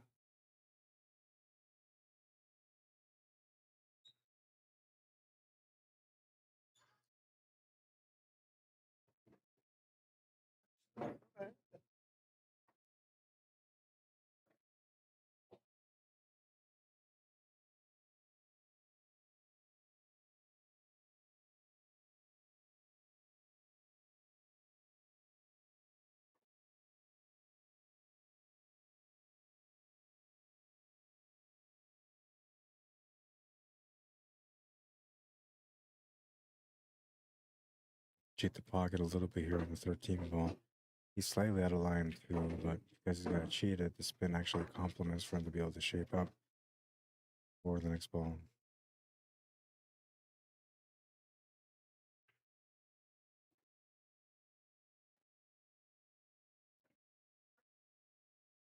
It's got to be clear and right down the middle on the right side of the 8. Maybe too much pace there. Actually, it's not that bad. He can just then draw over it. Should be all right.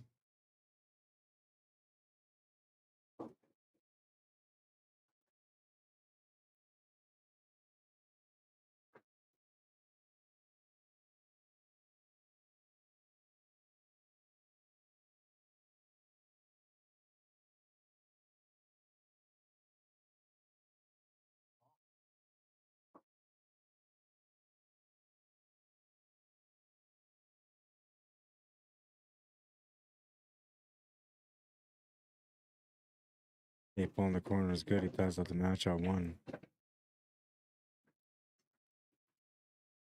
And he's breaking next.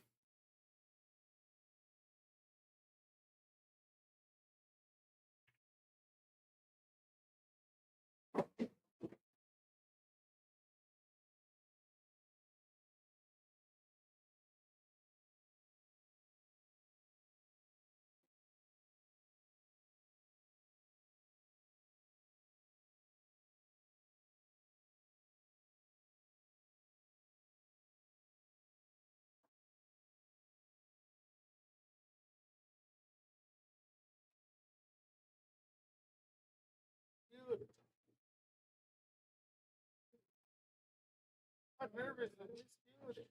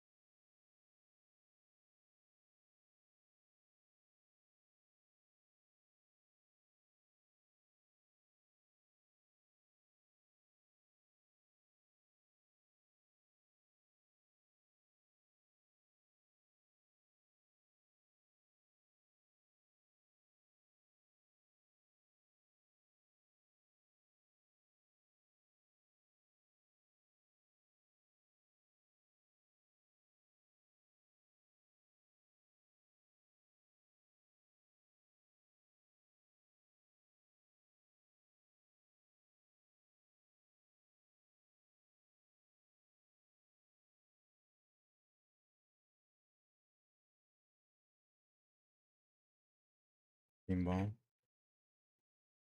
I don't think he miscued, but it's not a miscue. He's playing with a hard tip. So the hard tip naturally has a bit of a miscue sound. I find it intriguing that he's playing with a hard tip because I don't know, I've always been a medium tip kind of player, so hard tip just doesn't make sense to me. But I've seen a lot of players playing with it, especially the higher level players. They all kind of switched over to hard tip. I'm gonna ask him why. I've never really figured out why, but I know there's a reason for it, and it can't be just because, like Terry says to me, he just wanted to be able to break with his cue and play with his cue, so that's why he just put a hard tip. But I think it's more to it.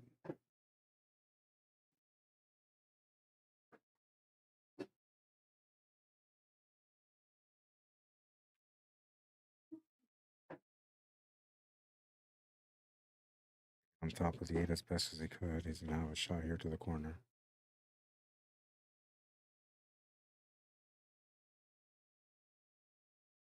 Gonna come up short on that one though. That's gonna turn the table over to Mike, who's got a bit of a cluster in that bottom right corner, but shouldn't be too hard to get that all opened up off the first shot.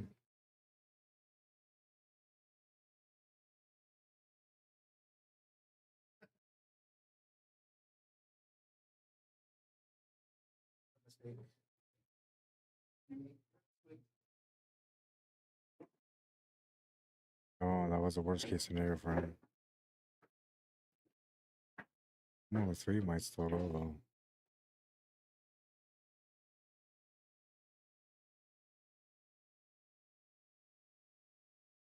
Gonna call it a 3 ball. He's gonna try to play a counter shot or, excuse me, a billiard. Oh, he's playing the combo. Okay, gotta be that wired.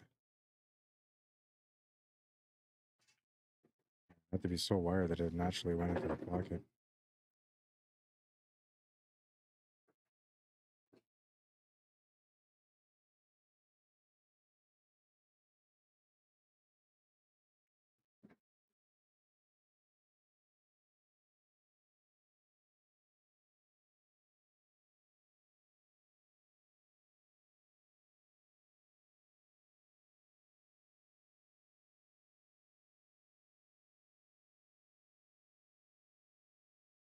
Oh no way, he missed that. Huge opportunity here for Barry. He's just gonna give him that game. 2-1, he takes the lead.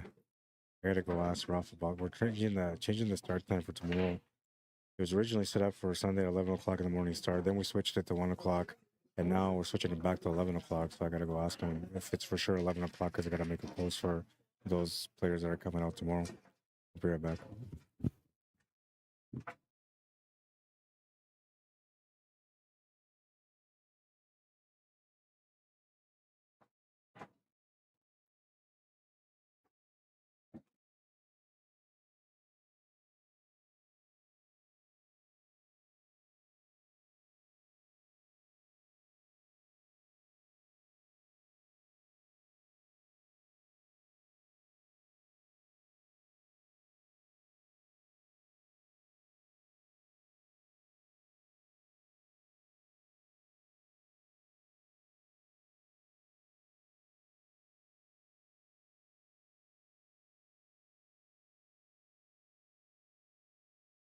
Don't do that last one again.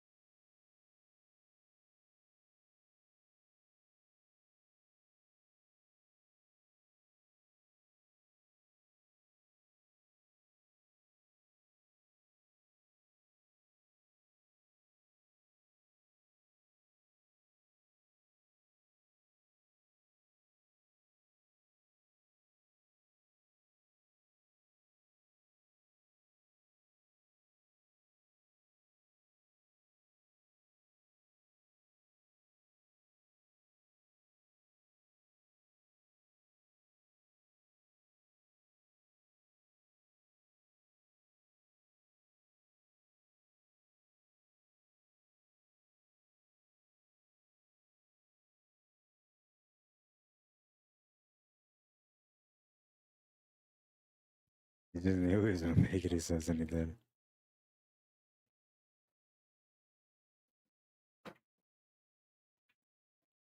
It's Mike Delgado for you there. He posted the spot.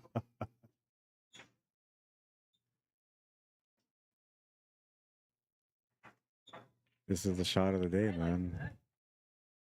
Highlight of the day with the shape on the 8.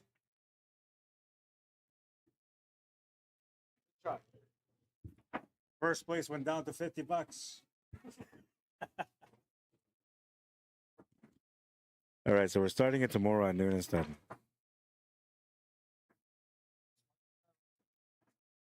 Yeah, you won. No, wait, no, you didn't. Yeah, 5-3. Yeah. Gotta beat Delgado and then everybody else is in it. Second spot is all over the place.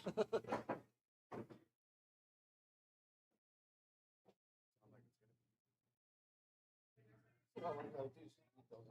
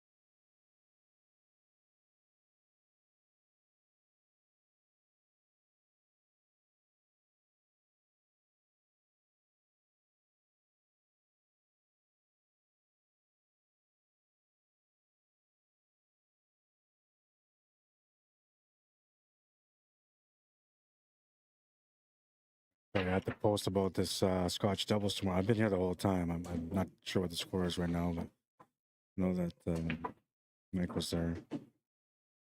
But I have to get these posts up for tomorrow.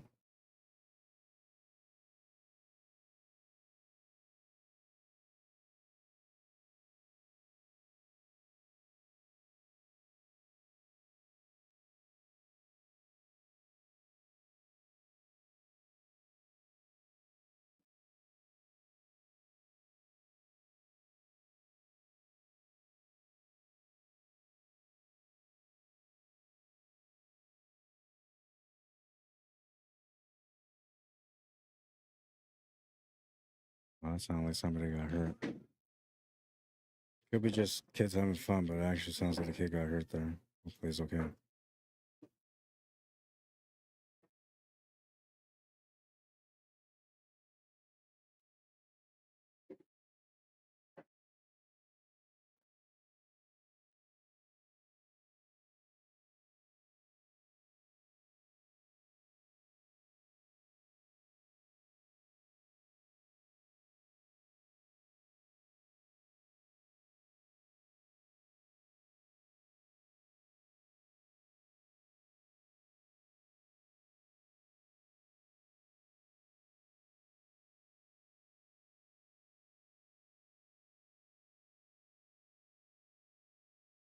All right.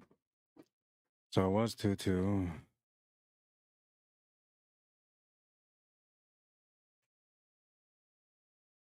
He's 3? Yeah.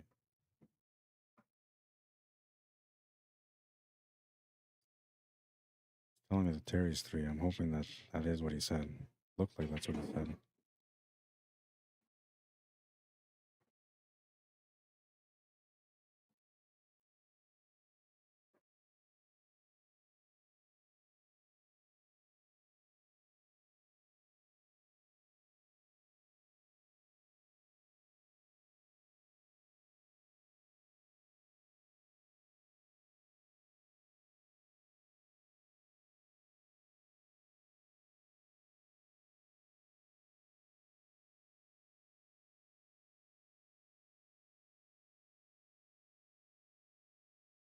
Oh, he's gonna miscue on that one.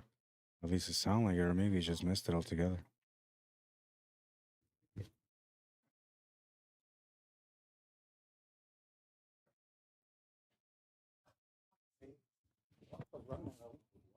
Last shot that I seen you miss was the same ball. Yeah. That's what I was thinking. That's probably what you were That's thinking. what I Yeah. thought when I was shooting it. Same corner. Yeah. Yeah. I'm telling you, this game is like What was it traumatizing. this time? I do. Ball side. Yeah.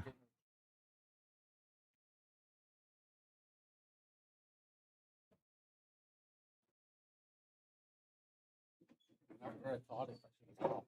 Yeah. Should have stopped. It's so hard though, because it happens a split second before you shoot.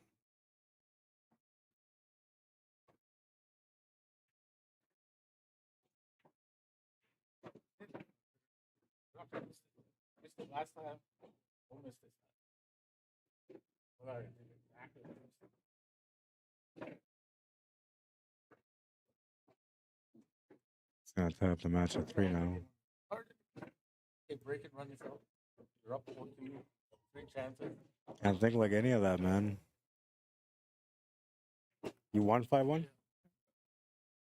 Next victim. Oh, you did? Yeah. Why? All of a sudden. Oh.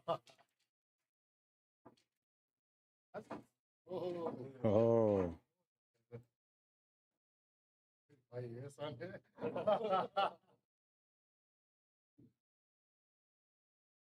You have left to play, just me. Can I play Terry? Yeah, I think you haven't played him yet, right? So you can play him. Oh, he's playing right now, yeah.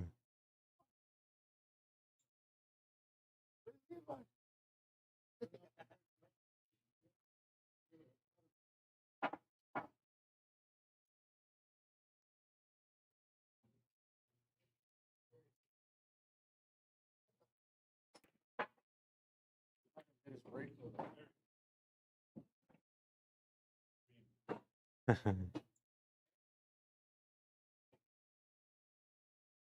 Let's take out Mike on the stream.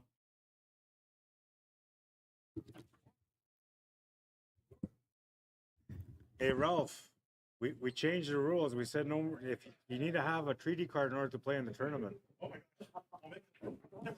make a one. Natural, put some indigenous in it. They did that before. Like in the, I think Alberta they do that, right? They have like a tournament where it's all you have to be treaty. Yeah. Battle of the Bands, I think that's the one, right? They used to have a one import, but they don't do it no more. Yeah, I don't think they do it anymore. I like how they call them an import. Yeah, I guess so. Yeah.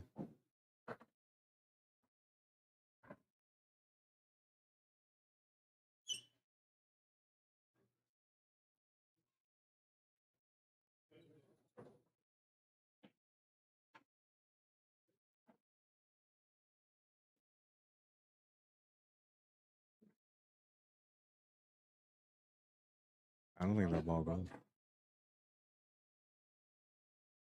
I don't know. I'm gonna check right now.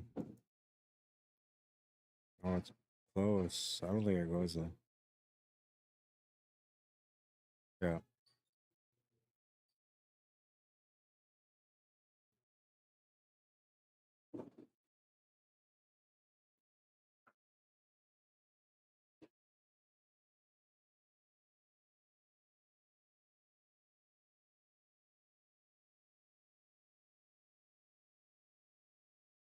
Oh, it's gotta go. If you played the shot, it's gotta go. But he went too far.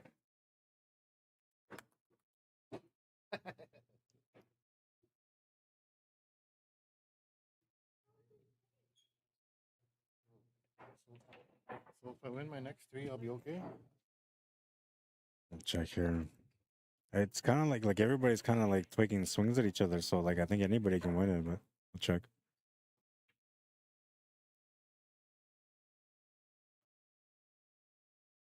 No, I won't be in. Hang on. Here it comes. All right. So right now you're in 6th spot. You're 3-3.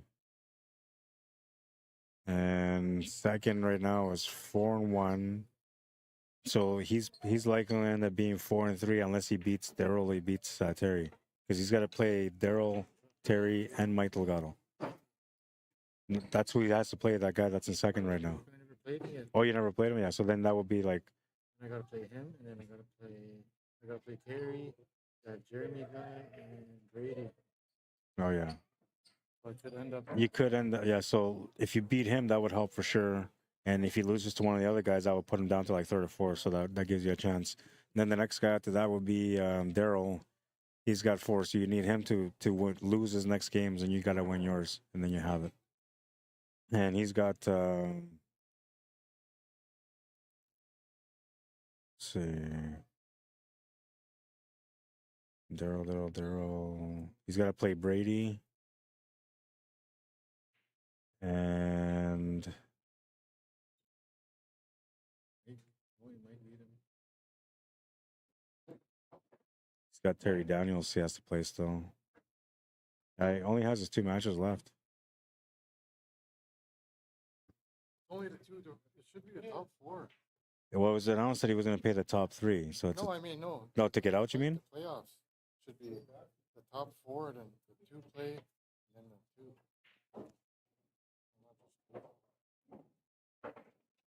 Run it by Ralph. See what he says. If he says okay, I'm okay with it. I'm not playing anyway, so it doesn't affect me. It should be, yeah, because originally the way it was set up, it was going to be the top 2 players just play for the money, but there's more players now, so it does kind of make sense. Yeah, it should be semifinals. That's how round robin Yeah. semifinals, then go straight to finals.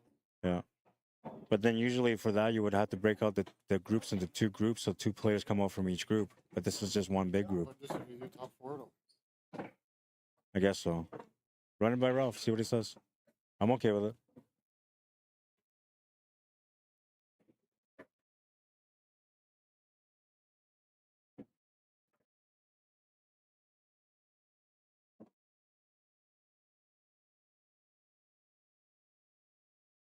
Oh, Terry's got a chance here to create an upset for Mike Delgado. He's the only one with a clean record so far. Yeah.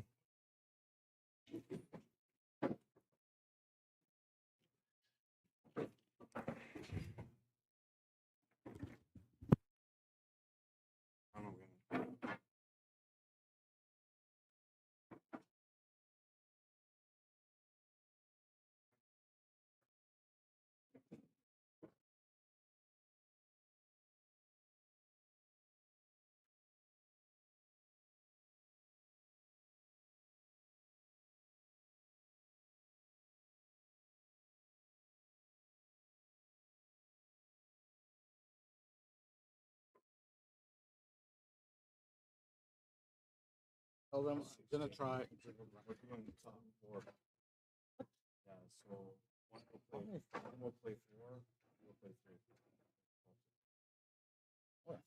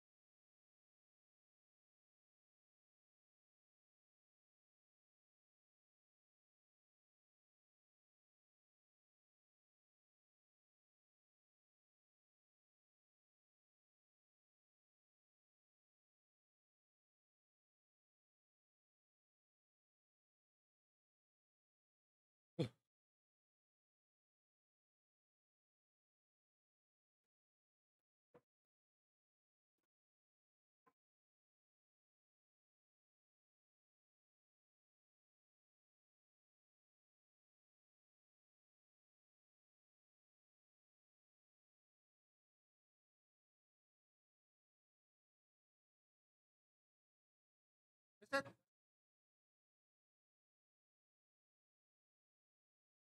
It. That's what you were trying, eh? You were trying that one, eh? Pinball? What? That's the one you were trying, eh? The one that went there, yeah. Okay, just making sure. Elbow? Side pocket?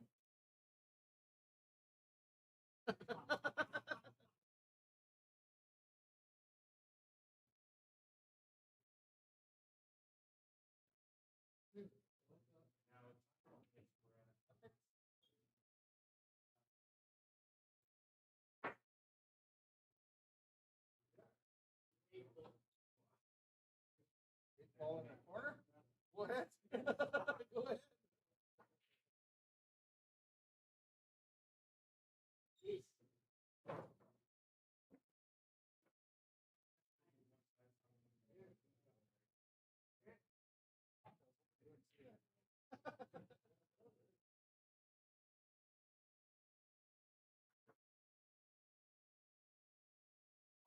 Okay, Go so Ram.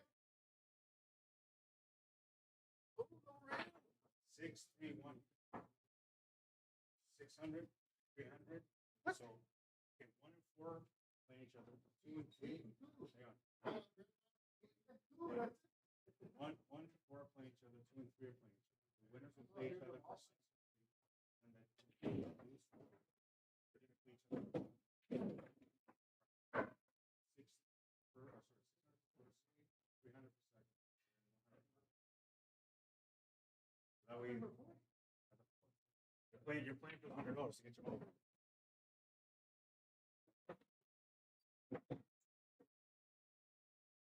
I mean, what else do you want, man? You want me to add more?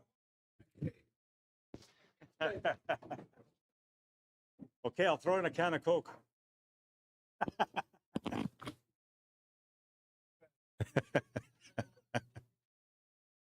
Oh, all right. Is it 4-3 or 4-4 now? 4-3, okay. I got that. All right. All over the place, man. All right, so we changed the format again, and so now there's $1,000 in the pod. They're going 600, 300, and then 100. So the way that we originally set up, it was going to be the 10 players in there. Everybody played everybody. The top 2 players were going to play for the money. Now what they decided to do is that they want to make it so it's a proper finish.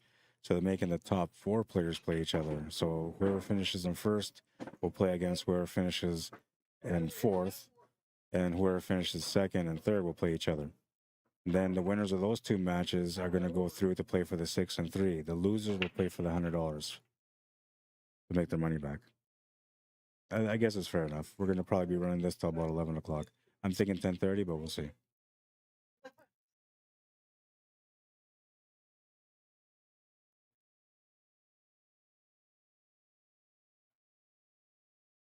And tomorrow, those of you that are watching, if you're from Manitoba, you want to come down. Let's say you're at the active playoffs, and by some chance, you know, your team doesn't do well, you can come down here and play in the tournament. It's Scotch doubles, 9-ball CSR rated, and they'll be handicapped, obviously. So Terry Daniels takes down Mike Delgado. There's an upset. 5-3. Now Terry and Joey are going to play. Nice little finish there, Terry. Gotta find this match now. 5-3.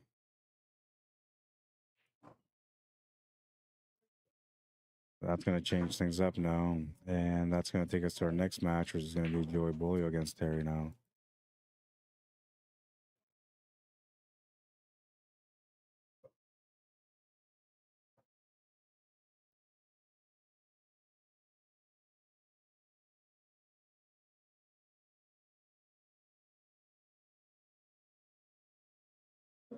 All right, then we'll switch this up. Put Terry on the left. Reset the clock. Maybe I'll pan over real quick in the meantime. There's or Joey's warming up, so we just watch Joey warm up a little bit. And we'll put up a little thing here to let you guys know.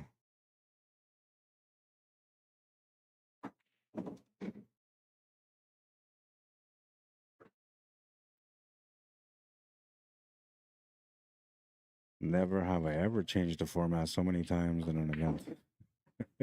The first time, man, but you got to go with what the crowd wants, and at the same time, you kind of have to make things work with what you have as far as how many players are playing.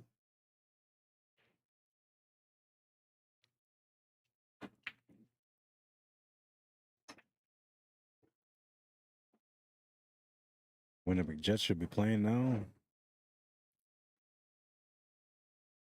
Time to play. Let's see.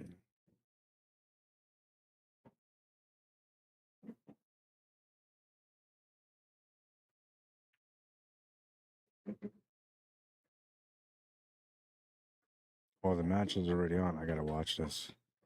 So it looks like the Jets are up 2-0. Is that what's going on? St. Louis was up 1-0 at the beginning. The Jets score to make it 1-1.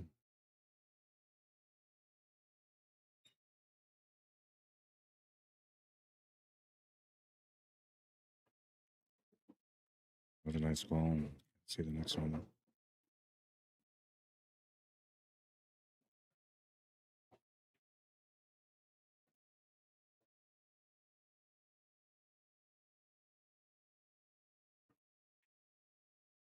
Morgan Barron with a shot. Wow. All right, so anybody watching the game right now, can you let me know what the score is? Because the last time I got a notification, it said it was 2-1 for Winnipeg, but that was an hour ago. And then it says here, whiteout energy 37 minutes ago.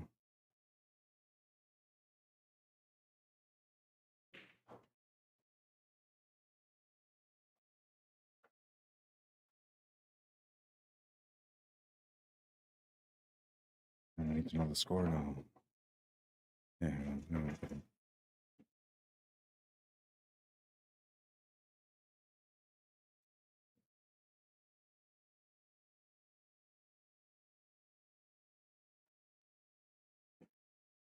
3-2, the Blues are up. Oh no, that's not good. Jets on the power play though.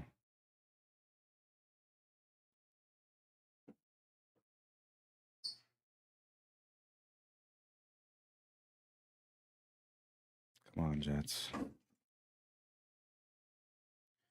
A lot of people are thinking that the Jets are going to lose because of the President's Trophy curse, but I'm hoping that they'll do a good job.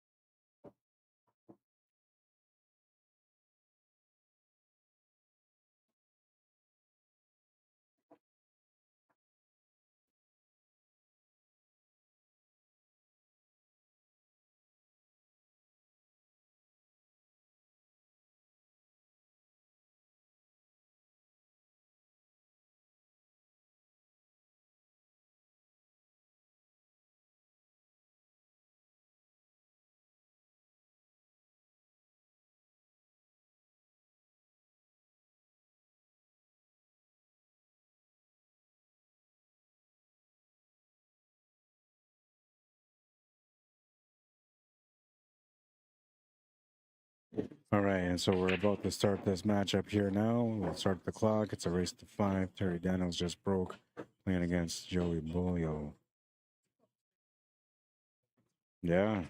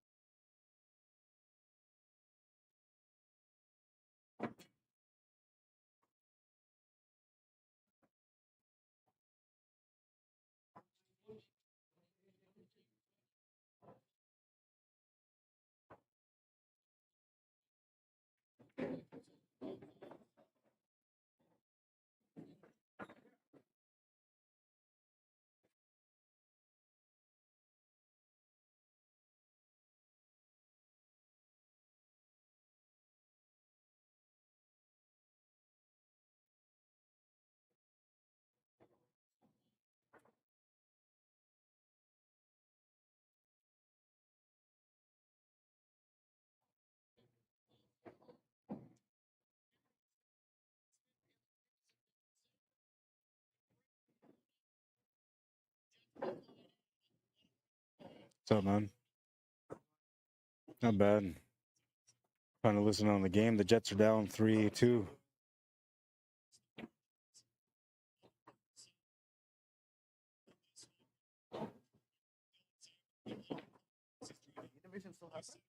Yeah, they're playing. We ended up doing a round robin with 10 players. Yeah.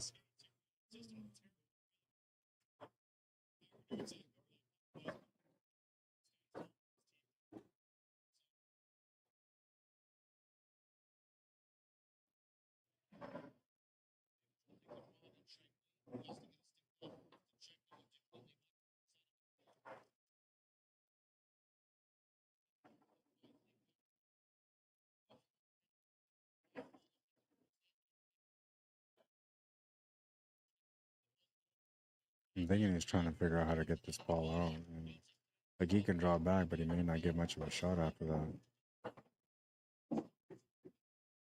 I change the angle, and that's going to leave him a tough scenario.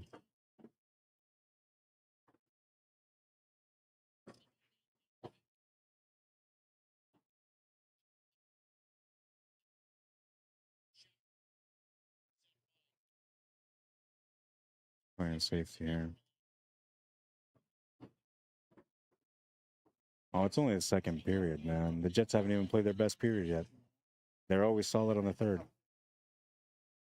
They're solid on the third, and the Jets are the most dangerous team when they're down in the third. Because then they turn it on. I don't know what happens, but they turn it on.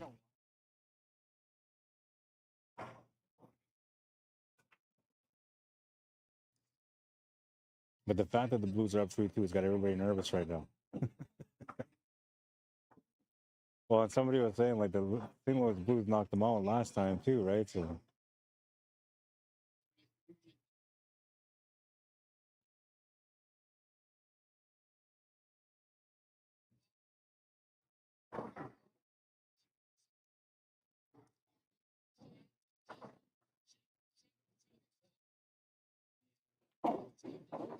Let's try. I don't think he's going to be able to break it out from here now. He's going to have to play for a bank of some sort or a safety. Worst things from happening. Keyball did something interesting there on that one. Like, it fought as hard as it could to just stay on the right side.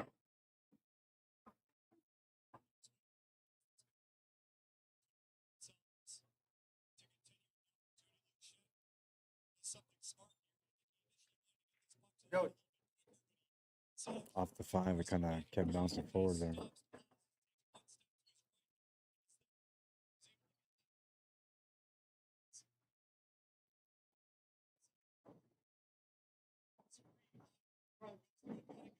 He's going to leave an insurance situation there with the 8 ball being tied up now.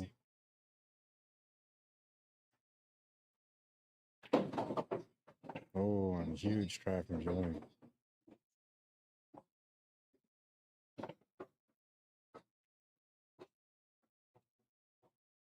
And that ball curved, but it missed the ball completely, and somehow found its way all the way to the corner.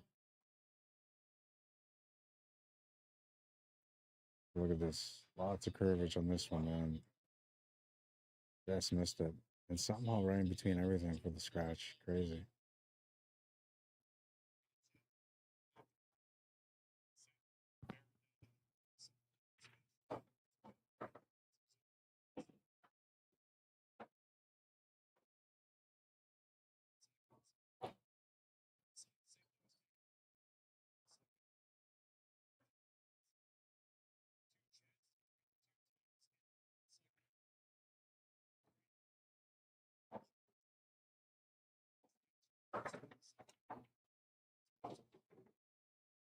Oh, man.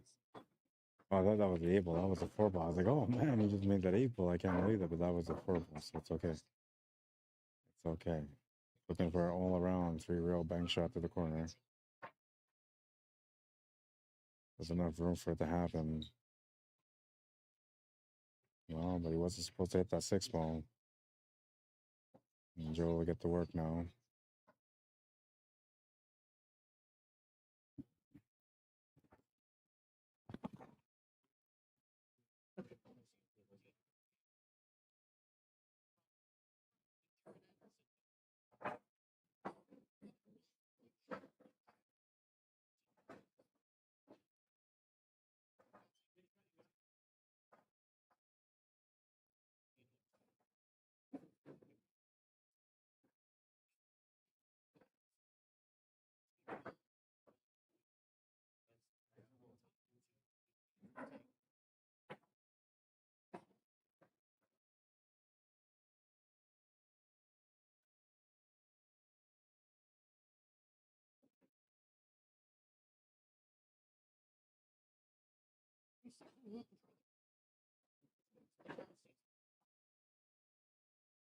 College.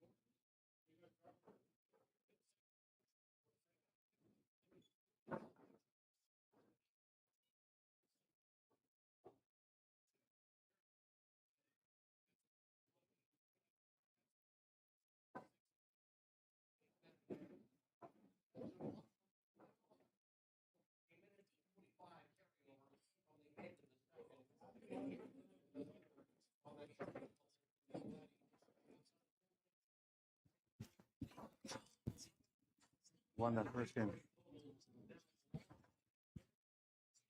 All right, so Joey won that game, and now he's breaking.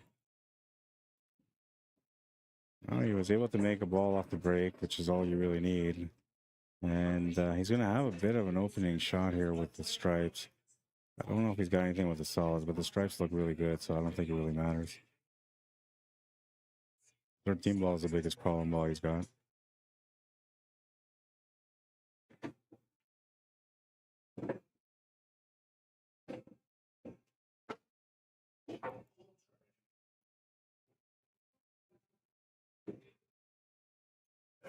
Kind of open up the line a little bit more because we just got the hockey game going on in the background, so I shouldn't have an issue with copyrights.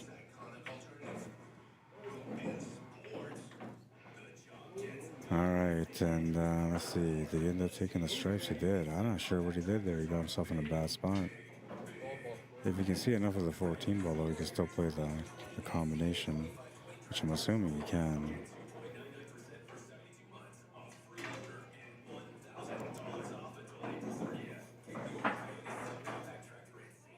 Called the 12 ball, and he didn't see enough of it, but he tried to do a little masse off and in, and it didn't work out. Great effort nonetheless, though.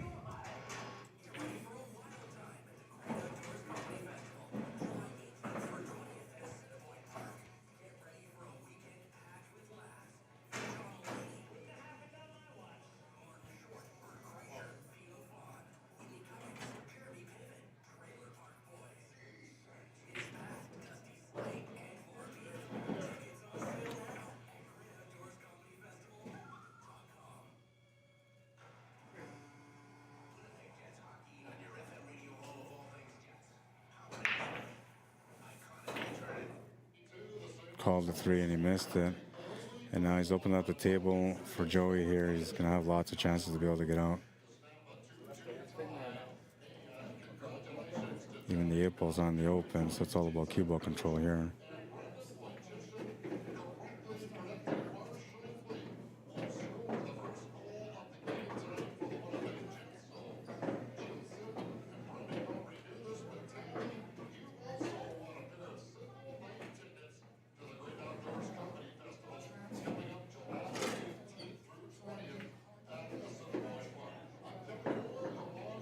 He was a little bit off angle and he couldn't really make up for it.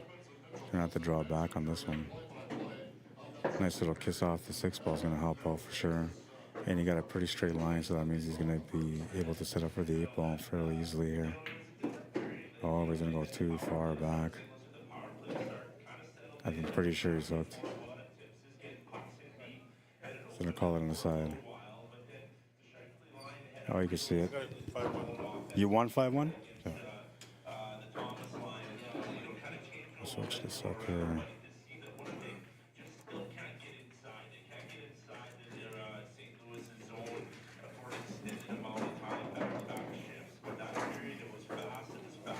Okay, so let's see how many matches you got left still.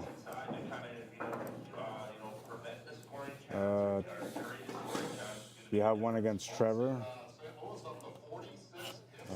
You won against DARYL. What was the score?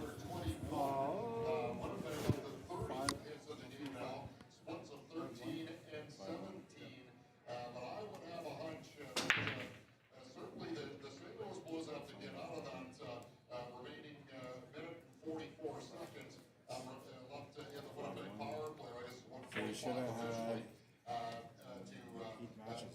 How many matches did you play DARYL LAQUETTE? You played DARYL, the guy at the back of the classes. So that's one of the guys you got to play.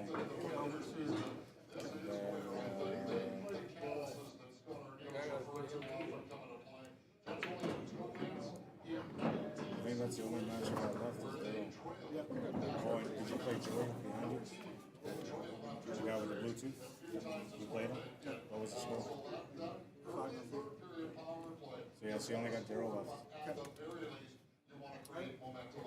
Yeah, you got to create some scoring opportunities. You got to make St. Louis defend. You got to make sure Billington has to make some hard saves. Get the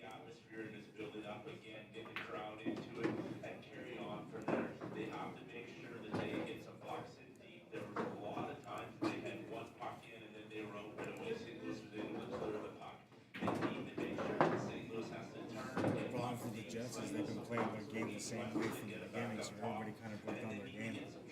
It's going to be hard for them to be able to get those wins. And all they got to do is just shut down the lines, right? And they might have 4 lines to work with, but still, you shut down the main lines. And now you're putting all the pressure on the last lines to do something, right? It's smart logic. Yeah. But those guys, if these guys end up being down somehow in the series, they're going to end up bringing those guys back in. They're going to have a choice. You hear it all the time. It's broken range and stuff. That line, the Barry line has been really effective for Meches tonight. They've been really consistent. They've come out of their end with, you know, easy efficiency. They've come through the ice. They've got pucks deep, and they've really made St. Louis's D, you know, work to get pucks out. They've been physical, and that was a prime example. You know, Bill just didn't do anything special. He just threw the puck in, won a foot race, was able to get inside, and took the puck to the net. And that, this time of year, that's what you have to do. All right, looks like Joe is just putting something together here.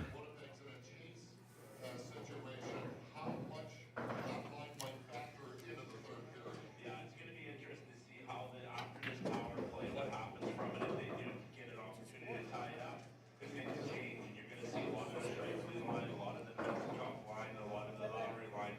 You might see Barron, kind of just rotate through and take some face-offs at different times. But that line's been effective for him, so Scott O'Neill's going to want them to take some opportunities, maybe trade the late icing for an offensive zone face-off. And another area is, you just took the words out of my mouth. Offensive zone face-off, the Jets just have not been able to get control off the draw. Out of 40 face-offs, the St. Louis Blues have won 24 of them. Robert Thomas leading the way at 10 and 2. So that, and again, sometimes things do change in the playoffs compared to the regular season, but face-offs are one, I think, that remains pretty constant. Either you're a good face-off team or you're not. Yeah, you know, you look down the middle, there's so many teams. 2-0, Joey breaking. Down the middle of the ice. But St. Louis has done a really good job. So this, couple of these matches are almost done. Brady's got 1. Trevor's got 2 games left. So no, 1 game left. Joey's got 3. No, so Trevor's got 2, Joey's got 3, including the one that he's playing right now. Daryl's got 3, including the one that he's playing right now. And Jeremy needs to play 4 more games still, 3 more games still. And same with Terry Daniels.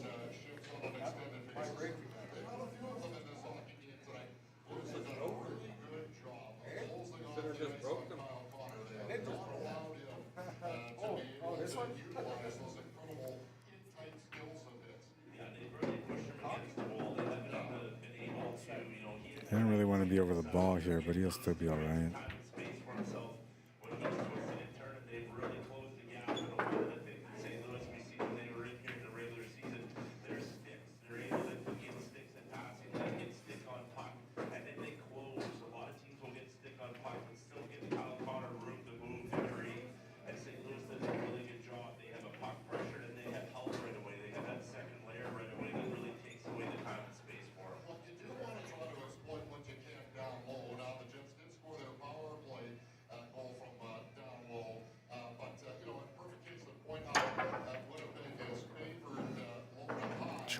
Choices, we all got him. He's stuck in a crossroads here between the 12 and the 11.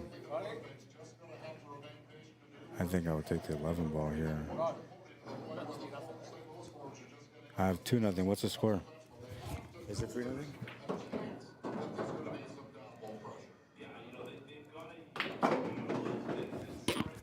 That worked out really nice. Perfect for the side pocket. Oh, and then he missed that easy shot, man. Oh, man, I can't believe that. I mean, look at this shape, man. It just worked out so perfect. Tic-tac-toe for the finish, and he didn't take advantage of that opportunity. We'll see if Terry can do so now. from down low to kind of make sure that he doesn't think it's all going to come from the top. There's going to be some stuff to come from below as well. All right, Coach, we'll watch for that in the third period. He'll join us in the intermission for the Bull Skating Show. Oh, and he's going to miss the shot and scratch. That's the worst part. As long as he doesn't scratch, he still has life, but giving his opponent a ball in hand, that should make it 4-0. Yeah, it's in that. At 680 CJOB. You know what goes well with pizza from Sandwich Pizza? They've been the leaders in quality since 1971, and now they just keep waiting for more. 4-0 for Joey. Sounds like they know a thing or two about making tasty pizza. How about this? When you 19 minutes into this one, and he's already 4 games in.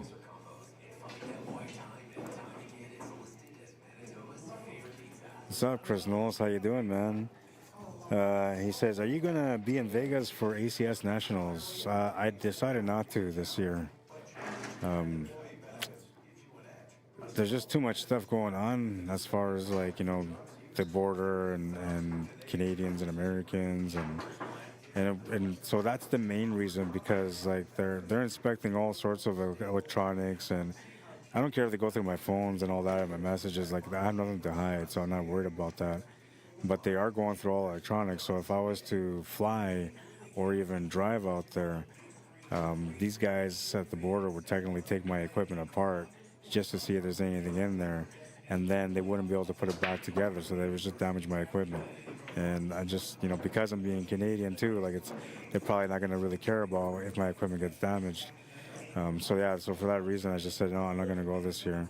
I'm going to wait a year and see how things go, and then next year I'm going to talk to them about maybe seeing if I can come back there and cover their event. But yeah, I really wanted to, man. And I thought when like Donald Trump got elected, I didn't think it was going to be cool, but then he started going with this tariff thing, and then the Canadians got all offended, and it just kind of became a thing where, I don't know, it makes it a little bit different for me to travel out there. I'm going to still travel out there with my family to, you know, cross the border to go to like South Dakota, North Dakota, and that kind of stuff. But never when I'm streaming. I'm not going to stream out there until they stop doing that kind of stuff, man. My equipment is just too expensive for me to be able to risk getting it all damaged and then not being able to get my money back for it. So unfortunately, yeah, I'm not going to be there. I really wanted to go there this year too.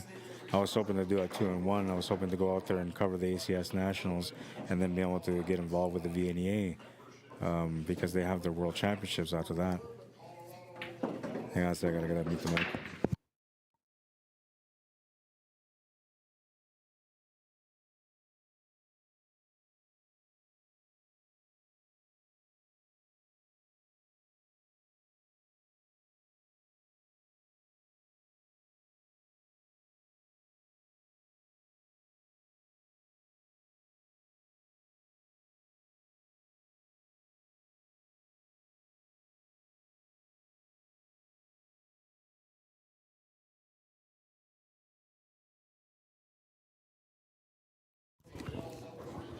All right, I'm back.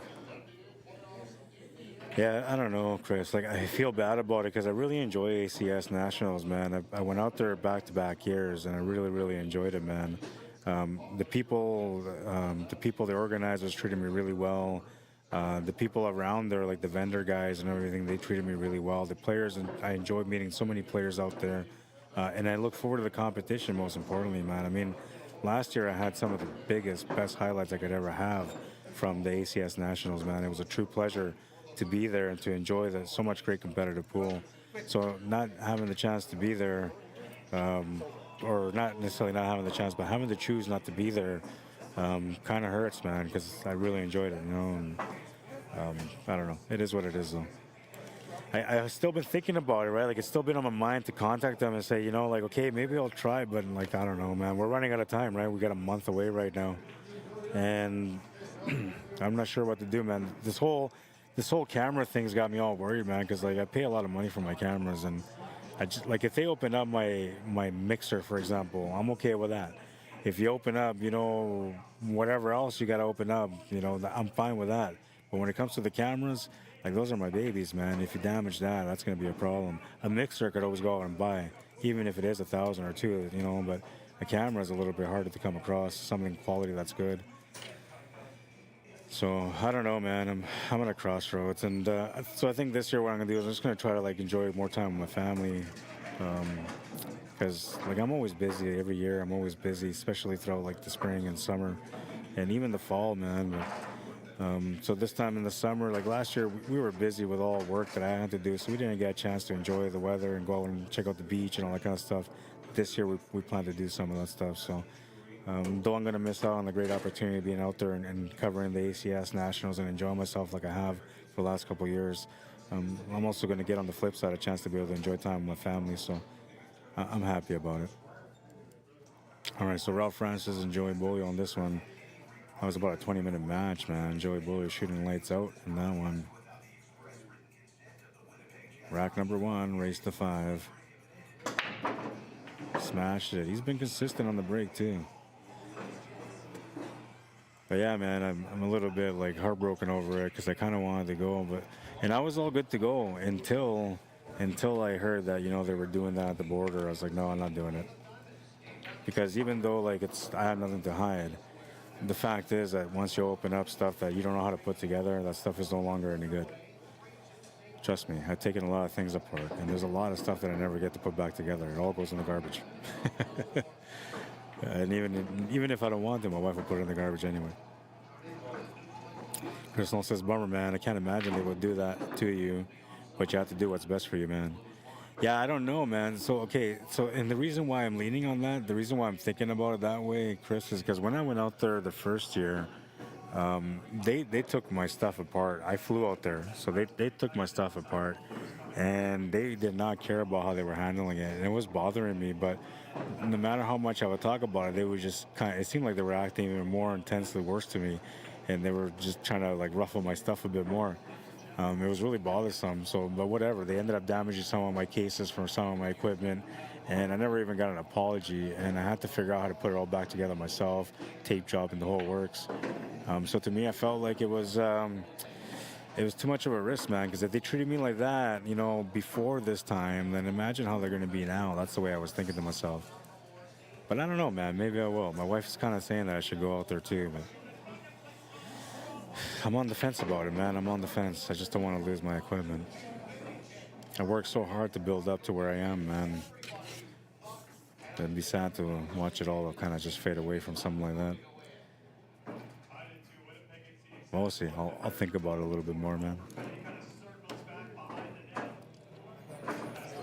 You won 5-3? Okay. You say. Hang on. I'm going to find out in a second here. You only have a couple of matches left, I believe. That was 5-3 for you? 5-2, yeah. 5-2? Okay.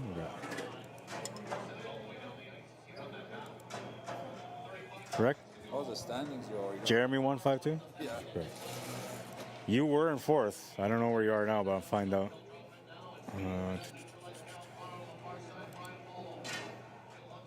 Got 2 more matches left. Okay, so you're currently in 6, and you have 2 matches left. And you're at 4-3, so is Trevor. And Joey's playing right now. If he used to lose one more, he'd be 4-3, so there'd be 3 guys tied for the 4th spot. And Terry's still playing, so he's got 4 matches left, including the one that he's playing right now, or he should be playing now. Was that Terry. Happy? Terry Daniels. Oh, Daniel. Because he's in 3rd place right now. And Jeremy just won his match, so that puts him almost at a secure 2nd, but he still has 3 games. Play Jeremy then. You haven't played him yet? Yeah, you can play Terry, yeah. And that's one that will make a difference for you, winning that one.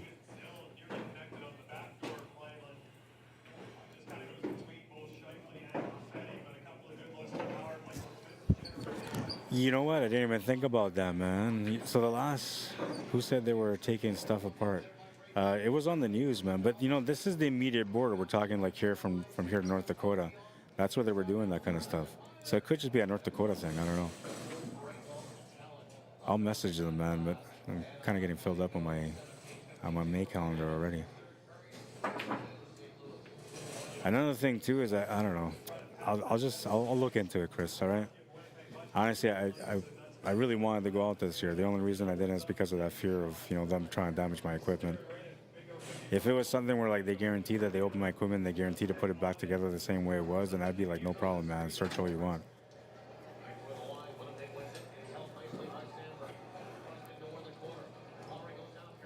But I'll look into it, man. I'll promise you that much. I'll look into it. And if things can work out, I'll make it happen.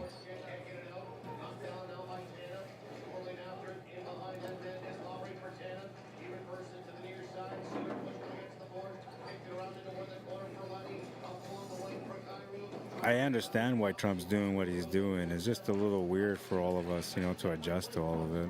But as far as, like, a lot of people say that what he's doing is helping out the economy in the U.S. in the long run. So if that's the ultimate goal, then he's doing exactly what he's supposed to do, which is look out for America, right? So I'm not like, you know, worried or insulted by the way things have changed, but when it comes to like equipment stuff, you know, that's when it affects me. And is that one of those things where you can like call the border and be like, hey, listen, are you guys actually checking electronics? I need to know before I go there. Because they'll check everything at that point. They'll be like, well, what do you want to know that for, man? And Trump's already blaming Canada for being the ones that are taking fentanyl into the States. So, you know, that's all they need is just some sort of excuse to like rip everything apart.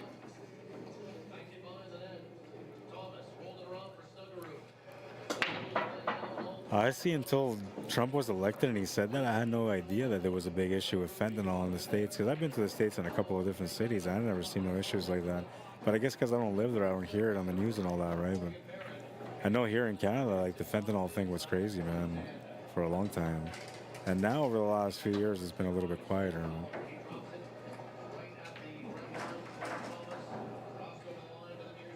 I'll look into it, man.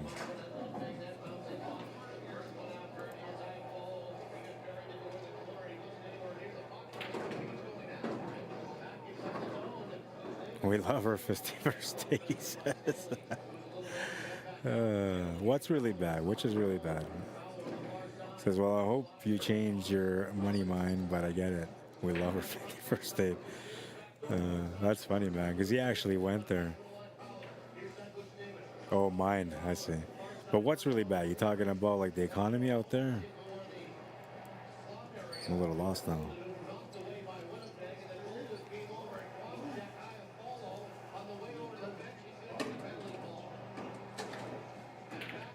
Last year was supposed to be the year where I got a chance to like explore Las Vegas and have fun and check things out after the event was done.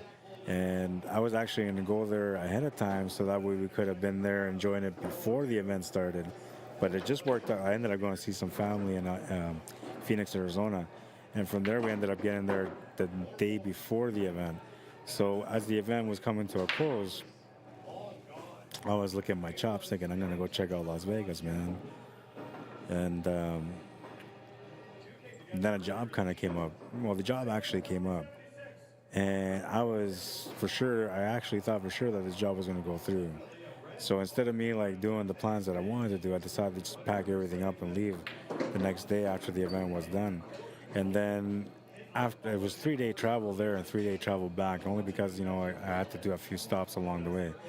On the way back, it was actually 2-day travel. And on the second day, as I was getting maybe like 4 hours away from home, I found out that the job was not available anymore and that I just wasted my time traveling back to Canada. So it was a bit of a disappointment because I really wanted to check out Las Vegas, man. And so for that reason, like I really want to go back. I really do. Genuinely want to go back. I felt like I didn't get a chance to explore enough. And the people out there, man, they were really nice, man. Honestly, every one of them, man. The first year I went out there, I got into a bit of an argument with an American player because he didn't like that I called the ref, and there was like a little bit of a, you know, a pool player thing. But other than that, like every person that I met, man, they were just great and they were really kind, and I was really impressed with the way the Americans treated me out there because, you know, I'm Canadian, right? So like we're there most of the times playing, but for us to be out there doing the commentary and the coverage, like that was something that didn't really happen until when I went out there. I got to correct myself because I believe Ryan Ryan used to go out there before me, but for myself, anyway, Q Sports Live, I never had a chance to go out there until then, and I really enjoy it.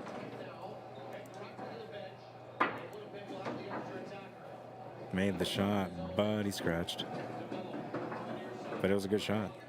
Got to feel good about that at least, right?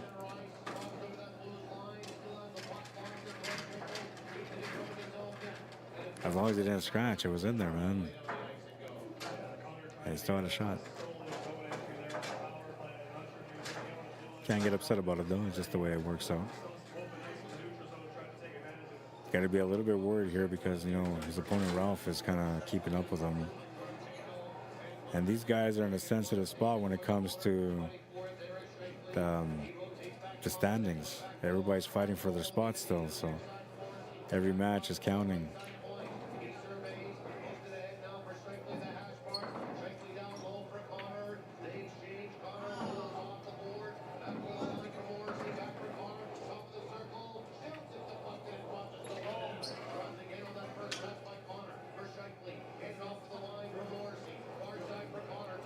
He can't believe he lost that one there. 2-1 for Joey.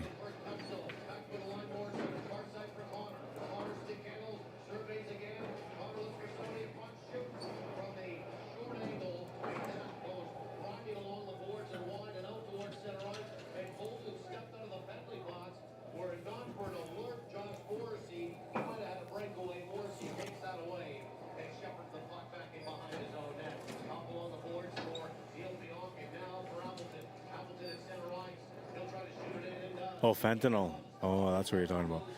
Yeah, well, that's what I hear, man. So like, I wasn't even aware of this stuff, to be honest, man. But like, yeah, I don't really check out news, right? I'd never really been a news kind of person. I've always said, like, growing up as a kid, man, like, if the world's gonna come to an end, like, I'm gonna know, right? If somebody's going to war with Canada, I'm gonna know. So like, there's really no reason for me to like sit there and listen to the news, because the news is always trying to wash my brain somehow, making me have different opinions on things. Where if I'm just watching the world around me, I can make an opinion the proper way, right? Someone just turn off the lights there. But you saw the UFO. Oh man, I'm telling you, that was the craziest thing in my life. So Chris Knowles, I don't know if you watch those alien movies when it gets really intense, when they're about to meet the aliens. That was the moment that I was feeling, man.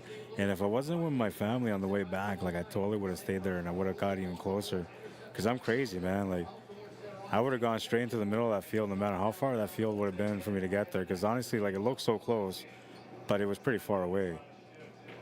I would have done it. I would have walked that way until I got there, man. Left my car behind. Not that I want to be taken by aliens or anything like that, but, you know, I just want to see if they're any good at pool. Says, okay, enough, non-pool. Yeah. I threw a little bit of pool in there.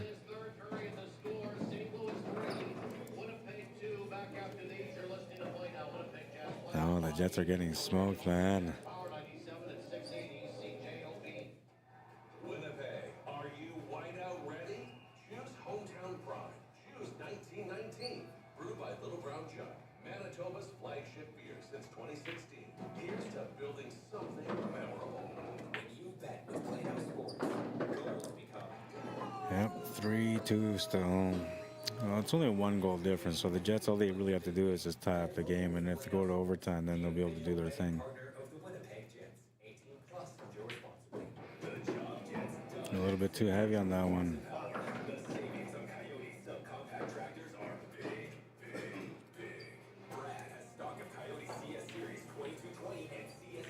Tomorrow, Scotch doubles for those of you that are in Manitoba and you're looking to get in on some action.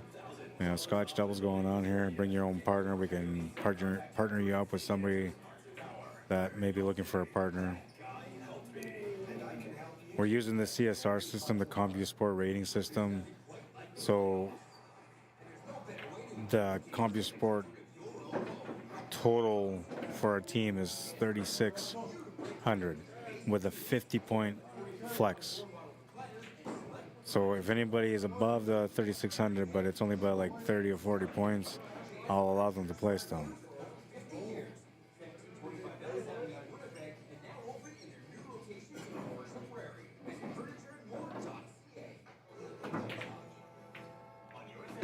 And if you don't know the conversion, let's say you only got a CSR Fargo and you don't have a CSR and you want to kind of get a conversion done, you take your Fargo and you add about 1240, between 1240 and 1270. That's what it is. Everybody keeps saying that it's 1200. That it's easy. Just take your Fargo rate, add 1200, and that's your CSR. But they're wrong. They're 100% wrong. I've fluctuated it between 40 points and 70 points. And that's based on established Fargo rate, not somebody that's fresh on the Fargo rate system. But like myself, I'm like almost 2,000 games into the system, so like mine's established. Let's see, I gotta see what I am now because I used to be at 599, but that's a while ago.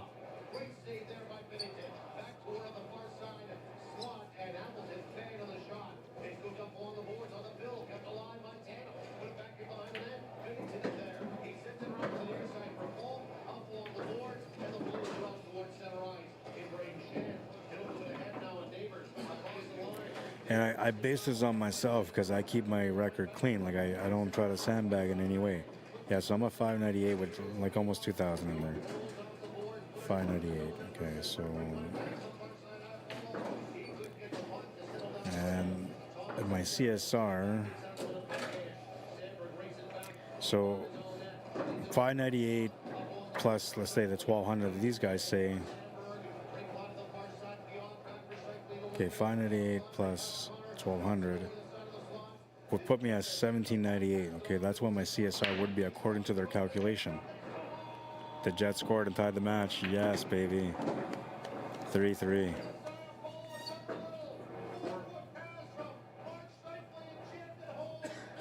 Beautiful noise, man. All right, so 598 Fargo with the suggested 1,200 adjustment, which I know is wrong. It puts me at 1,798. Let's see what my Fargo rate is. Or my CSR, I mean, sorry. My CSR currently is at 1838.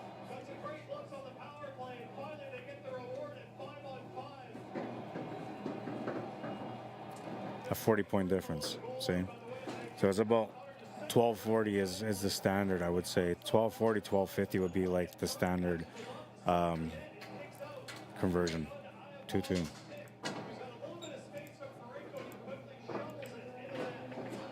Okay, let's see. I'm gonna try somebody else here. So just to see the comparison of numbers, we'll put Joey Bolio up right now. Joey Bolio.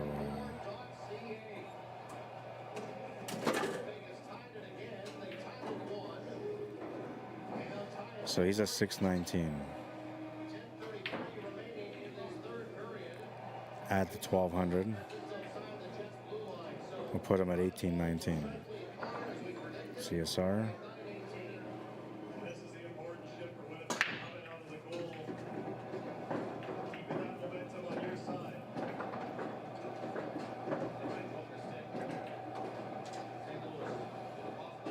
$18.26. A difference of 7 points. All right, so the 12. So it's gotta be. I don't know. It's gotta be between 1,200 and 1,250. That's what it is. But wait, is this established? I didn't even check that.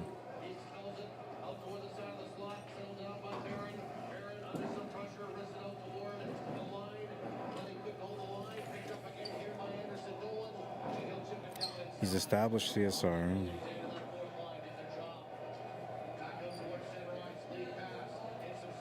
Yeah, he's pretty established there too. All right, so the 1,200 mark is pretty close, but it's not quite accurate. I would still say it's like more like a. There was 26 points. Like a 12, yeah, about 1220 to 1250. I'd say that's roughly what the calculation is.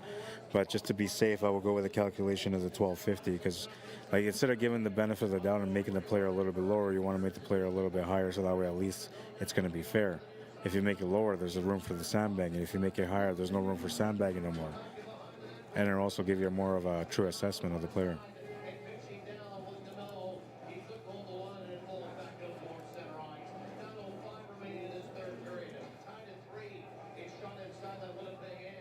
Chris says they wouldn't take you.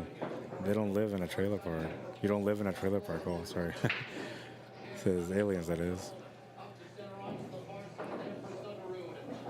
Oh, okay. So like, I don't want to say something that'll make me sound crazy, but growing up, like I used to like read about the Bermuda Triangle, and all the stuff that I used to hear about the Bermuda Triangle made me feel like alien life was a real thing. As I've grown over the years, people talk about like the ocean, how it's unexplored and all that stuff. So I always thought like, well, you know, the further away from the sun you are, the more you'd be used to cold temperatures. So like the possibility of like alien life living under the water in the oceans wouldn't be far-fetched because they can handle the cold from the cold water, right? And then as I get older, I was like, well, aliens aren't real because I watch all these shows. Like, there's no way this stuff is real, right? And then I seen what I think was a UFO. I got the recording of it, man. What I think was a UFO. Now, the only way I can know for sure is if I would have just got out of my car, ran through the field, and gone to see what it was. I never did, so I'll never know. But I do plan to go back there to see if I get a chance to see it again. It's going to be like a trip, man. Like a week. You know, I'm going to be there for like a week just so I can see if they come back. And then I'm going to run through the field. Take me, man. Take me. I'm not safe. They're terrifying everything.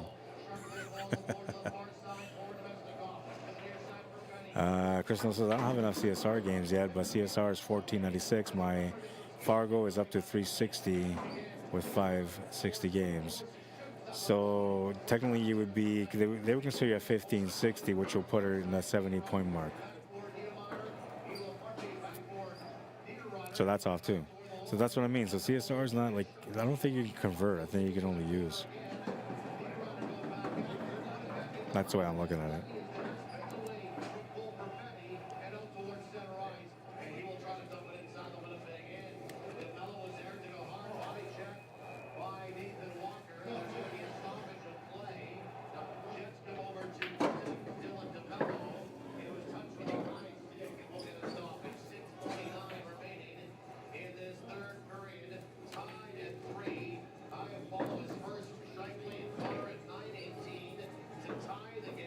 And Ross swinging away at this one, wins another game. Joey's going to go to the bathroom, so they're going to be on a quick break. Oh, wrong one.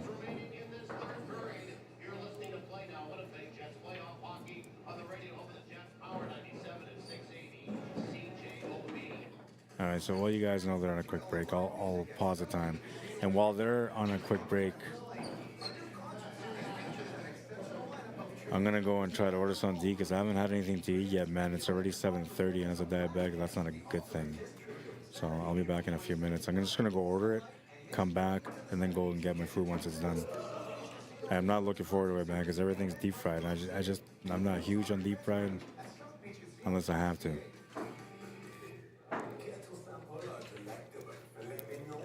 All right, so give me a minute or un minuto, and I'll be back.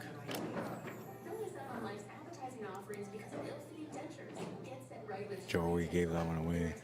Yeah, he's a bit of a fast shooter still, and he's like one of those guys, those young kids that just likes to swing all the time. And I don't know, I guess that's part of learning, right? Like, so we all kind of did it. But I feel like that's the one thing that kind of hurts him is the fact that he always goes for everything. If he just, took some safety here and there, he'd probably win way more matches, man. But I get it, you're young, you just want to try things out. You don't practice every day just so you be afraid, right? You practice every day so you can be good, and I get where he's coming from. Looks like he's coming back now, so I'm going to start that timer, and I'm still going to go order my food. I'll just start the timer right now. I'll be right back.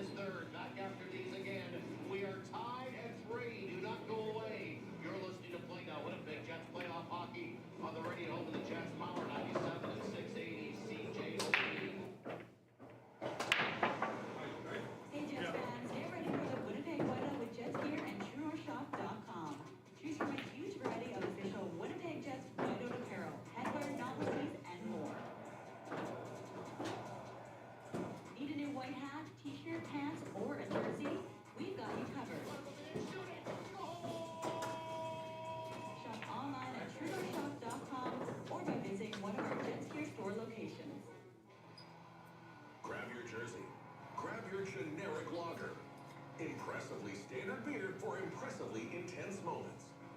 Brewed in Winnipeg by Little Brown Jug. Generic, the most domestic choice. When you bet with Playhouse Sports, goals become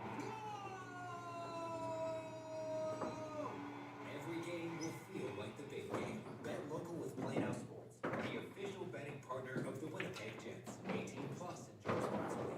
Manitobans know our weather can be all over the place. Today, it might be cold and shitty, but tomorrow, you might feel like an egg cooking on the sidewalk. Get ahead of the weather changes with reliable heat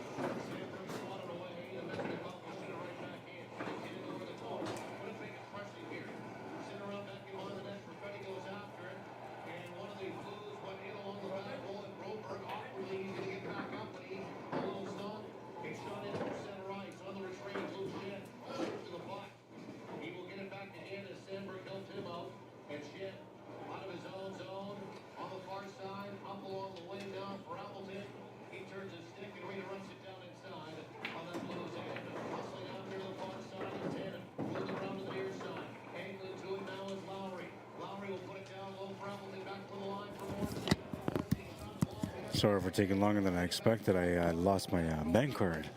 And I was panicking, man. I was like, how am I going to get gas? How am I going to buy food? And I couldn't find my bank card, but I just found it, so it's okay. Big shot coming up here.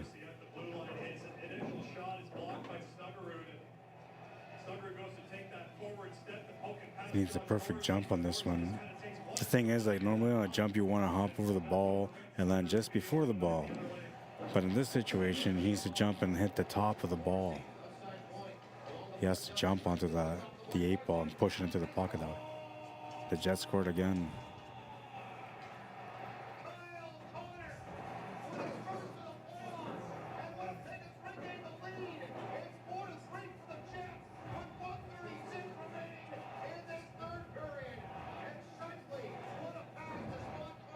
Less than a minute and a half left, or a minute and a half left in the game.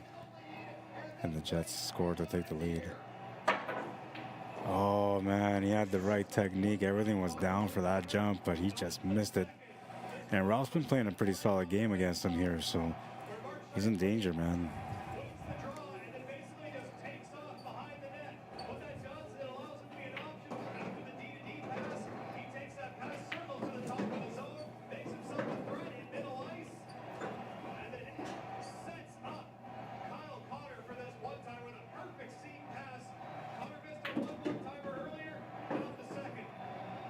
Cue ball's in a curve a bit there.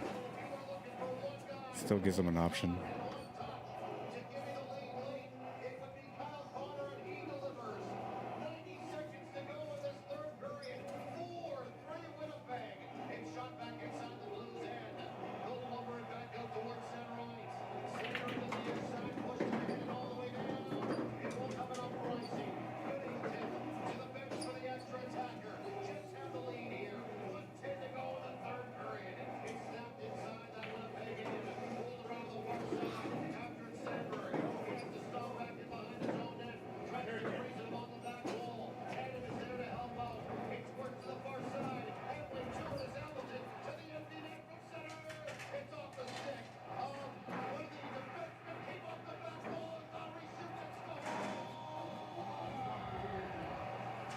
Jets are going to take the first match against the St. Louis Blues. It looked like St. Louis Blues were going to be the one that upset this team, but the Jets have too much fire this year, man. I'm telling you, their third period is the most dangerous third period out of any team in the NHL. I don't know what it is about the Jets in the third period, man, but it's been something that's been going on for years. It hasn't just been like this year because they're playing good. It's been every year. Like, even in the years when they were horrible and they were struggling all the time, if they got to the third period, man, somehow they made a fight all the time.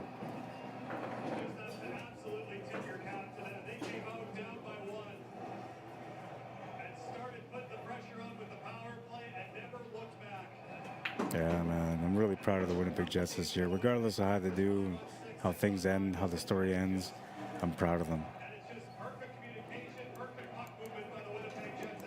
4-3, and Ralph has found himself on the hill, breaking for the match as well. This could be an important game here if he can win it.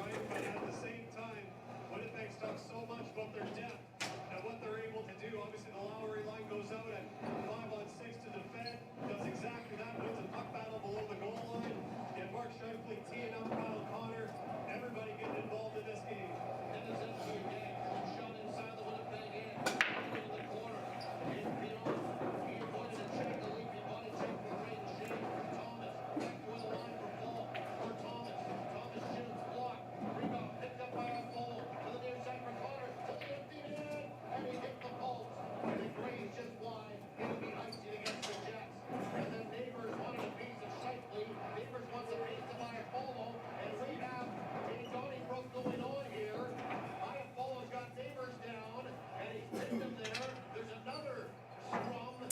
Yeah, they're starting to scrum it up now in the playoffs, in the hockey playoffs. That's typical, man. If the team loses, they try to get into a fight to create energy for the next game.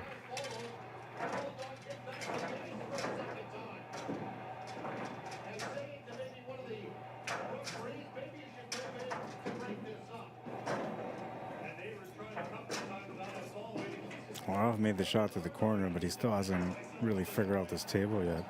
He's got a back cut, which it's not going to help him all for any kind of breakouts. Then he's got a shot to the corner, which he can almost draw to break out that 9 and 13 ball, but doesn't quite have that angle either. I think the goal here was to create an angle to break into those 2 balls, but that didn't happen, so he's going to have to go back to the drawing board and maybe have to come back to that situation somehow afterwards. He's got a tough table, though. That's for sure. He definitely has a tough table here. I was thinking, when everybody kind of fell to the ice there, I'm just like, watch your hands, everyone. Because obviously that's a scary moment that happened for the Winnipeg Jets last year in the Colorado series. It'll be interesting to see what kind of comes out of this with 18.6 seconds left in terms of penalties. He almost got lucky off the 7 ball there. I'll turn the table over to Joey, who's got his back against the wall. And he needs to find a way to win this game. If he does win this game, he'll be breaking next on the last rack of this matchup.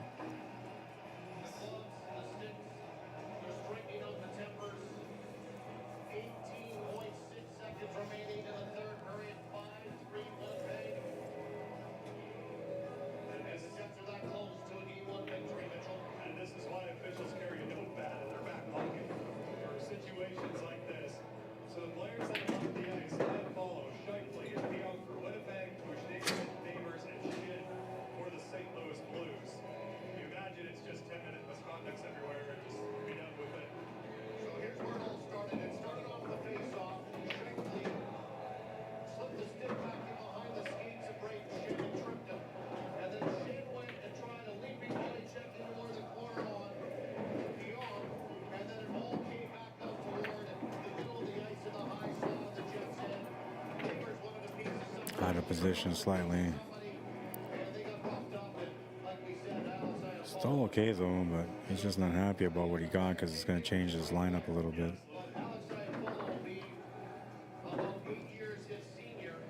This is the sort of moment of truth because he's got to make the 1, open up the 8, and get the shot on the 2 ball or 4 ball.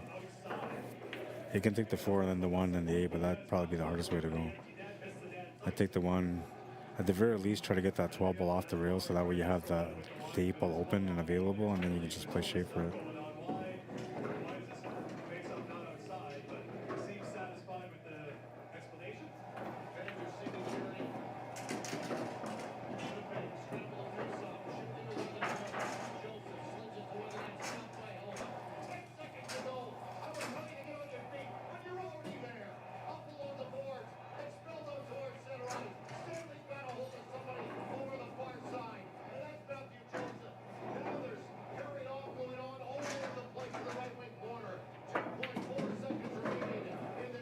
Oh, that worked out nice.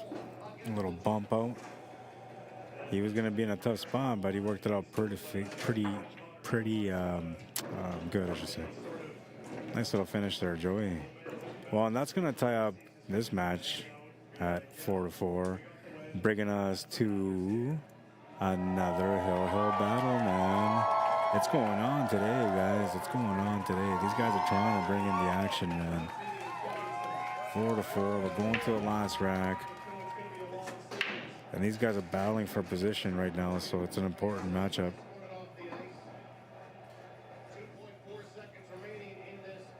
Let's do this. Time to go. Time to get her done, son. Ding, ding, ding, ding, ding. Battle is on. 40 minutes into this match, we come down to the last rack. Looking for some action off this break. He's got a pretty good break most times.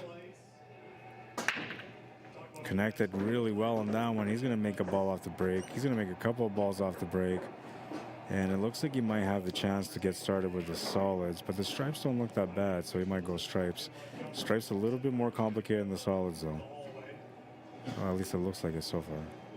This is kind of one of those situations where you're like, okay, let's just make sure nothing crazy happens. Oh, and the camera got moved again.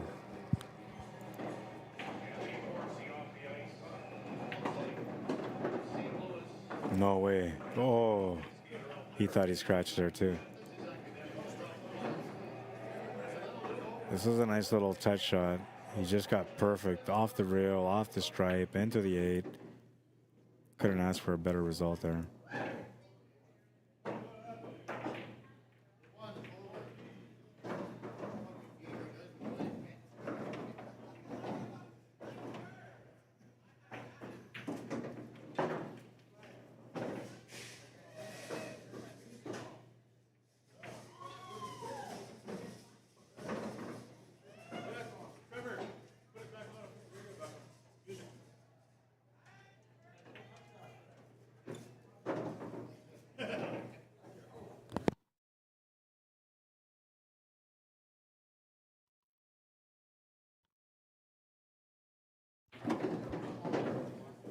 Oh, it looks like Joey's gonna run this one out for the win.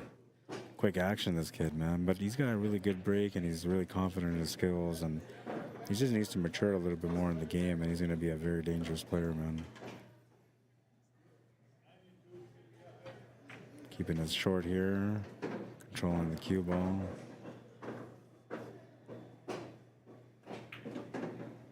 And that's the match. Finished it on a good note, 5-4. Oops, other way. Fix that. Sorry. 5-4. So Ralph and Mike Delgado are going to play now. 5-4. 5-4. I got to put that on the bracket here. 5-4. You won? What was the score? Who'd you play against? Who did you play? Who did you just play now? No, you played a match, you won. Who did you play against? Terry? Terry, okay. And it was what, 5-4? No? 5-4, okay.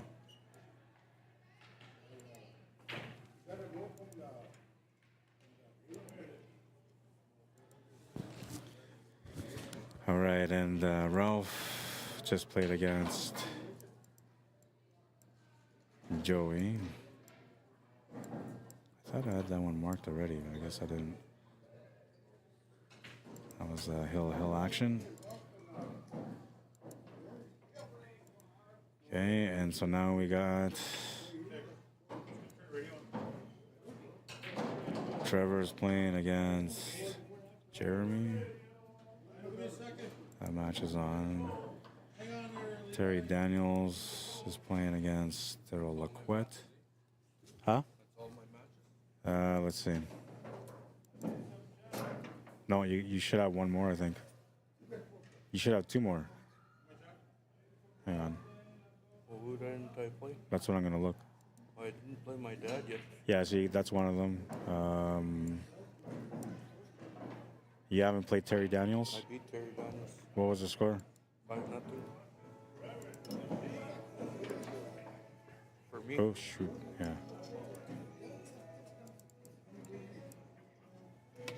Okay, so then that would put you at the last game, I believe, against your dad. Joey. So it's the standings after. Joey. Yeah, that was your. You have one more match just against your dad.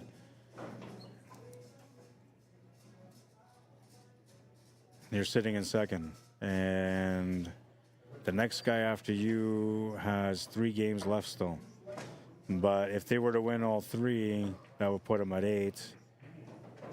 You have 6. So you can still get bumped out, but not really. You can and you can't. So I'm still in the top 4 even if I lose. You should be in the top 4. Like the thing you need is Jeremy to lose once, and you're going to be guaranteed in there. If he doesn't lose once, because he's won a majority of his games, then he will bump you down to 3rd. And then if you're bumping down to 3rd, the next guy would be Terry Daniels. But if you guys end up with the same record, because you beat them, it will give you the win. So like you have that edge. All you need is just Jeremy to lose a game or lose a match. Your dad is down here, so he's got 3 and 2, and he still has 4 games left. 4 games left? Yeah. These guys are pretty much done. Ralph has 2 games left. He's playing one of them right now. And Mike has 2 games left, which he's playing one right now too. So 3, 6, 7. If you win your game, you would finish, and if Mike loses both his matches, then you guys would be tied for first and second. Yeah. And then Trevor can still maybe get in too. So like third and fourth are still battling. Second, you should have second, but at the worst, you'll probably finish in third. Guaranteed to be in fourth, even if winner or lose. I wouldn't say guaranteed. I would just say play your best that you can, man. Because like you never know. If I say you're guaranteed, then you end up losing because you don't care, and then suddenly you lose because of the last match. I don't want to feel like so just play your heart out. My dad says he's gonna play all his matches, but he's gonna play me last. Yeah. Yeah, whatever. Okay. All right, so that's all settled, and now we got Ralph Francis and Mike Delgado.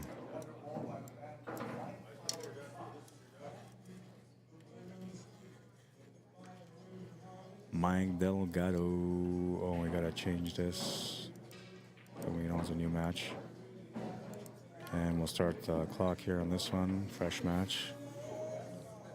I'm gonna go get my food because it should be ready now. What time is it? It's been 40 minutes. My food's been ready. Half hour, my food's been ready. I'll be back. 1-5-3.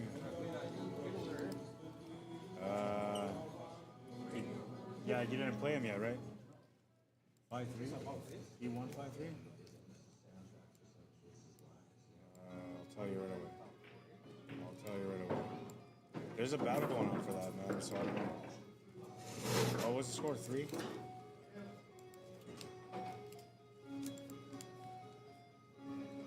So now I'll do that after. He's only lost once so far. Joey's lost twice so far. You're here, so you're at. You still have 2 games left. You have 2 games left, so you can finish with 6 and 3. You can tie Daryl for 4th with 6 and 3. But the tiebreaker will win because it's just one match. So now, did you beat Jeremy?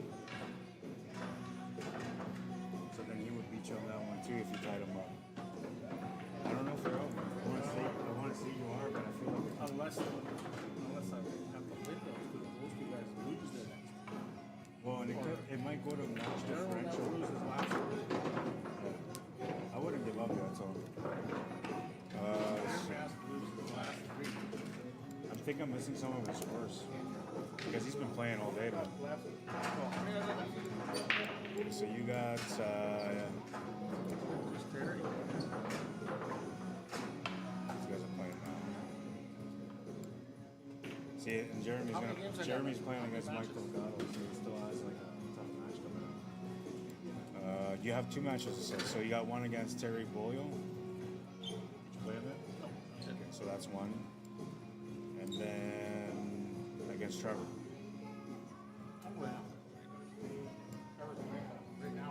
Yeah, and both your matches make a difference to get you into a spot. I pretty much have to win them both. You have to win them both. Yeah, and I think one of them. I think win differential might come into play, so like the score will make a difference too.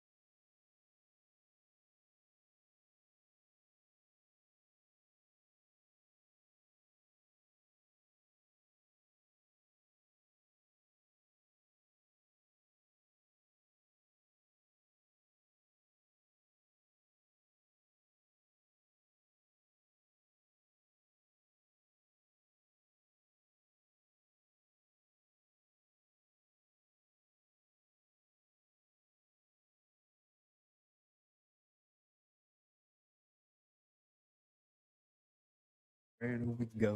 All right, I'm back. I feel like I'm losing weight here, man. I'm running around everywhere.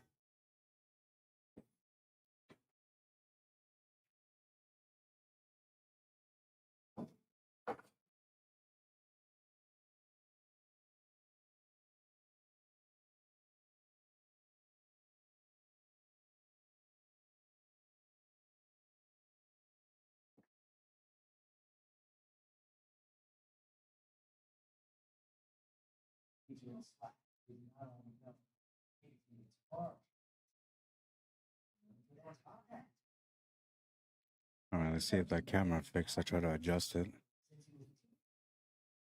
Nope. All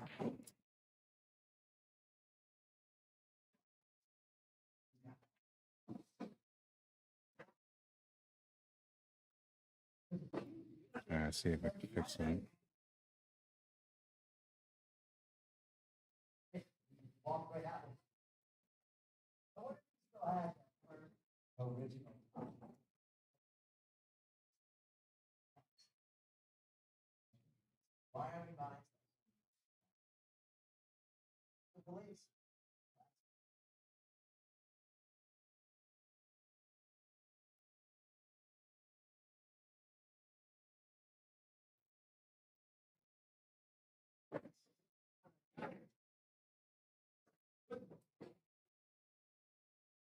I still gotta adjust that camera anyway. You got the brightness up, but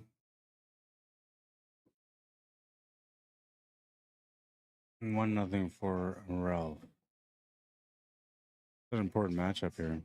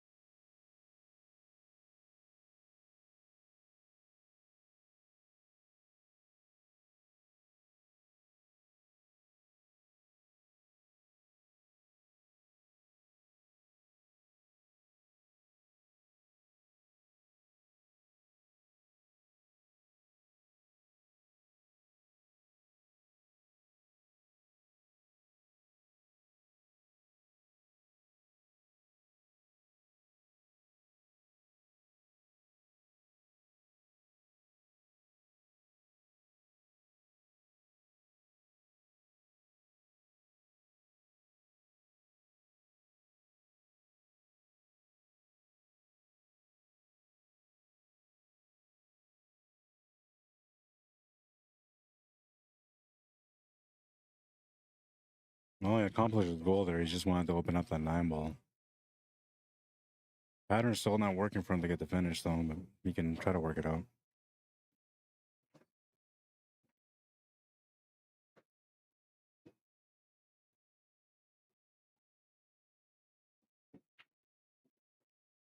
I knew what he was thinking. He was thinking about the follow through draw shot, but the setup wasn't there for him to be able to be successful on it.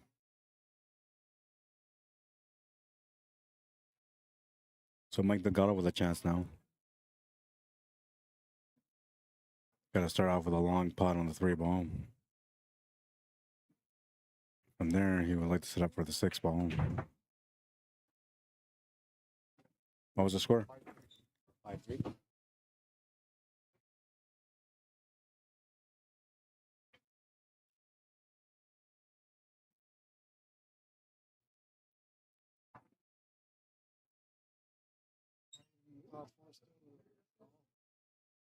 I just updated it. So at the moment, you're in the top 3. You have 2 games left. Trevor, you're in 4th. You got 1 game left. Where do you go? I'll look that up right now. So you have Joey's dad, yeah. Mike Delgado.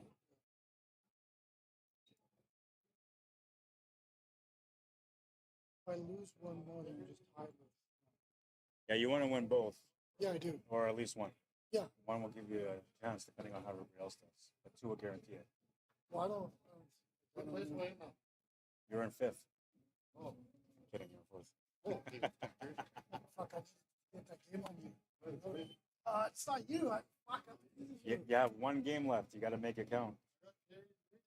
You didn't play Brady? He said that he beat him.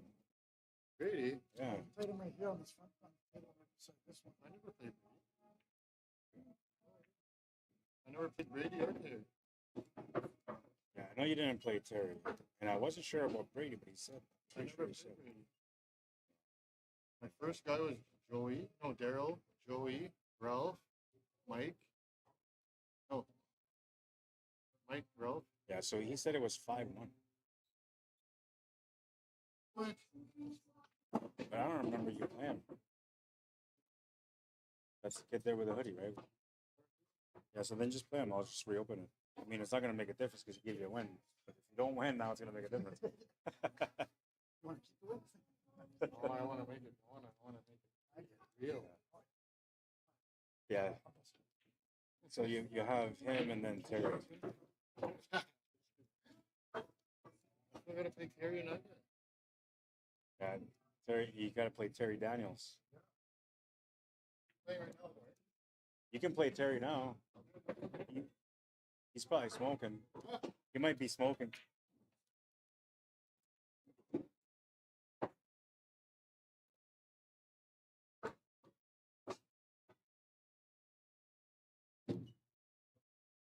Want me to throw him out now, Ralph? Oh, it's on now. Yeah. He finally showed up. Gonna call security here. Filipinos trying to sneak in as native.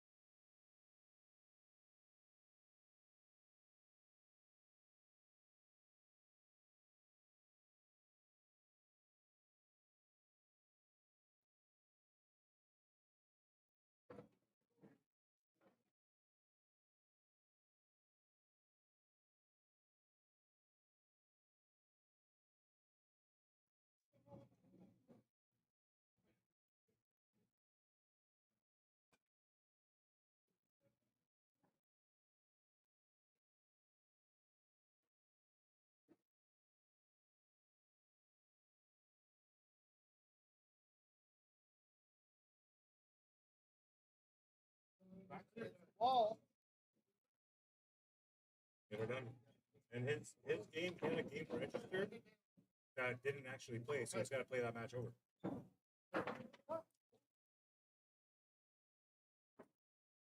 Too late, Johnny. I don't care how much money you got. Oh, I'm not here for that. Oh, you guys make up? We put at 10-20 again. Yep. You guys got out of the bracket, though, right?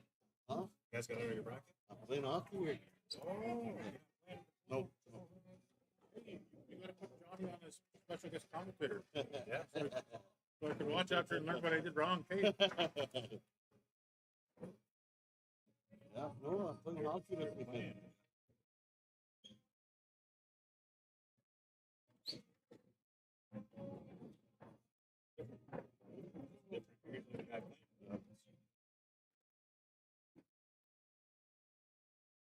They're making a comeback in hockey? Yeah.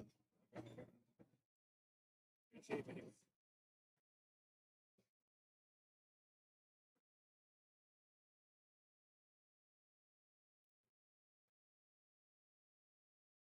the turnout they wanted or what? What, yesterday?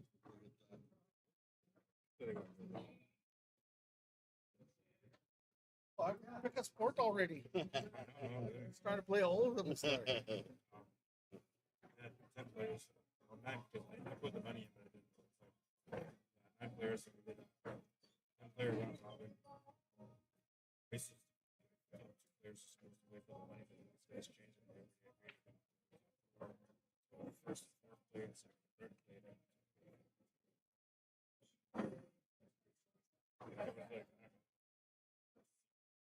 Everybody played like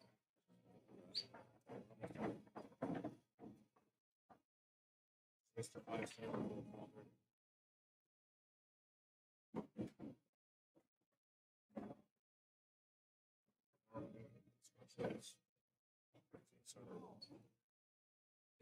That's with the certain amount.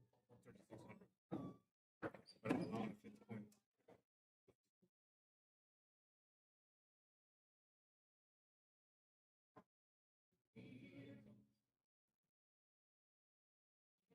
You can play like with any part really. It's gonna be a handicap.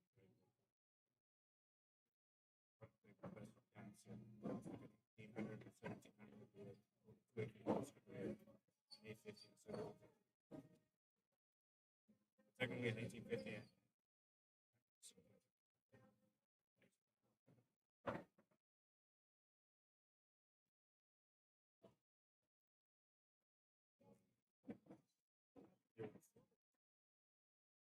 To go, but things so expensive. But you going to Vegas for you're going for 9 days or something. Sponsor company in it? Awesome.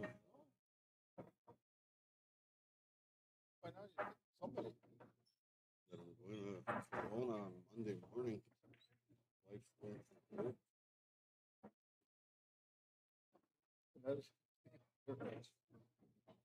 And hockey this weekend to support the pool. Yeah. I from when we came from back home, it's like we don't reside, but you allowed 3 pickups.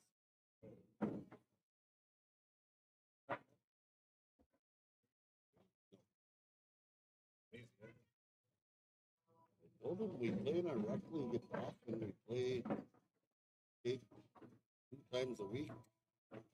Told them that's weird, but I started skating when I was a couple of years ago.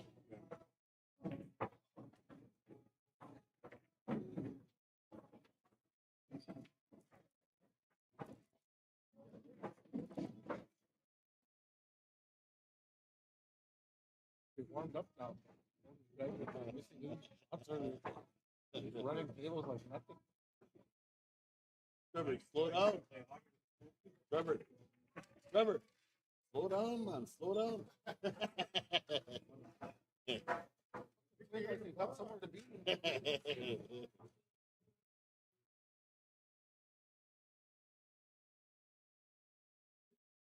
Touch that, Cam. I already did twice. We're gonna get the next one. The next one's gonna be huge. I want to be able to like put a camera right on it. That's it. Oh, yeah.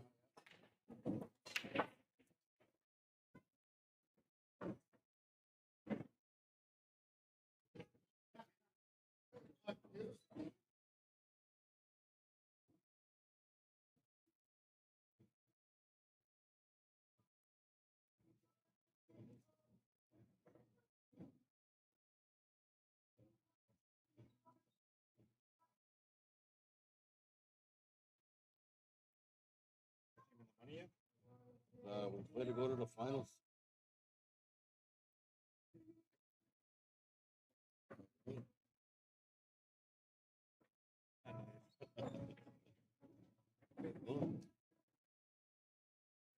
That's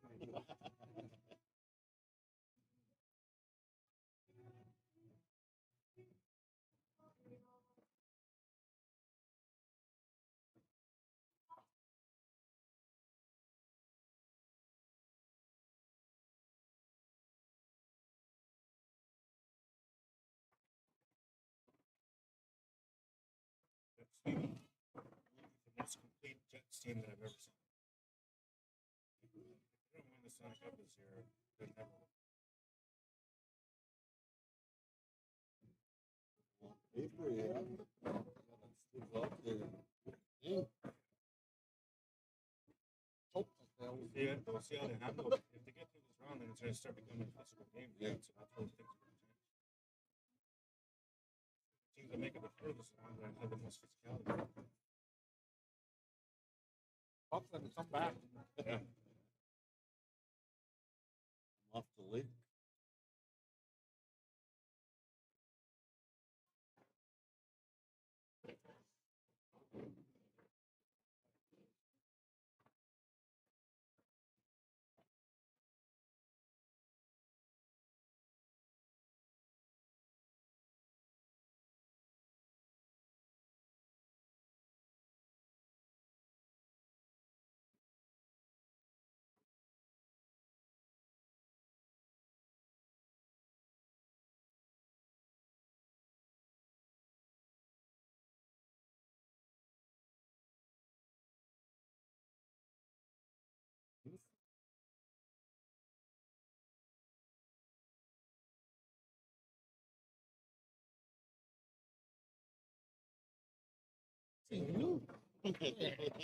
Slow down there, guy. For your autograph right away. Sign my cue. I lit up Mike Delgado too the other time. Everybody 35 minutes and then 7 minutes went to an hour.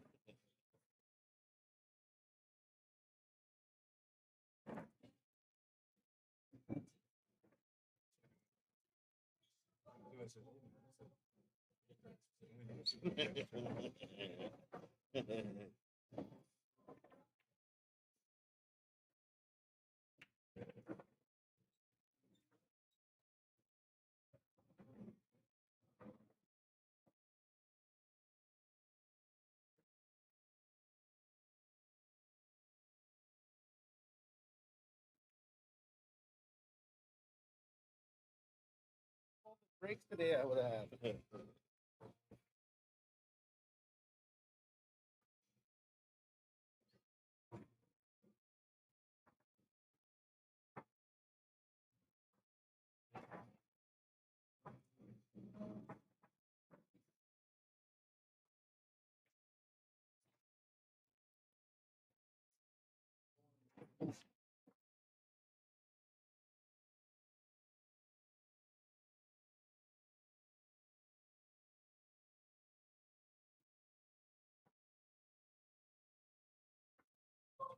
That's great.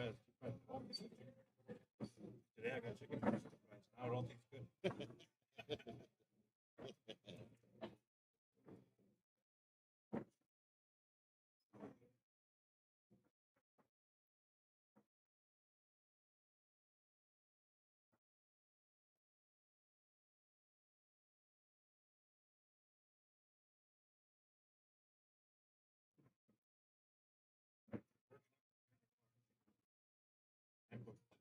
Oh, nice.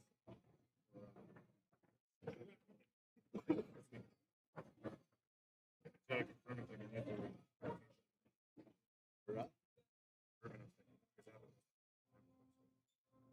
don't think we're gonna get more than like 16 players for Project, but if we do get 16, I want to make sure that they all can play and everybody's sitting right for a table. Race to 11, race to 9, tempo. Okay, so I told them I should have. I think I'm gonna do a winter breaks too. This is a nice thing. Long race.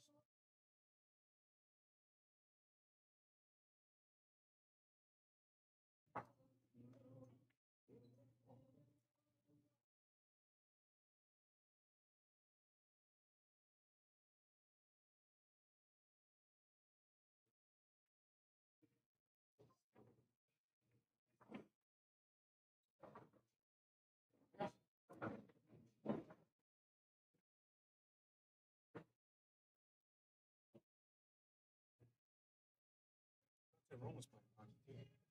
Yeah. Same time. But here tonight, I hope. Match is over now.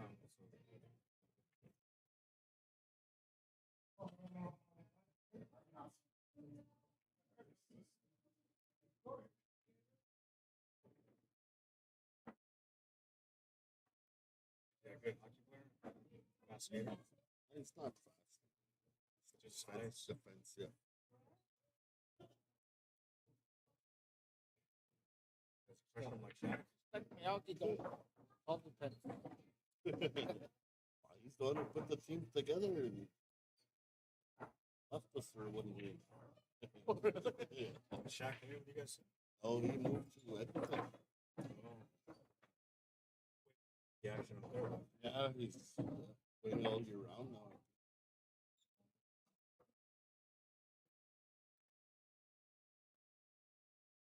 Just needs an opportunity to get noticed, that guy. He'd be really good for any team. Yeah.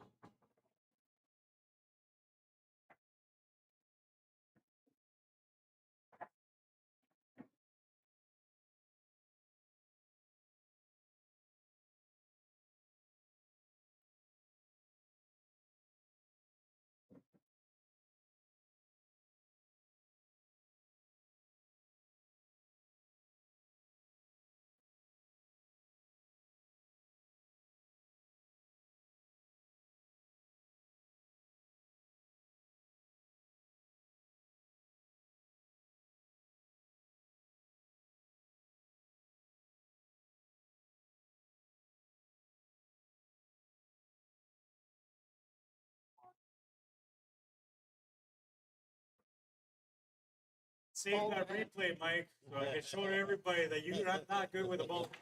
Missed ball in hand.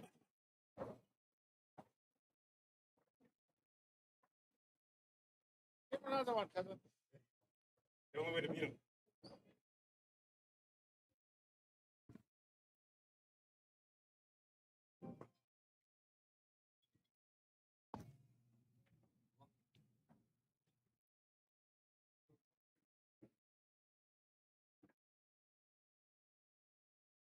I don't know. I kind of knew he was going to miss that shot, but that's why I kind of did that angle.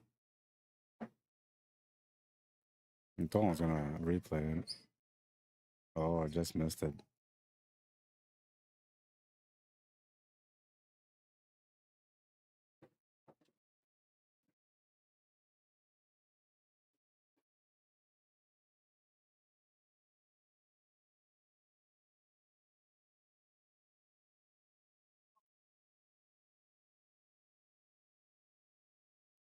Where's that?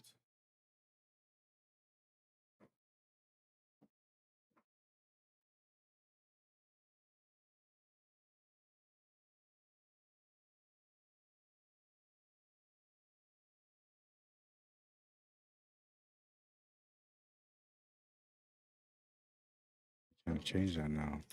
Oh.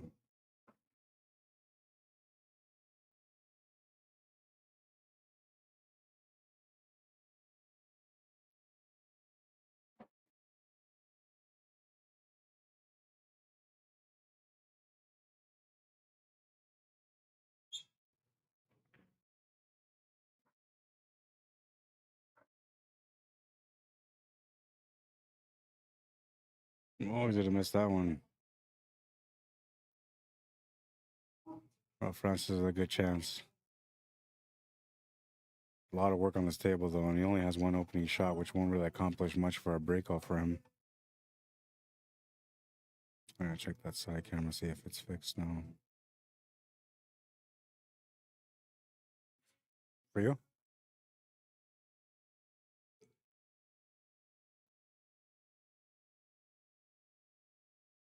You played against Brady?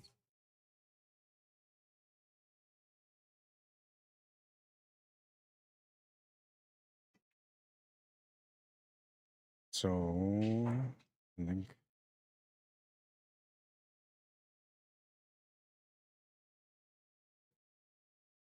That's all your games. At the moment, you're in third. You got 2, 4, 6. He's got 3, 5. So Jeremy can tie you and overlap you if he wins his last 2 games. And Trevor can tie you When you played him, did you win or did you lose? So that the tiebreaker will go to him, I believe. So the best case scenario for you right now is that Jeremy loses his matches, and I'll guarantee you in there. 1, 2, 3, 4, 5, 6. And so Mike has 6 too, right? So if he loses this match, which looks like he's kind of going to go that way, then that would put him at 6-2 with 1 game left. And his last game.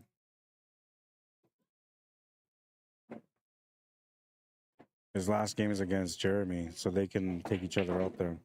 One of them's going to come through that match. What's the games here? This one here is at 2-all.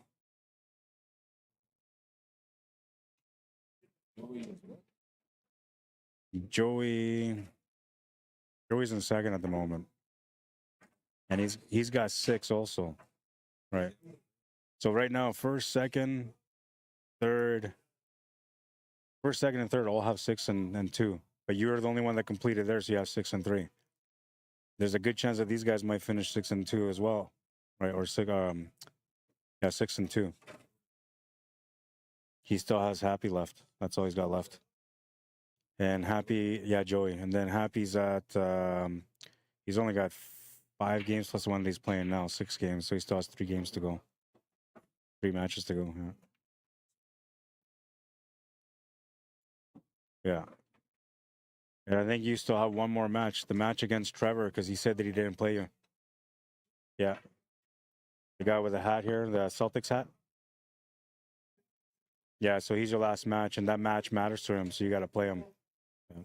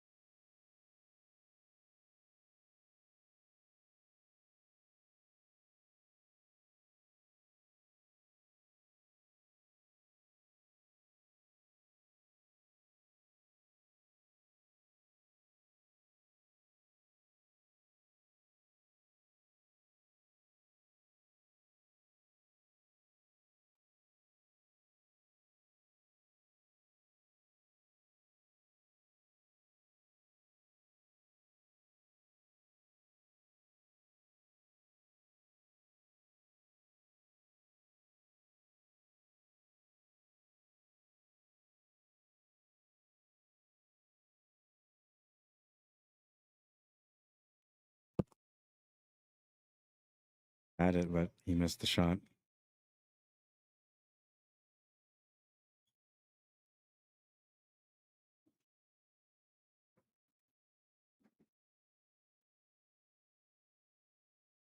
Yeah. Yeah. Yeah. He had a stroke a while ago, so he felt like he wasn't playing the same, but it comes back, man. He's got a lot of knowledge too, that guy. He's very crafty at the table, man. He's one of the guys that I've seen do like crazy caroms and billiards and banks and kicks and jumps. Like he's not afraid to take shots on.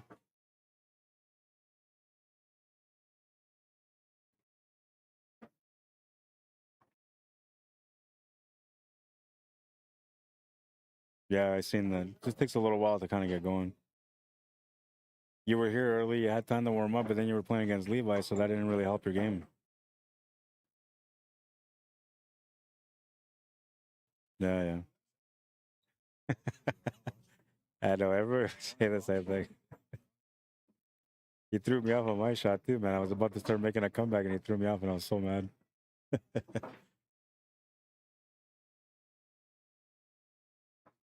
All right, so Mike Delgado, another game under his belt, 3-2.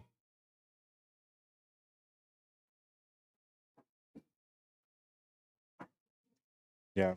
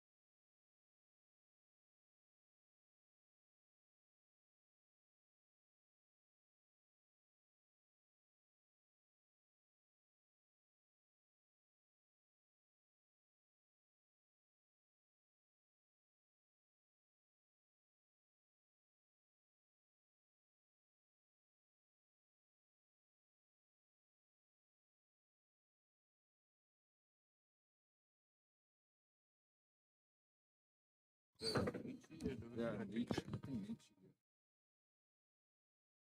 Guy that shouldn't have lost to that guy. That term. Easy fucking shots. Looks like your dad's gonna be the one that sets the path for everyone here because he's got 3 matches left. 2 of them are really.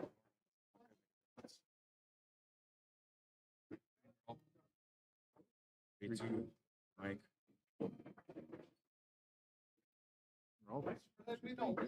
Yeah, he is. He started playing good last night, late at night.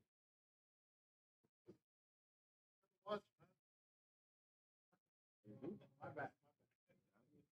So you did. No, he just put the ball in the hand. I didn't watch it. Just missed it for Whoever comes up, man. Oh, no idea. I never went up there.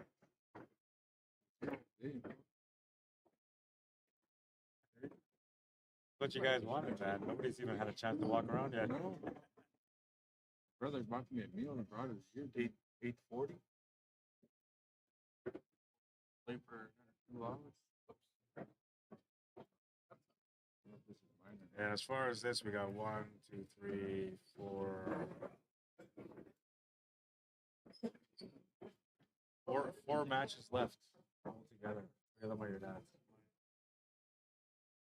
Last one. Yeah. Well, there's one. So I'm just gonna put your dad on for 2 games on here.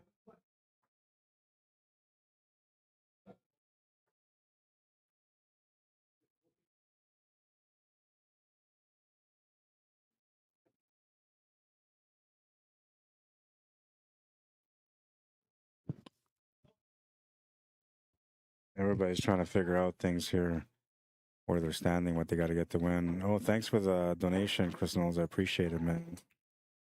Really appreciate it, man.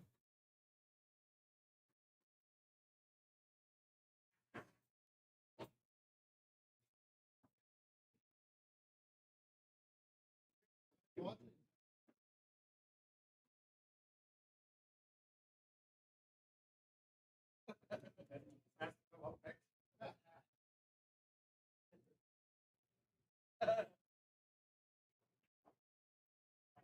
Karma doesn't kick in here. Yeah,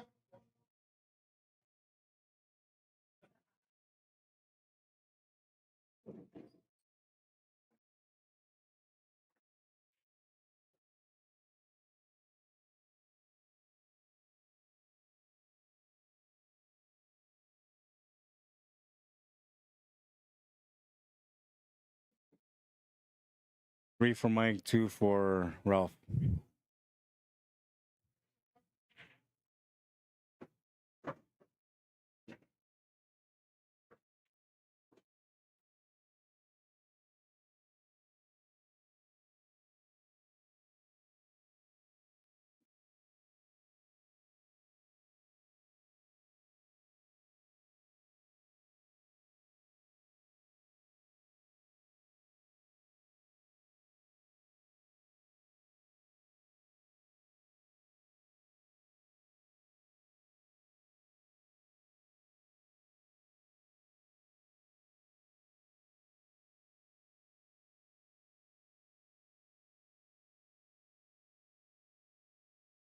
Oh, he's left himself a draw shot only for the 8 ball, but he's got a pretty nice stroke, so he should be able to get back for that 8 ball, no problem.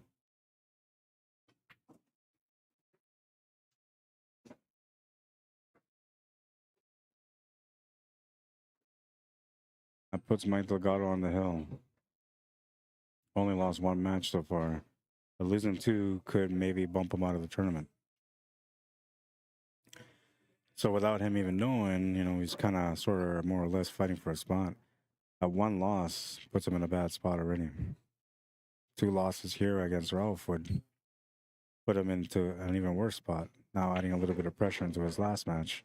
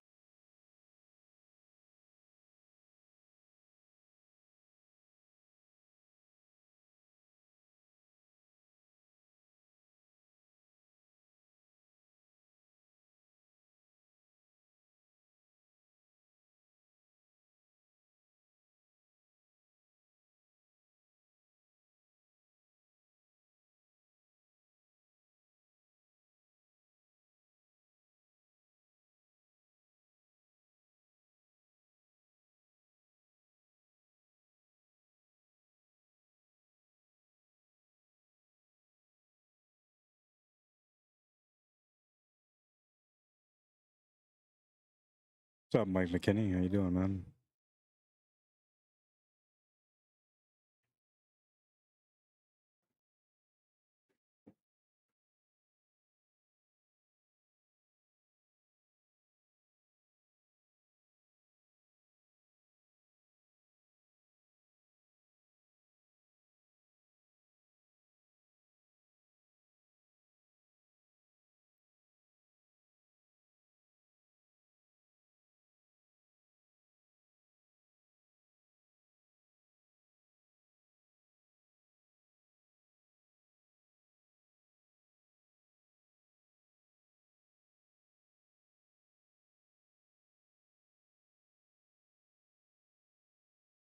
Players are starting to feel it now, man. They're starting to get a little bit more fatigued as the hours roll through into the night.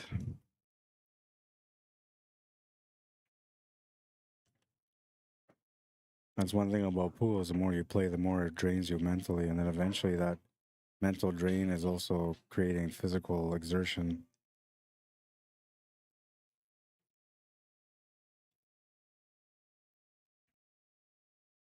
Try Ralph. Mike Delgado with a chance to close out now.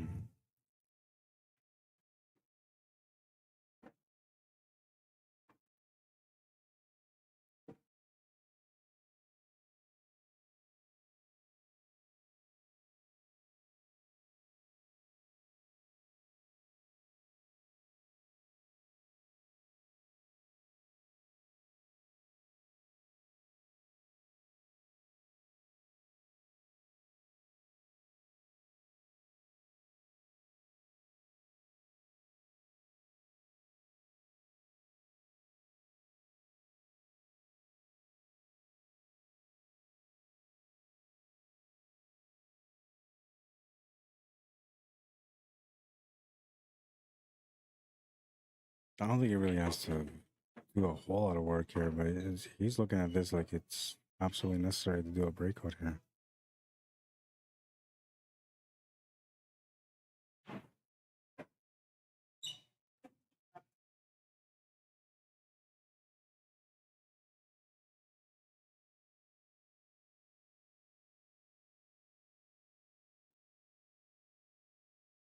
Did it go to the side? Is that what he was trying to aim for? I don't think it does, man. But he's aiming for it, so it must.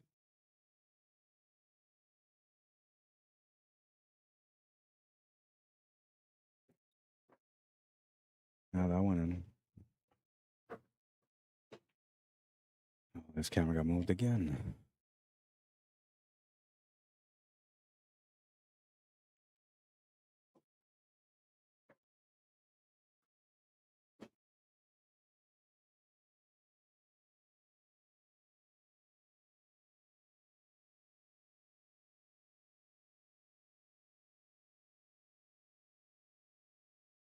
Very nice, Mike.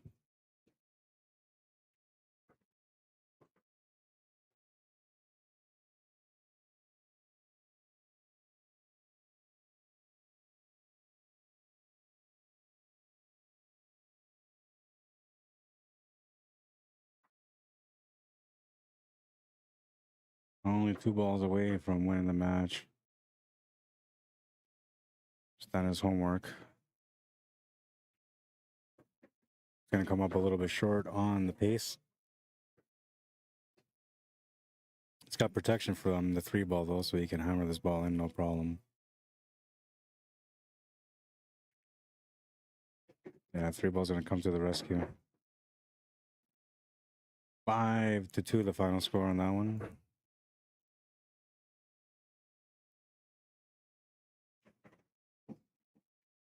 Gonna update it here real quick.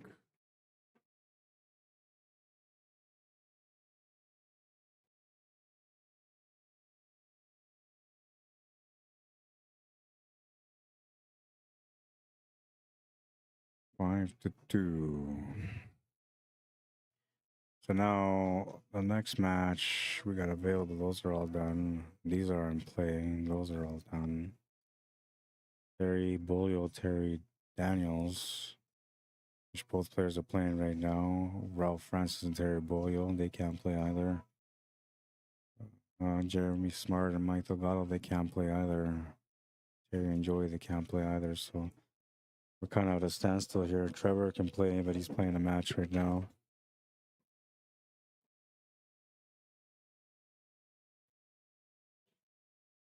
So that takes me to option number 2,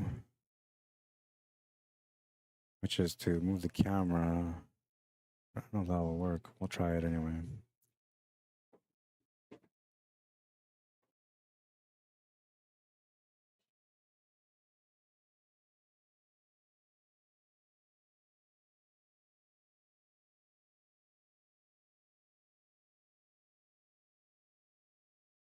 Too much.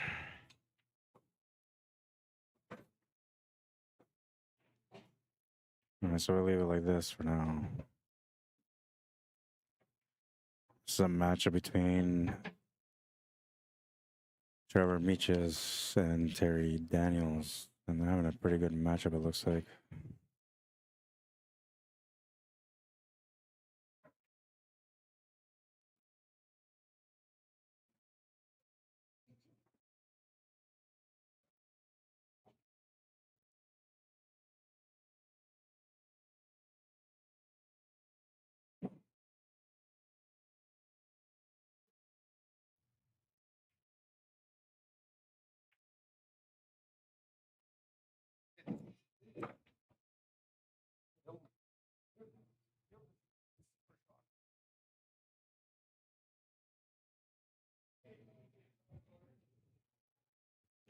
What's the score, Terry? What's the score? For you? For him?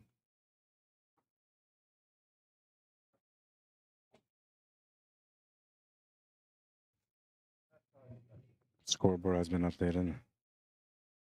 And that's the match. 5-3.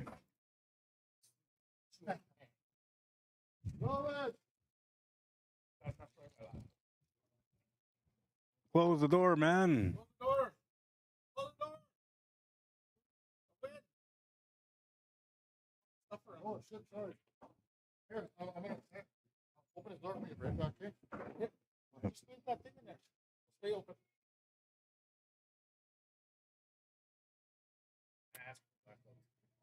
All right, so where's that matchup now?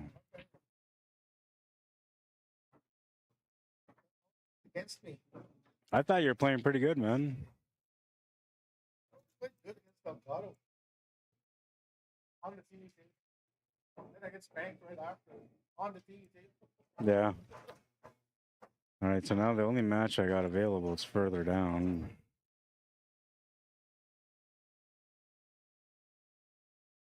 Match with Jeremy Smart, who's racking the table right now. It's all good.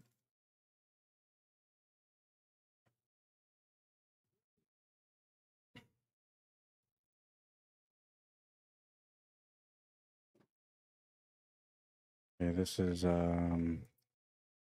Jeremy Smart versus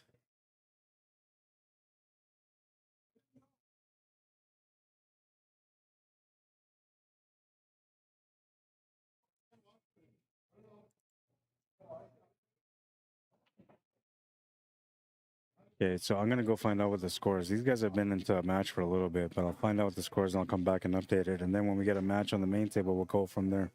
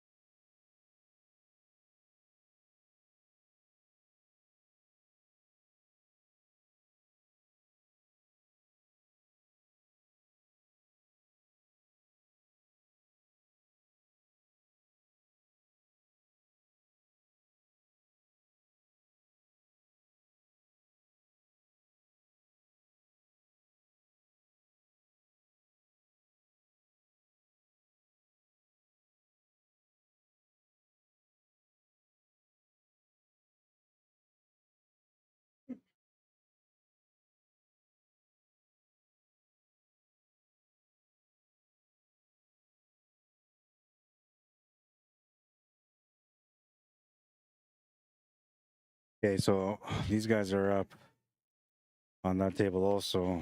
It's 3-2 right now for practice up. Try to put both these tables in there a bit.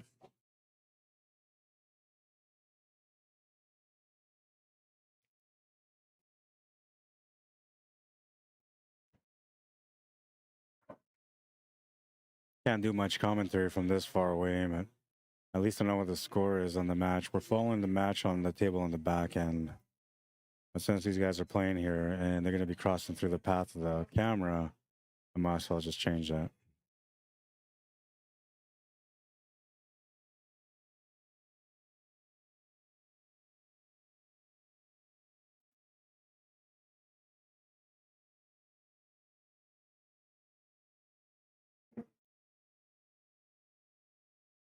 Trevor Meeches with the hat backwards here on the first table. And Terry Bolio with the Oilers hat on the table on the back. He's playing against Jeremy Smart, who's wearing the white shirt. That's the score that we're keeping track of right now, 3-2. We're going to follow Terry Bolio's path a bit here because he's got a chance to make a difference in this tournament to get some people out and possibly get himself in. If I win this, I'll be okay.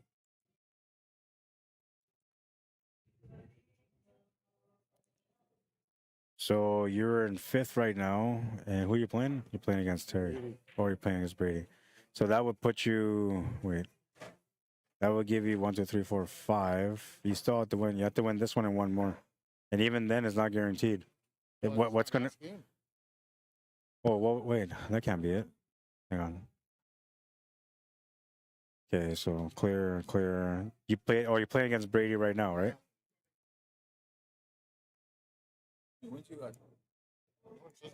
I lost 3 times. You should, yeah. But I don't see any other matches for you, man. The Terry Daniels one, which I guess are over. What was the score with you and Terry? You won or you lost? Terry, hang on. So Terry Daniels, you beat him 5-3? Yeah. Okay.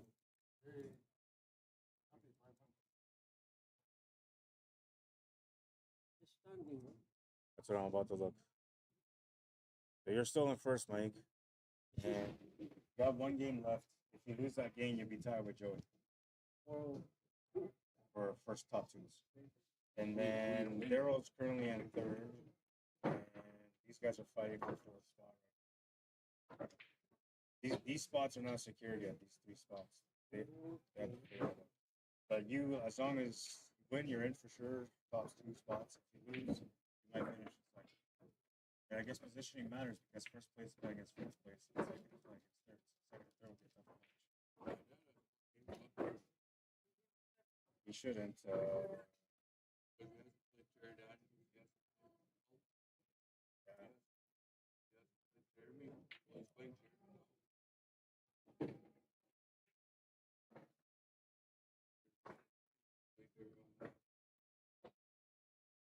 Got Ralph.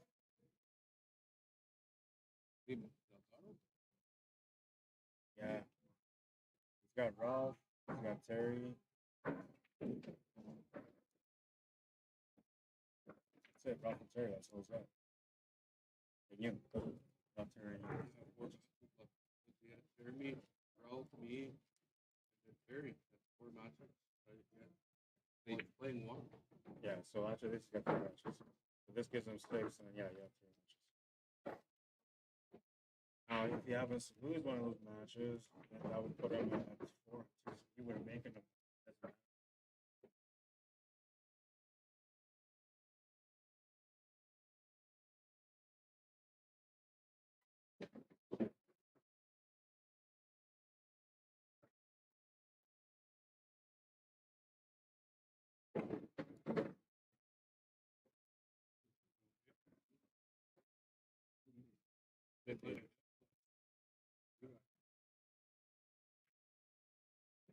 He's got 6 right now. Yeah, so then it would be a tie. You and him would have a tie. So then if you go ahead and beat me. Daryl did? So you go ahead. So you would take the second spot. If he loses, you take second spot.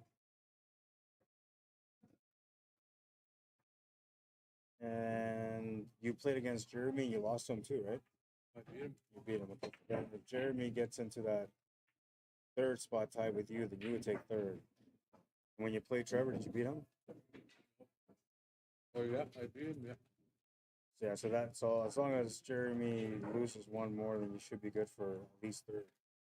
And then second doesn't really matter, but fourth is important. Jeremy can finish with 7-2 if he wins his last 2 games. That'll put him right up there with Mike. Who did he have to play last? Trevor? That would put him right up there with you if you win 7-2. Play Trevor?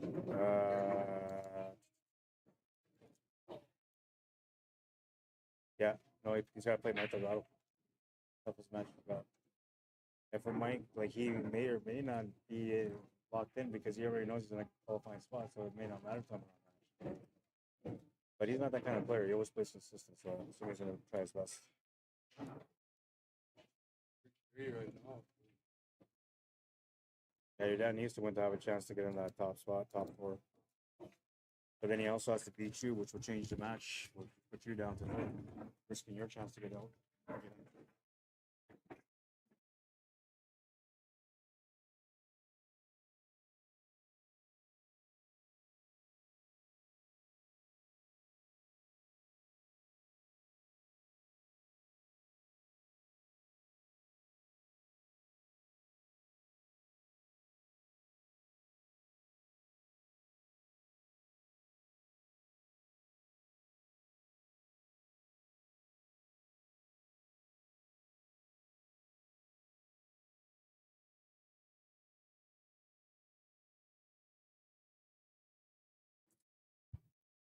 All right, so we're tied at 3. Everybody's just trying to find out where they're standing here. So kind of talking to the sidelines, trying to get that all set up. Oh, big break from Terry on that far table, but he's going to come up dry. So Jaron will get a chance to take the lead on this one and get on the hill first.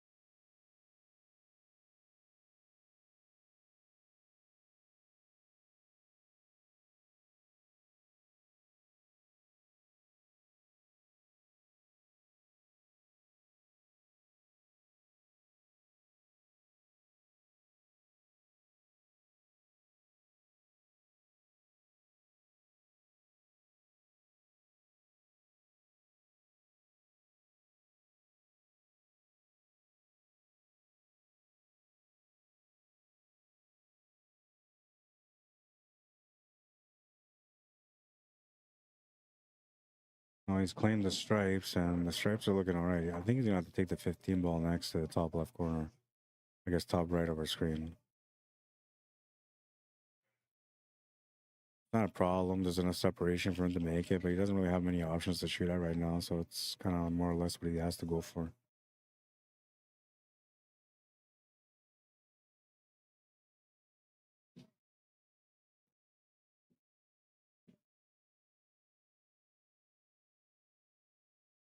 Bring down this timer too, because we're not using it at the moment.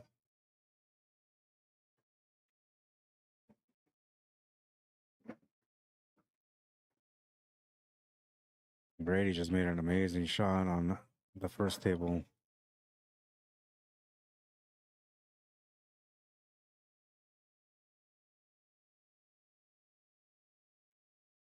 Oh, and he missed that shot.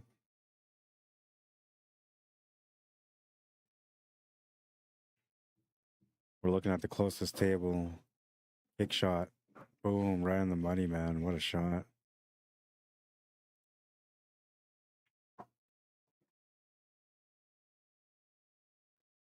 Stream is going to stop in about 40 minutes, 45 minutes.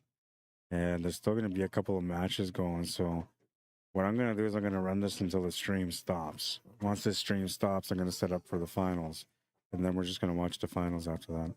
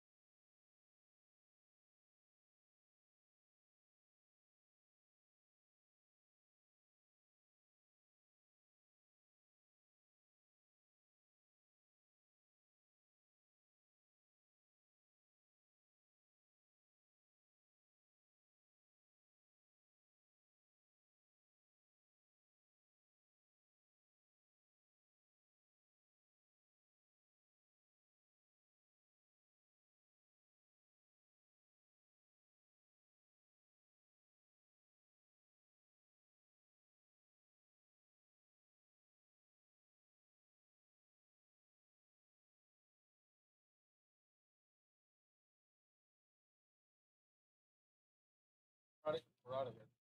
Yeah. You have no more matches left? Terry, who? That's an important match.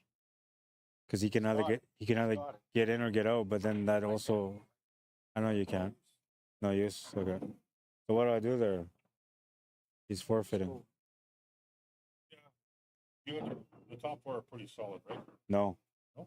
The third and fourth is all a battle, man. Every, no. Well, I don't think so.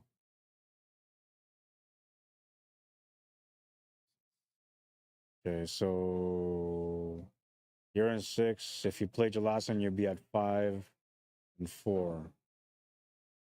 Yeah, so you couldn't get in. Well, wait, you can. You can. Did you play against Jeremy? Who won that match? He beat you? Oh, yeah, so then that would knock you out. If you tied him, though, that would have been it. And then Trevor's got 5 as well.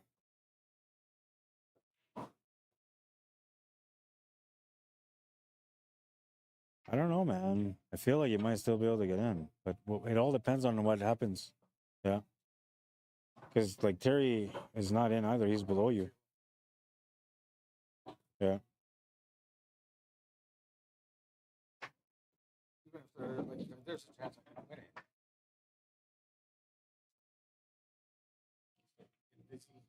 Yeah, I hear you.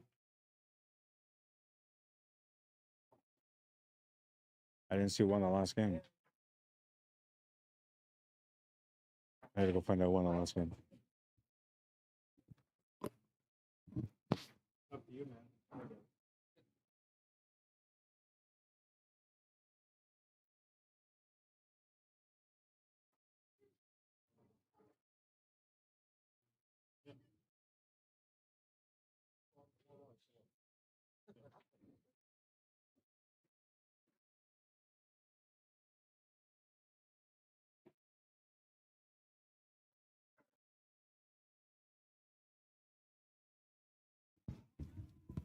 All right, so the score's been updated. It's 43 for Terry Bolio at the moment in that table, and Jeremy's breaking.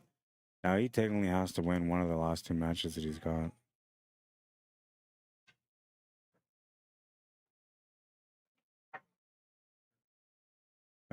If you were to lose, you would end up with... When you played against Jeremy, did you beat him? Yeah. And when you played against Daryl, did you beat him? Yeah. So then you would be in if you win, technically. But you need Jeremy to lose at least one game, at least one match. Huh? Yeah, he forfeited. So I told him it makes a difference, but whatever. It's going to be a win for your dad anyway.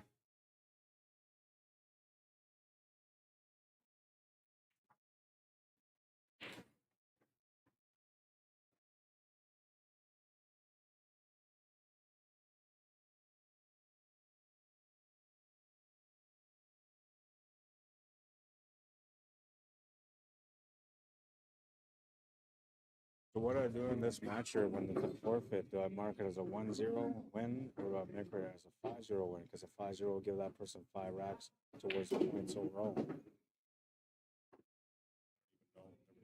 It's 0-0. It won't let me. It has to be 1-0 or something different. 1-0, eh? Yeah, so I'll just go 1-0 then.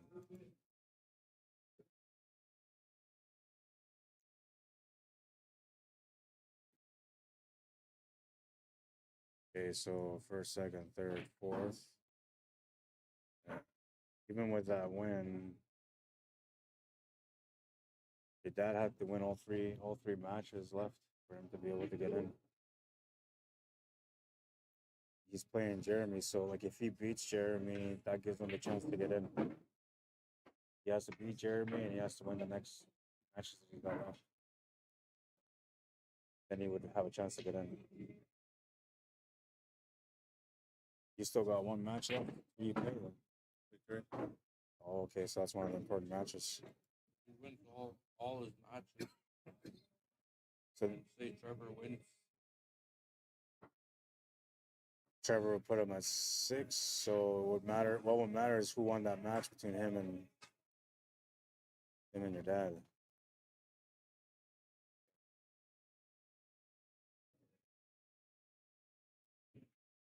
Trevor.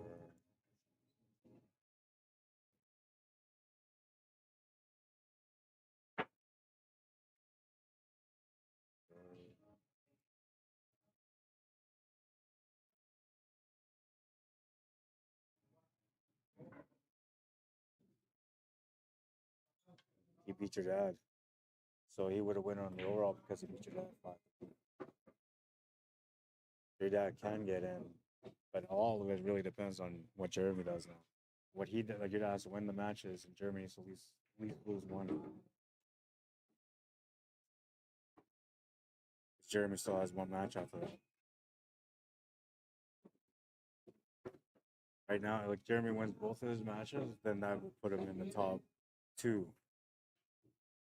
He would be right there with Mike Delgado. So would force you into a win too. But I mean, you're just trying to get into the top 4. It's just a matter of positioning for the playoff. So I beat Jeremy. I lost to Daryl. I beat Trevor. So wouldn't that make me guaranteed? Okay, so if these guys tie you, then yeah, you would be in the top there for sure. The only guy that can bump you down, Jeremy is one of the guys that can bump you down. That's it, just Jeremy. Well, Jeremy and my dad technically. Your dad technically could, yeah. If he wins the match against you, he would. If he wins the match against you, he would also win because he beat Daryl, and he beat Jeremy. If he wins this match. Okay, so just And it's not going to be 10:30, Ralph. It'll be more like midnight because there's still matches left. If they get to a point though where like 5th and 6th are already decided, then they can just stop the match and just go from there, right? Yeah, yeah. As soon as we get it, as soon as we know, we can just go to the playoffs. Yeah. Yeah. And my stream's gonna cut off in 35 minutes, so I'm gonna start a new stream right away.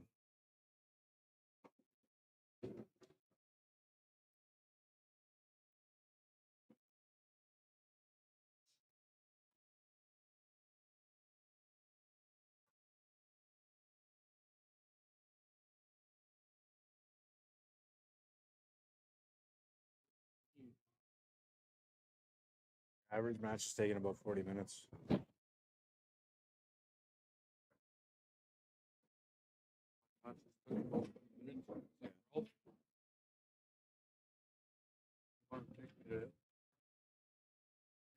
Yeah, you played pretty good today, man, considering all the tough opponents. Yeah, I played Mike there. Something like 6 or something. Well, I should get a nice roll for the 75. Ain't gonna come back this week. Okay, go straight on. Dead straight. Arrow straight. Number this way. Gonna put me 2. being myself every chance I got. Visualize myself on the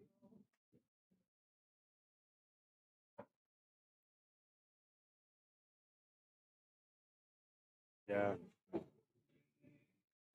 That was a tough jump because like normally you just hop over and then let the ball roll, but that one you had to like almost hit straight into the 8 to make it in. It just wasn't enough room for you to be able to, because your vertical would have to been super high for you to be able to get that, right?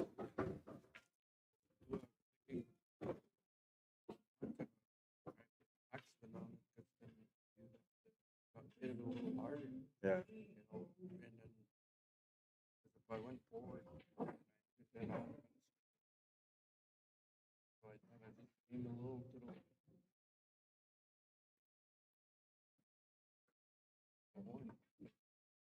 Yeah, adjustment. moving around my hand and scratch. Yeah. Hit it a little left, I just hit the wall. Accidentally.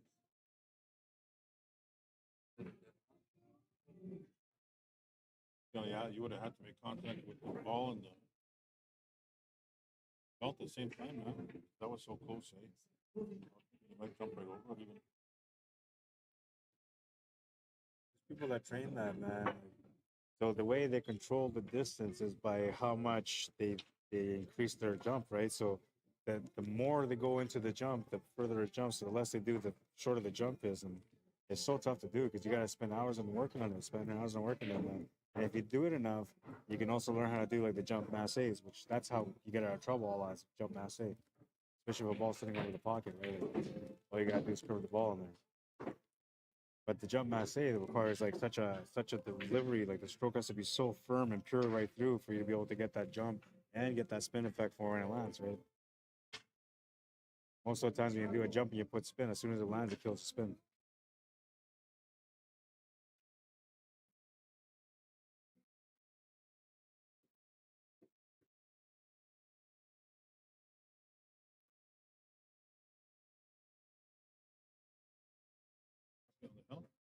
Yep. Yep.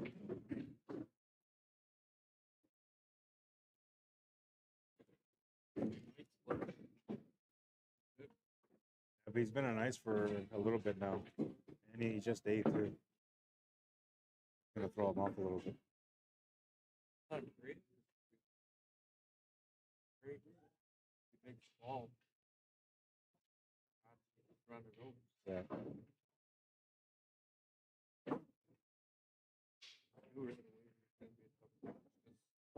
Broken around. And I broke around the next one. He broke around the next one. Broke. I missed it straight in. Where he got me. Yeah. Oh, nice shot. But he scratched. Broken around the next one. That's the thing about playing against the higher ups, man, is that like the consistency in their game is so good that if you just make one mistake, it's usually all it needs. All it needs is one mistake. Broken around. I could have won two. And I just thought all I need is a dry break. Run it over. So I get a dry break. Find a dry break. Then I hook myself on two. Yeah. Able to. Oh, it's a great run. I could have won.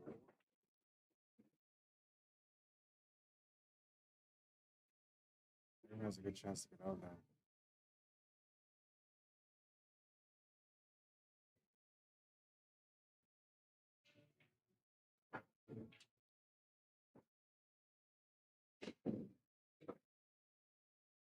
Get a weird style of play here.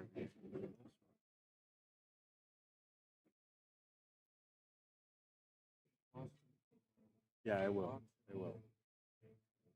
It's almost like he's too stiff on his delivery. But somehow he makes it work. That's like Jim Martell. I don't know if you've ever met Jim Martell, but when he would shoot, like his stick would move like left and right, and then he would shoot. Every time he would always move his stick left and right, and then he would shoot. Never knew what kind of spin he was playing. The other guys like that is Benoit. Because that guy, when he's shooting, he's got this. He's so good. He's like, and then when he shoots, it's so weird, man. Like, but he always does it like super fast, and then he'll just slow it down right at the last second. But that style works for him.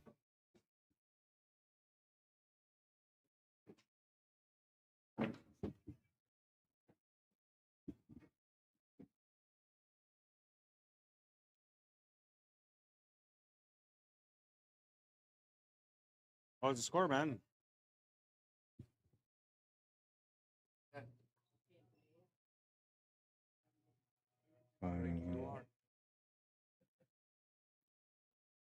Take it.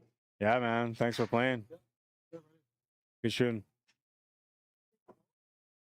Scotch doubles. Doubles? Yeah. Men and women or just men? Anything. Anything? Yeah. What that?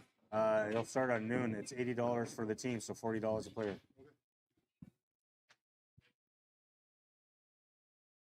Trevor said he'll put on a wig. It wasn't even mixed doubles. He just put one on anyway. Put on a wig for the All right. So let's see. I went to the bar, made it fucked up. What am I on there? Yeah, you are. Yeah. Let's see. So at the moment, you're in third with a 6-3 record. If Joey loses, he's got 6-3. Daryl has 6-3. And if Jeremy wins one more and loses one more, then he'll be 6-3. So it's going to come down to who won against who. You're at the moment you're in, that could change, but at the moment you're in. And if it was to stop right now, you would have a matchup against Joey. Because second and third play each other. First plays against fourth. Beat him. Like the first time beating me. Happy that you're telling her this.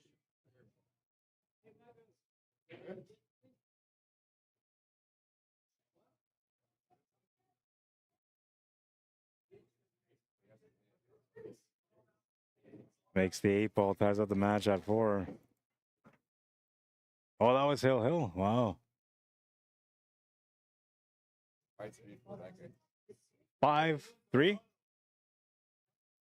I thought he told me that Terry was on the hill, so 5-3, okay.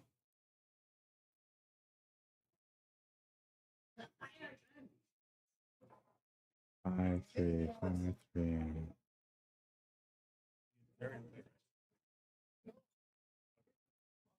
Let's see.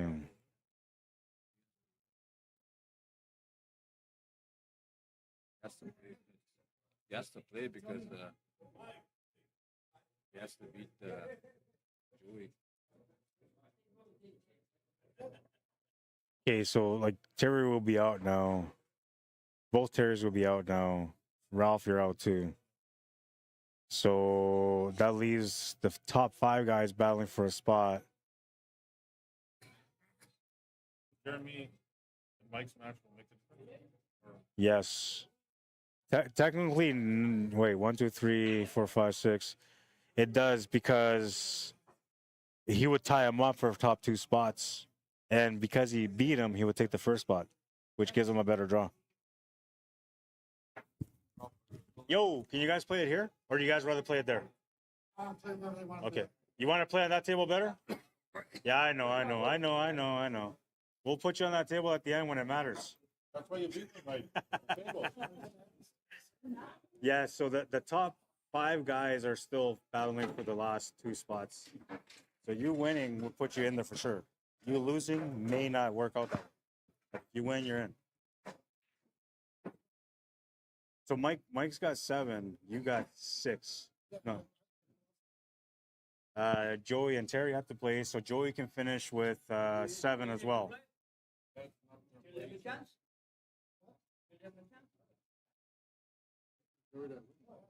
When you played Daryl, who won? That would put you in 4th, and you guys have the same record, right? 6-3, 6-3. The game that these guys are playing matters, yeah. No, because did you beat Jeremy? I beat him. You beat him? Okay. But if he loses, I beat him. Yeah, it does.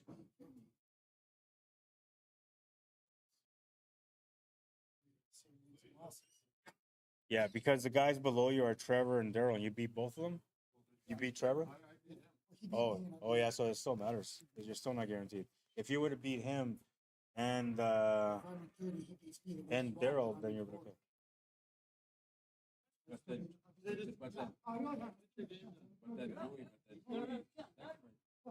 Yeah, you got to play your match.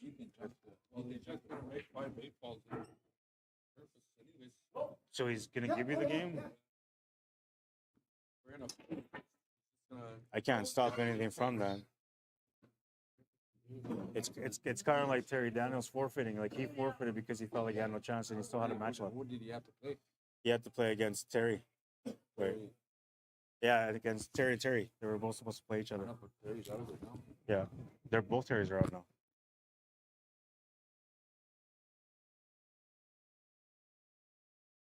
I think the match that matters the most is the one that these guys are playing. This guy and his dad. All right, so then you guys play too. Just play on that table there. I'll have both tables on the stream.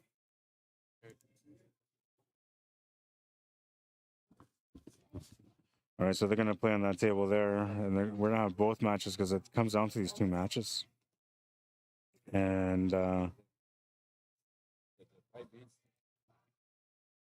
This is a matchup between Jeremy Smart and Mike Delgado, so we'll put that up right now.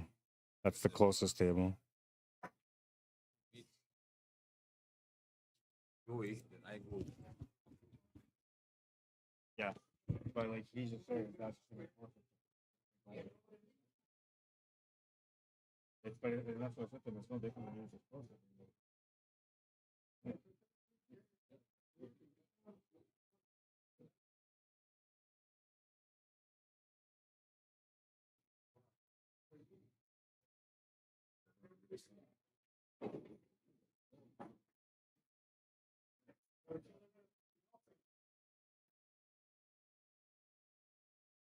There's no rule that says that it's just perfect for your game. Technically, like I can force him to play, but if he throws it in, it's not gonna go. Yeah, that's the only thing. The only thing is the box.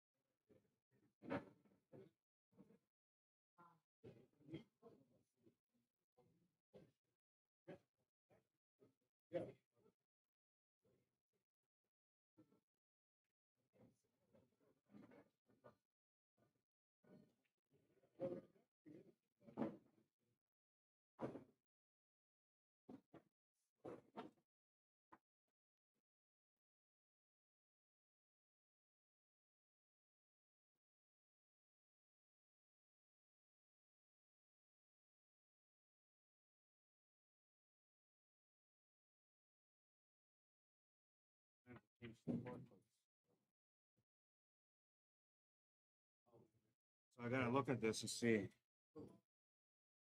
Okay. Okay, so Mike will be in.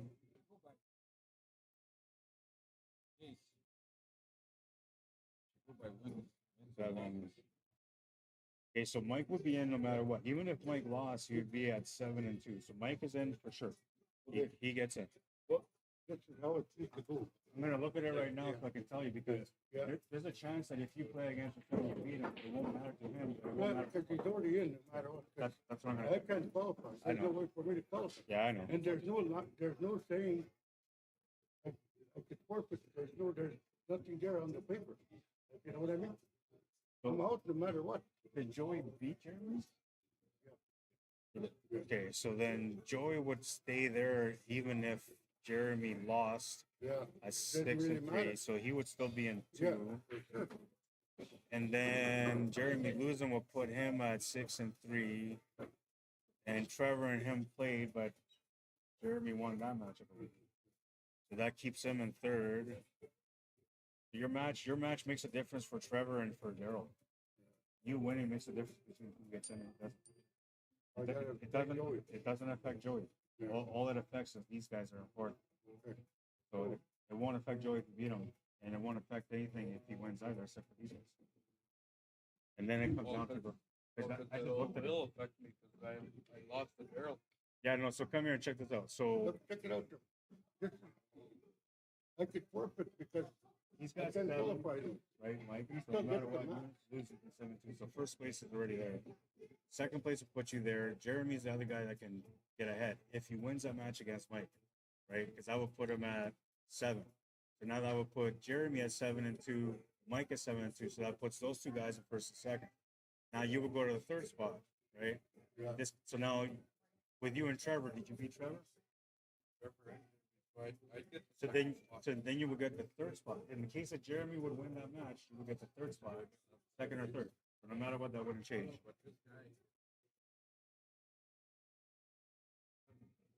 Yeah, so that changes completely because now he would be no matter what on top 2 instead of top 3 or 4. No matter what. So it's kind of positioning. Yeah. But your match, if you win, it would get him in.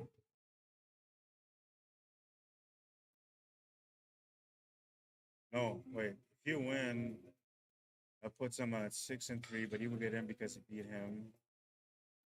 You beat Trevor, you said, right? Yeah. But you didn't beat Jimmy. You beat them both. Okay. So then that will bump you. No matter these guys can't bump you out with a 6-3 because they all have 6-3. Yeah. So then that secures you at a top second spot. As long as you lose, they'll still keep you there. If you win, it puts you for sure top 2. And then whoever wins that match will put them top. At the moment, you're Third or guaranteed second. third. Yeah. I mean, But second now, or third. but now when it comes to fourth place, okay, so we got 6, 1, 2, 3, 4, 5, 6. Did you beat Trevor? Can get the blue. So if Trevor wasn't fourth and he finished in the fourth, no matter what, that wouldn't change. Now let's say that Joey wins 7-2, then third and fourth would be Jeremy and Trevor, no matter Yeah, what. no matter what. Joey and Because Trevor's done all his games Yeah. and he beat you. So that means that Trevor would, no matter what, would overdo you on that. And the other player prior to that is Jeremy, which is playing right now. And if he loses, he'd be 6-3. Did you beat Jeremy? So then, yeah, that would put you out no matter what. Win or lose, win or lose against Joey wouldn't matter. that really matter anyway. Because, yeah.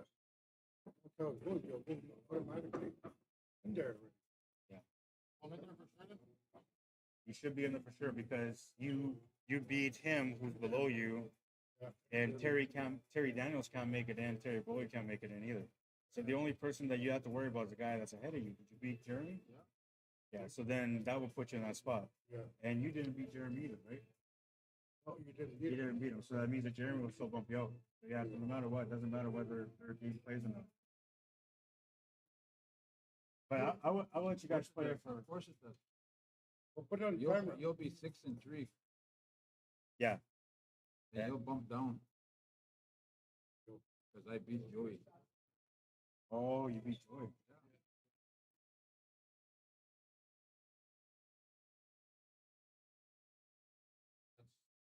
Oh, this is a tough situation. That's what I mean. I bump up. You lose.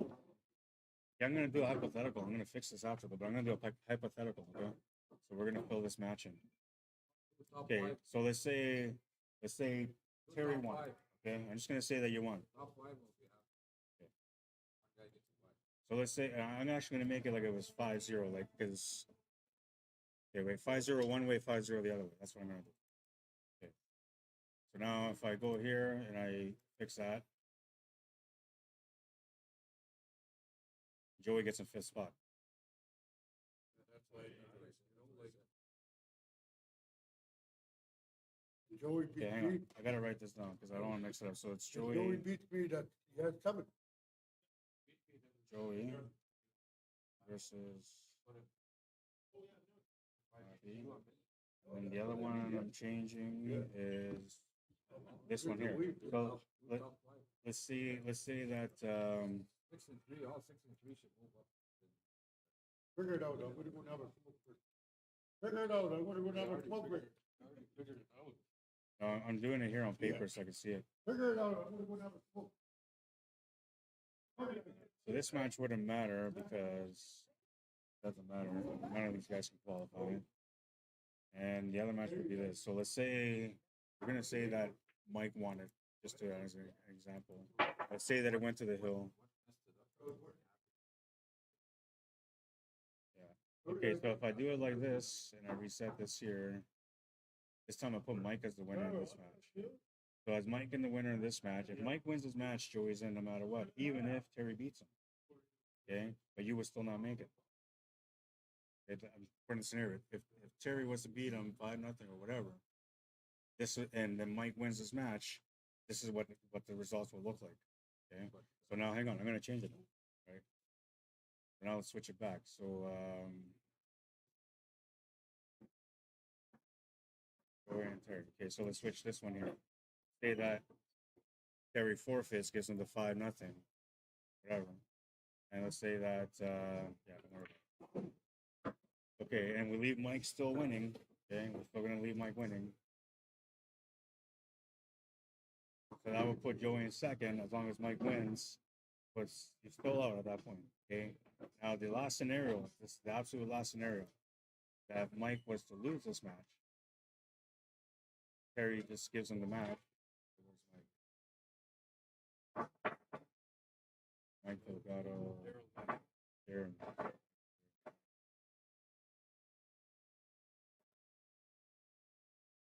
Okay, so here's the Mike and Jeremy. So now let's say that Jeremy won, which is the third scenario. There's only 2 scenarios possible here. Standings. So Mike will finish in first, Jeremy will finish second, Terry will finish, or Joey will finish third, and Trevor will still get. Yeah, so there's no way you can get in. Doesn't matter if he forfeits, he plays, he wins. Doesn't matter. I tried all 3 scenarios. No, but I played all 3 scenarios. No, it doesn't matter. The one that matters, the only thing that matters, he loses. Okay, so that's what I said, right? So. No. 6-3.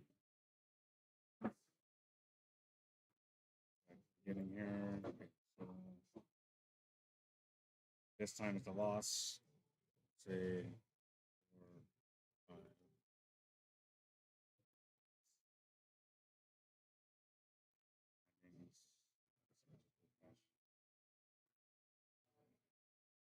Okay, so look at Joey. Joey would be 6-3, so that's 6-3. You still get bumped out. No, but I had 6-3 and I beat him. But the algorithm does it.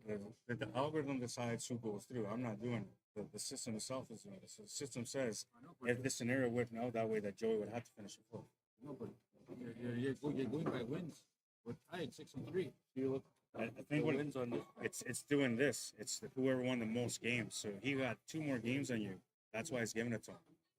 I thought you were going by tie, and then whoever played each other, you said. Yes, that's what I said, because that's the way it usually works. Yeah. Okay, that's what you're going by that. And if you're going by that, then I go on. But so the thing is, I can't change the algorithm. The system, the software works the way it works. But you said that's how you said. I know. That's how you're I know. That's the way I thought It of it. doesn't matter with you.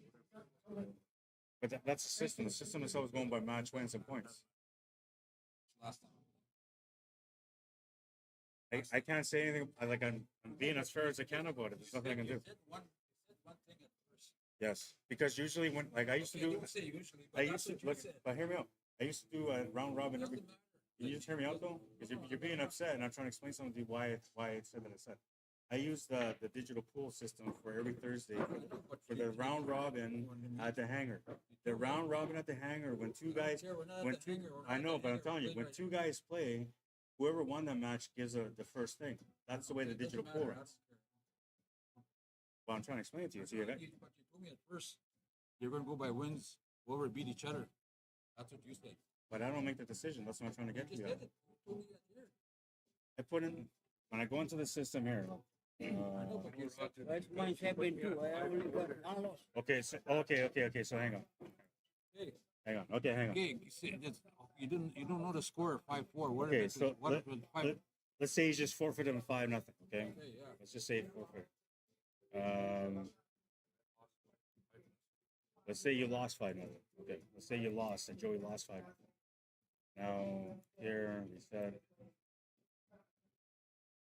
it's the games. It's the game. See, because now I put you in 4th. So it's the games. So technically they have to play, and Joey has to do better than 3 racks. You still have to play no matter what. You have to at least win 3 racks. 3 racks to tie, 4 racks to win. But that's out of my hands though. That's like I can't control it.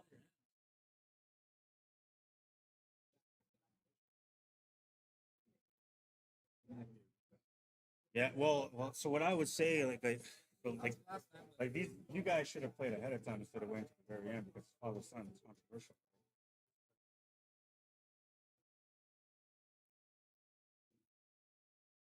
Sorry, man. Yeah, I understand.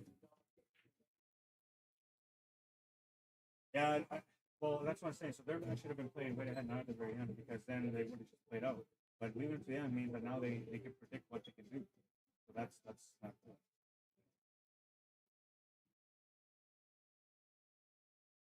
say one thing and change it after. Yeah, but I didn't change anything. So like me changing something would mean that I went to the software and I changed the format, which I didn't. The format's been the same right from the beginning. But you told me one thing at the beginning. How are you going to decide if it's all tied? Or you'll go by whoever played each other? But I said the system decides it. I didn't say I decided it.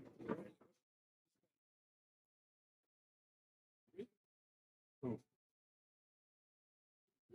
Yeah. Okay, so. But he had more games won, so that's why I pushed him up. More games won than everybody else. But look, when I go here, when I set up, it says by match wins. Okay, that's what it gives me. The only other options I got out of that is game and set wins, which what that is, instead of who won the match, is how many racks everybody won. Right? So now the winning losing doesn't matter, it just comes out to the racks. The other option I got is game set and win loss difference. You can't change things after the fact. One thing, and now you're changing it. I never changed it, man. That's like you're being upset with me, but I had nothing to do with this shit. You told me hints. Yes, because that's the way it normally goes. Okay. Right? That's the way it normally goes. Who cares about that? Who cares about that? Let's go by paper. Okay, so who gives a fuck about that fucking paper? let's say I knock this out. I'm gonna try to find out how that works. Okay. Match wins. There's nothing else for another option. I said it doesn't matter to me. It doesn't matter. I don't care. I don't care. I'm just done. Yeah, that's custom. That doesn't work. I'm done with you. No matter what, it just doesn't show, man. And I feel insulted you say you're done with me because you're acting as if I did something intentionally to you. Why would I try to hurt you in a pool game? I forfeited every match. I put my money in there. I forfeited every match, and I didn't care. You're going by the system. I just told you I don't care. But I'm saying you're insulting me, and meanwhile, I'm not doing anything wrong here, man. I added the money. I didn't play the tournament. I went by the system. How am I insulting you? I didn't go in any way. Say, you know what? I'm going to put Daryl out of this tournament. Did I? I did not. The system did it. Right? The problem is that these guys decide to play at the end, which is wrong. That's where the shit starts. It has nothing to do with me. I know. Father and son should not be playing the last round. I know, but you told me one thing. Yes, but so that's what I'm saying. If these guys would have played ahead of time without knowing what the results were, it would have changed everything. Right? I'm sorry, man. There's nothing I can say. I know that I didn't cheat you out. I didn't try to cheat you out. I've been fair as I can. So I'm sorry, man. The only ones that are kind of cheating out are these guys by not playing their match and not being fair about it. But that's not me. Now you're passing the buck to somebody else. No, that's the truth. Because he said his dad's going to forfeit against him. So how can I force Terry to beat him? I can't force him to beat him. Right? That's what I'm saying. Like, there's nothing I can do about it.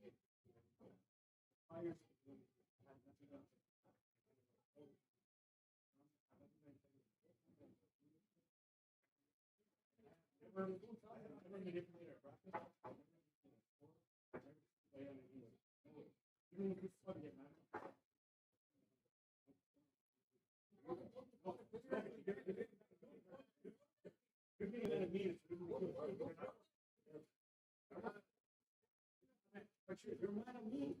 You shouldn't be mad at me. That's not fair. Never mind. I don't do that. Also, you're not talking about my tournament. It's both me and the person that organized the tournament. Which I don't do that shit. I don't fuck around. Because you're important to me. You're a player, man. If I didn't give a shit about what you talk about, right? I feel I'm not doing that. You're saying to me, that's not right. I'm not saying that. I don't. I'm not trying to say. Hey, listen, I'm not going to keep. I'm not worried about this shit. Recent games. I'm talking about is that you're talking to me and I didn't say it. You're making me feel ashamed about it. That's because, man, you're important. Like every other player that I deal with, you're all important. Every single player that I deal with is fun to me. Not just fun. Okay? I don't think it's just winners. I never do. Yeah, okay, we're okay then, man.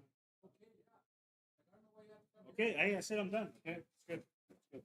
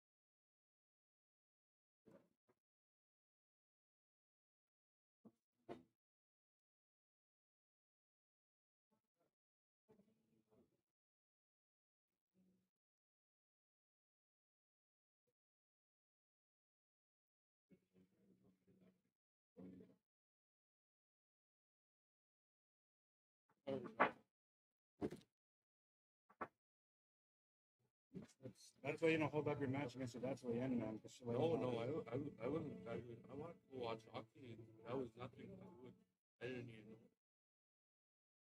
So why don't want to do pool no more, man? Nobody appreciates it. The only thing I didn't like about that argument was you pointed at him. A lot of people like Daryl. Yeah, he didn't. They don't like one thing. I've heard that before. I didn't mean to, but to me, I was like, dude, like, you know, and I expressed myself on it, so I get it. Because I almost got into a fight with somebody else over that because I pointed it out next. Yeah, Daryl doesn't like that. Most my dad. Well, usually a pointing means you want to fight. But I wasn't trying to. I was just trying to say, hey, man, that's what he said. Right? But I get it. That's the only thing I didn't like there. That's why he got mad at me. No, he wasn't mad at me from here. I wasn't even. He was mad at me for the whole time. He was blaming me for this. I'm like, what do I do now? I said to him, the algorithm usually goes by whoever won the match. That's what I said to him. He was mad. He was out. Like I didn't even know that. I wouldn't keep Daryl out. Yeah. Whatever, man. It is what it is. I'm gonna be done with the shit right away. That's the only thing I really got mad about what you did there. Point at him. Yeah, but I wasn't trying to fight with him. That's. Like, why would I fight? If I just wanted to be a fighter, I wouldn't be doing this, man. I'm trying to work with people, not fight people, man. And I mean, what do I got in this? I lost $100 today.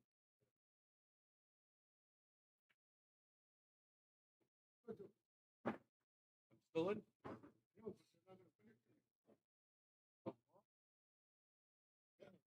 Finish it tomorrow or? Rod, it's only like 2 more games each, right? If they go all out. This match, Unless we do it in the morning. I don't know. It would be 2 matches in the final. Yeah, it's gonna be like. Technically, it would be 2 matches because both matches will play at the same time, and then there'd be one more match. Okay, well, you want to drink it? I don't know. It's up to you guys. Whatever you want to do. Right now, I'm like my mind is off somewhere else. Yeah, I know. I just want to go home. Doesn't matter. You didn't get So what I get, like, I just try to be as fair as I can, man. To have people shit on me just bothers me. You know. You're doing your job, that's all.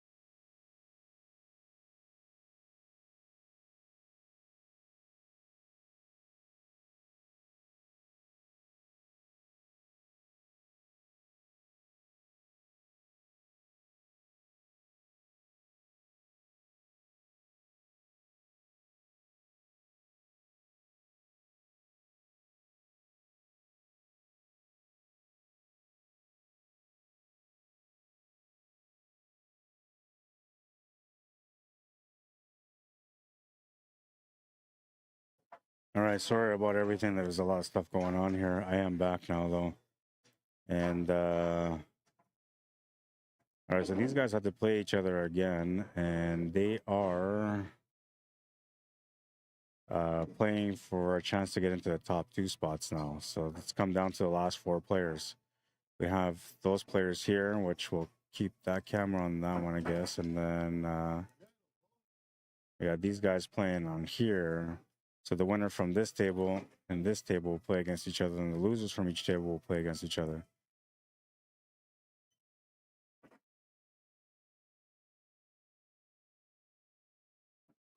Right, and I gotta fix this here.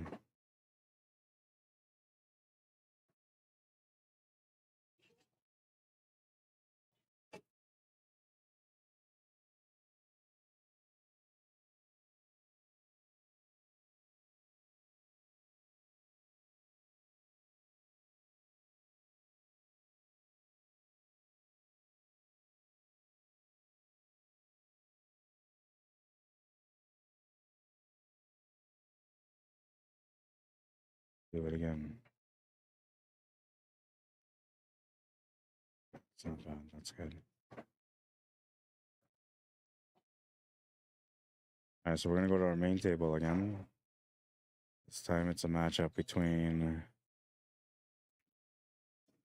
Trevor Meeches and Joey Bolio.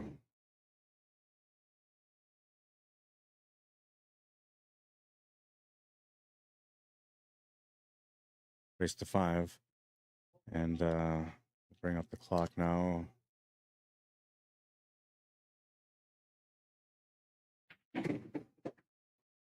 Timer's already been started. Facebook I lost a while ago, so that's done there. We'll get out of that page.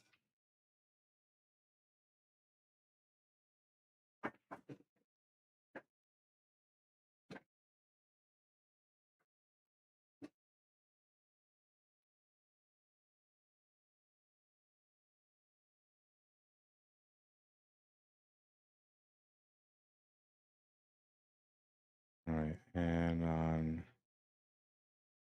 Johnny Joe, what's up, man? It says, how's the weather up there? It's a little chilly, man, to be honest. It's supposed to be nice, so, but the Winnipeg Jets made the playoffs, and the celebrations here in Winnipeg are called the whiteout. And the reason why they call it a whiteout is because, like, usually when the Jets are in the playoffs, it's like really cold outside, lots of blizzards, a lot of snow, and so that's why they call it a whiteout.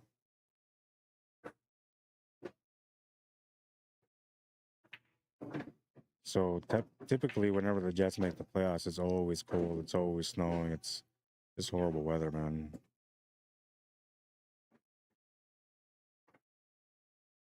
All right, let's continue this matchup here.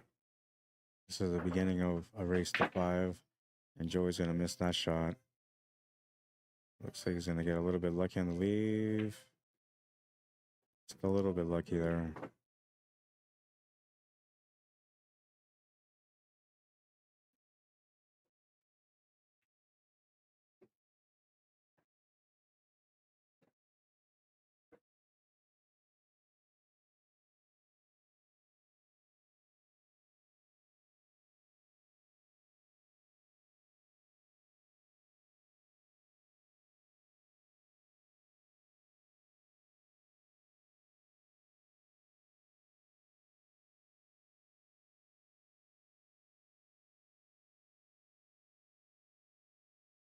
Much pace on that one.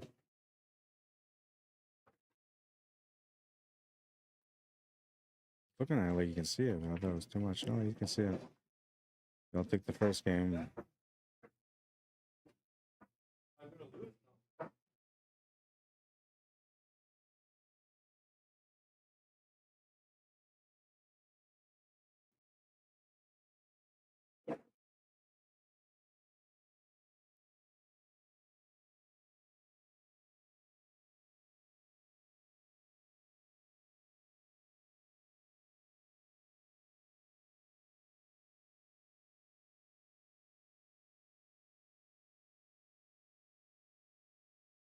Back number 2, Joey Bolio with the break.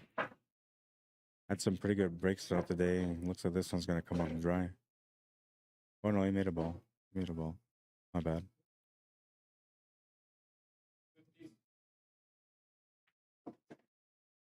The 15 ball. It's gonna open up the 8 ball for him. So that was a nice little use of an opportunity. Everything's pretty spread out now.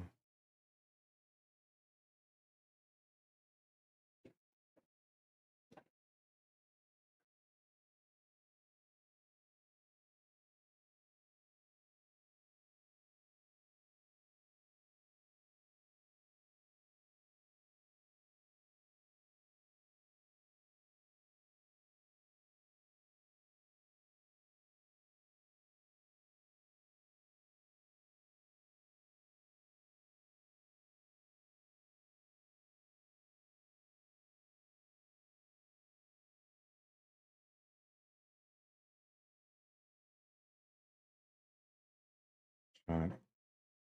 Gonna have a stab at the 7 with a breakout on the 8. That was also gonna set him up with a shot on the 1 ball. The side table that fixed it. No.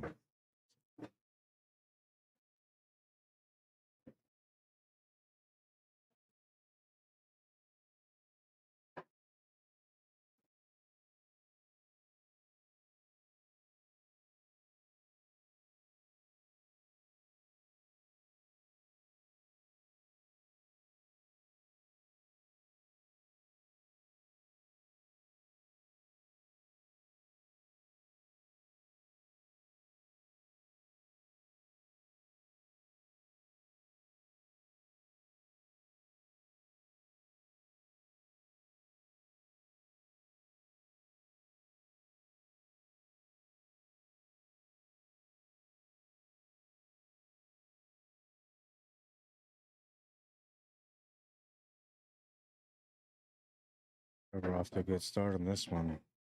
Just the 8 ball remaining for a 2-game lead.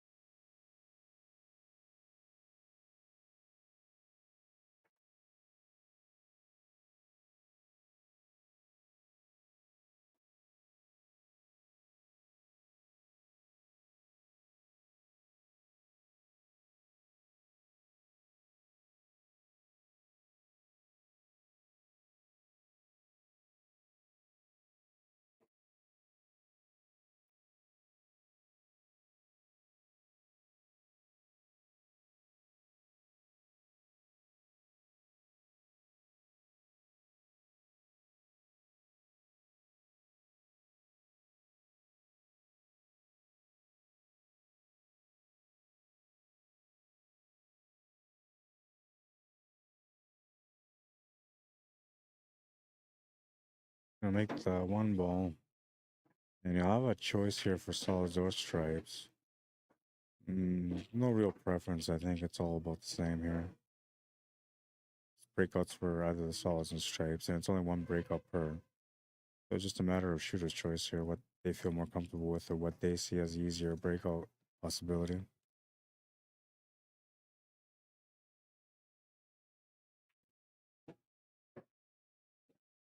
Trying to get another breakout there, but it didn't work out.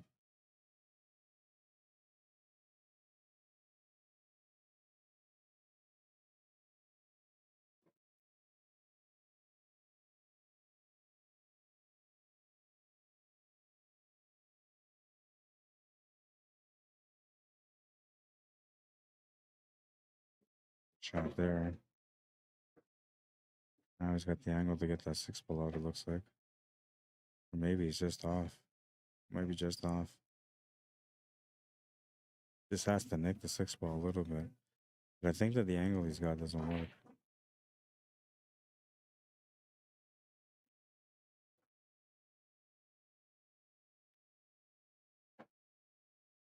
Good try, but I didn't think it was there.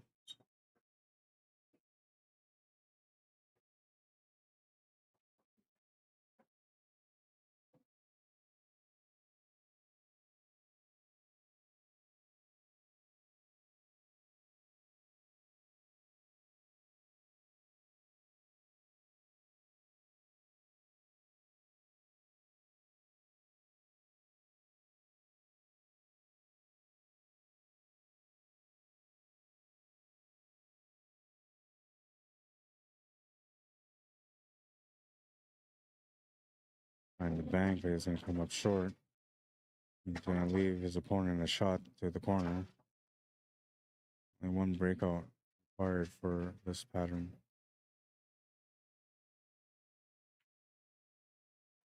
Oh, and Joey's going to miss his shot. Trevor will have an opportunity here, but very limited.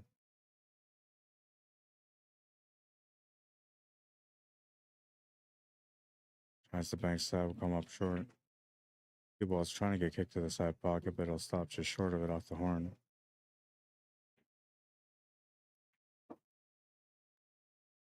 This is the opening on the 9 ball, which was the problem ball.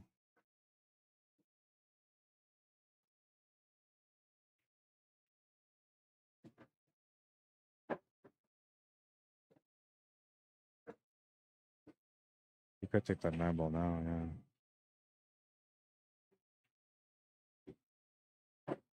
Didn't really want to run into that ball, but it still works out okay.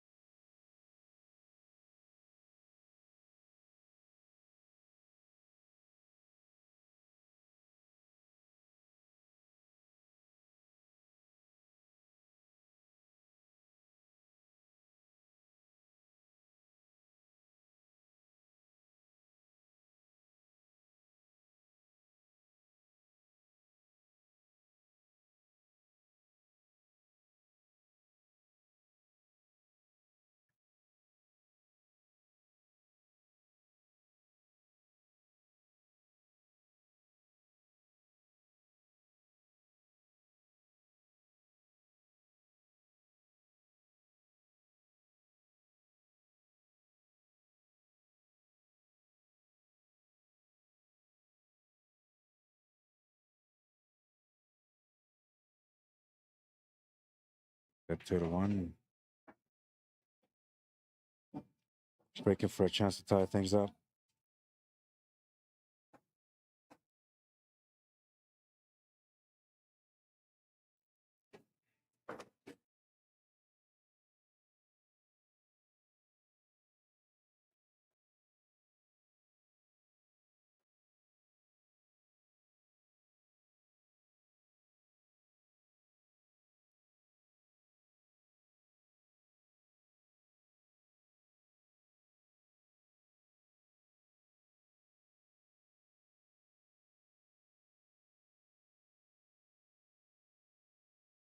Oh, he was trying to reset the table. He's lucky he didn't scratch there. Left himself a tough shot, though.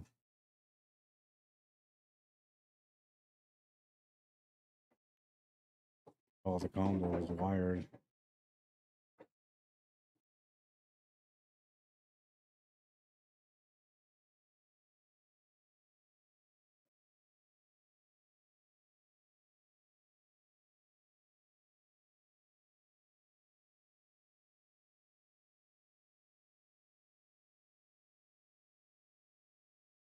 Got a shot on the 5 ball now, too.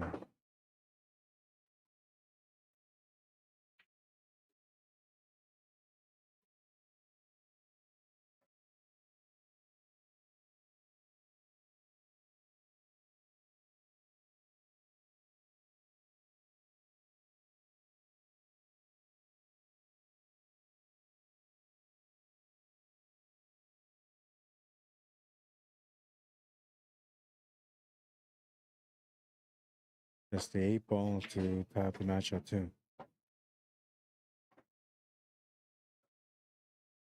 That will do it. It's tied at 2. Coming to battle now.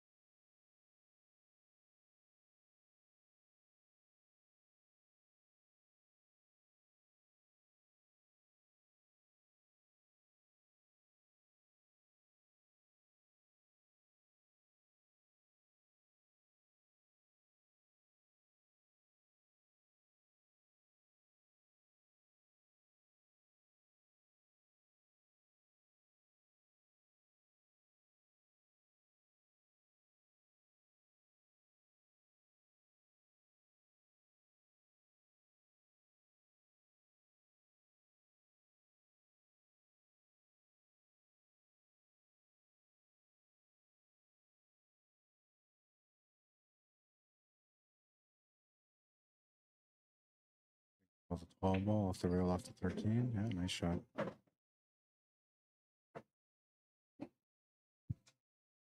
Now he's got to get on top of this 14 ball, and he's sort of got that angle to get on it right now. I'm not sure if he's going to try it, though. Looks like he's creating the angle for it here. The only problem with this angle is that you're kind of sort of flirting with the side pocket a bit.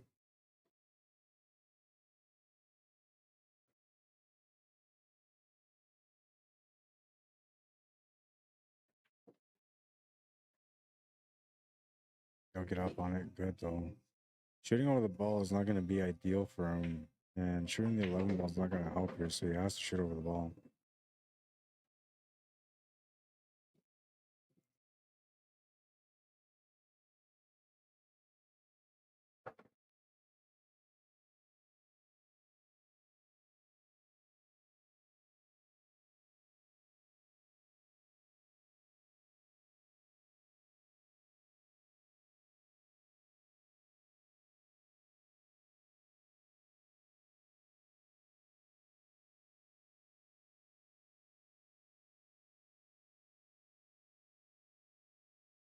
Double checking his angle.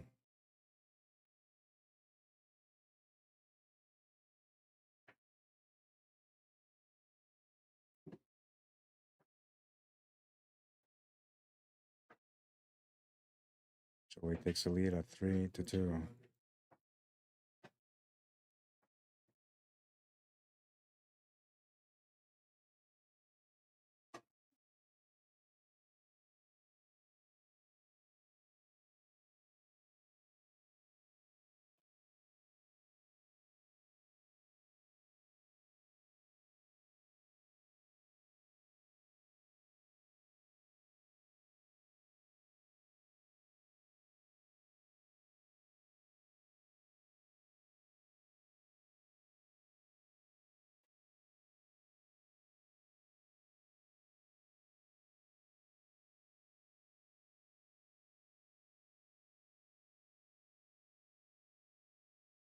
Whoever gets to work on this one, a chance for him to tie up the match.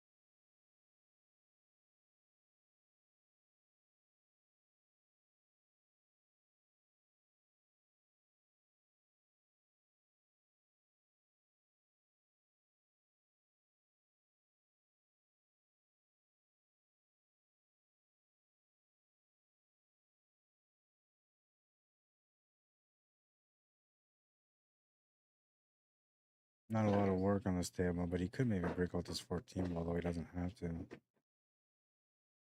I like the way he's playing right now. He just keeps it simple, straight to the point. Does get into some troubles here and there, but I think that's the only area he's got to address. He's got to slow down a little bit so he can, get into those little areas that are important when he's out on those areas. He's okay here on this one, though, but he felt like he was almost up on that one, and it was pretty close. And this time he's overpowered and put himself in a really bad spot.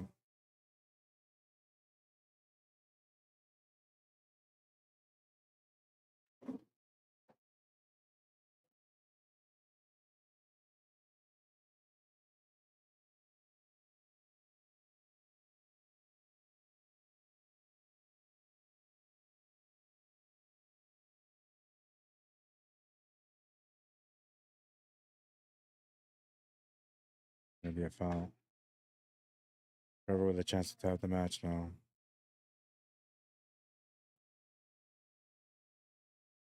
Looks like a pretty available and wide open table, but there's actually a lot of work on this one. Well positional though, so as long as he picks the right position in the beginning, then he should be alright for the rest of the shots.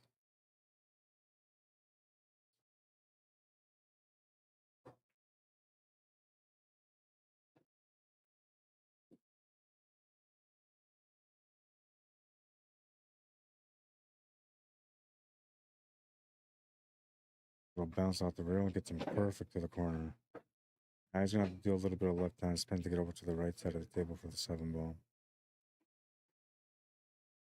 Sorry, left hand spin. Did I say left? Might have said left, I don't know. Starting to get tired and worn out a little bit.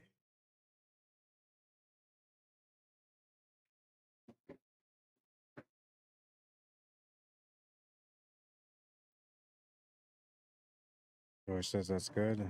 We're tied at 3.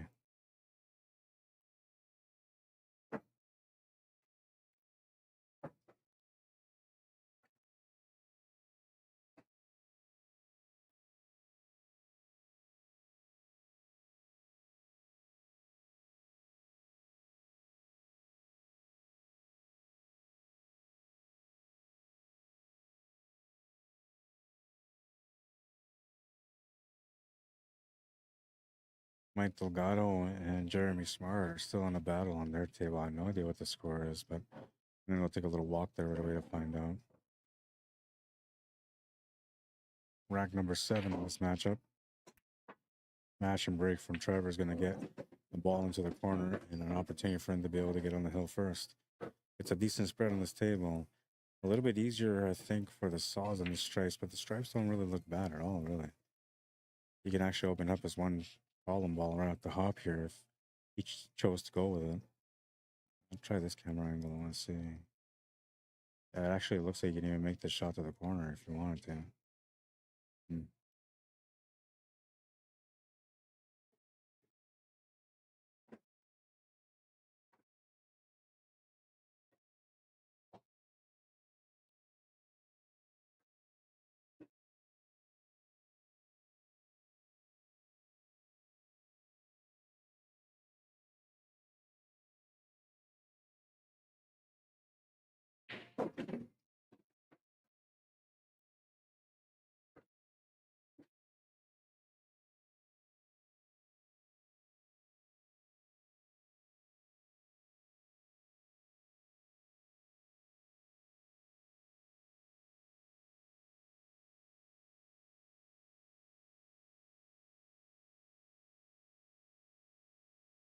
I'm thinking maybe a little punch shot off this 11 ball shifted him up for that 13 ball.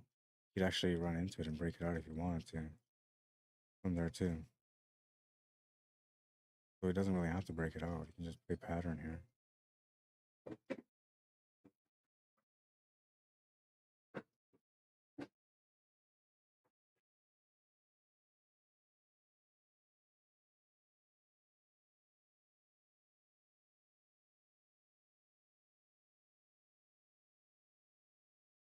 It's gonna open up the 15 ball. That was a nice shot. Almost at the finish, it has to do a stop shot here from the 15 to the 14. A little fall through on the 14 will get him set up for the side pocket, but he doesn't want to go too far because if he stops where the 12 ball is right now, he'll have an easier shot on the 8 ball. And if he sets up for the corner, that will work too. Option is his, corner or side.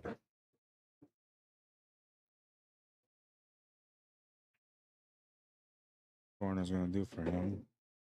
It's gonna set up the easy shot to the side. He's on the hill. 4-3. Joey Bolio with a chance to reply here on his break. I'm gonna go find out what the score is over there.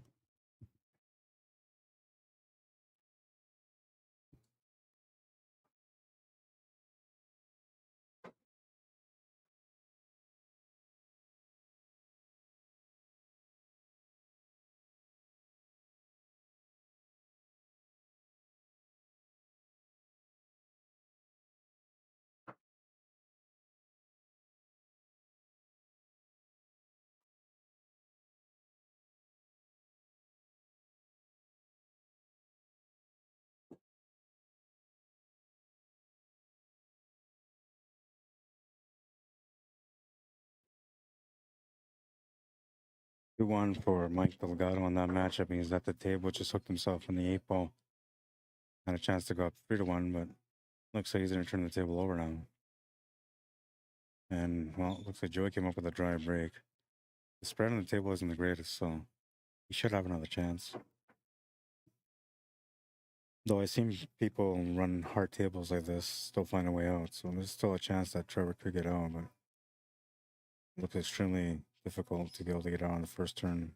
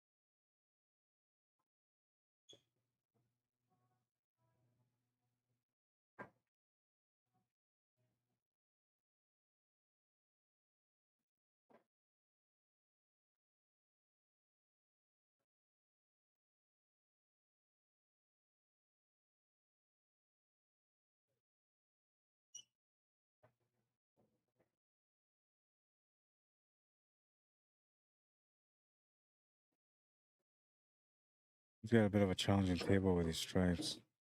Chance to kind of move things around here a little bit, but I don't think it's going to really open it up enough. All depends on what kind of pace he puts on there. Oh, he put lots of pace on it. But yeah, he didn't get the result. I didn't think he was going to get the result, and it kind of looked like that's the way it was going to work out.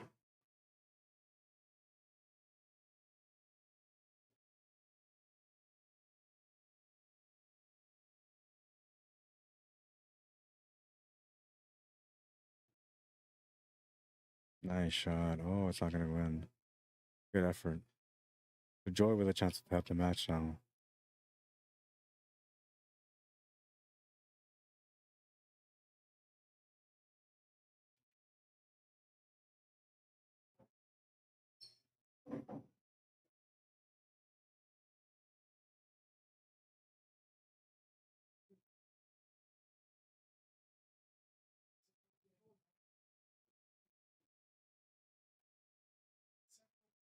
Nice shot from Joy. He's going to bring Trevor back to the table. He's got a chance to close out now.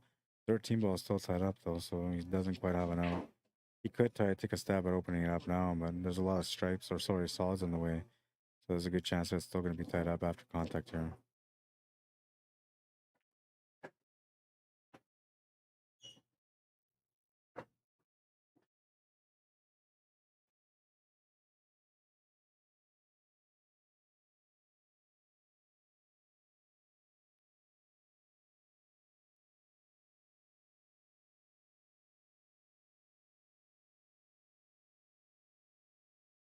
Trevor's kid's coming up to him.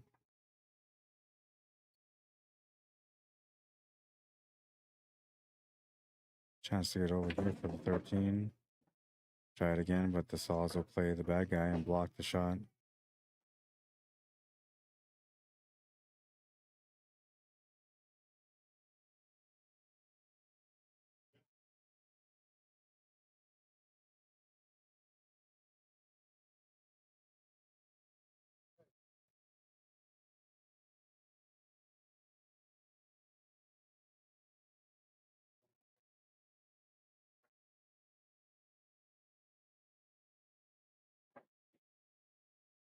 Missed the shot. His only goal has been to try to get that 13 ball out, but it hasn't happened. And now he's tied up to 15 ball as well, which is going to increase the chances for Joey to be able to win this game.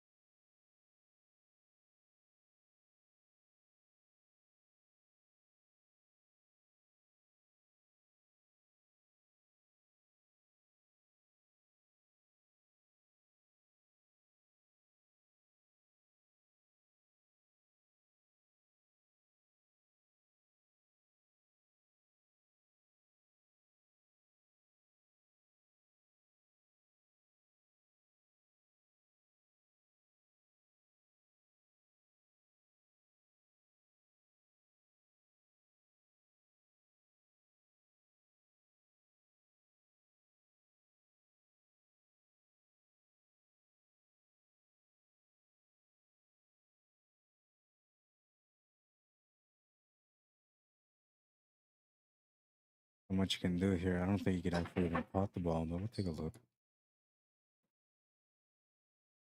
Oh yeah, you can pot it. Not an easy pot. But if you play this the right hand spin with a little bit of draw, you might be able to get into that 13 ball again. The only thing is that the 13 ball doesn't really have much of an option. Yeah, so you just gotta keep it simpler.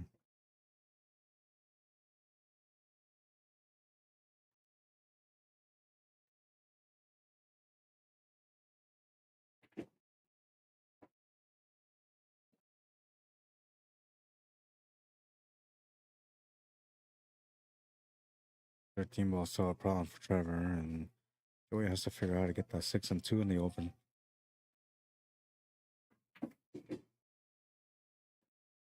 Well, he kind of got in the open. He's left himself a combination on it, unless he wants to take the 4 ball next.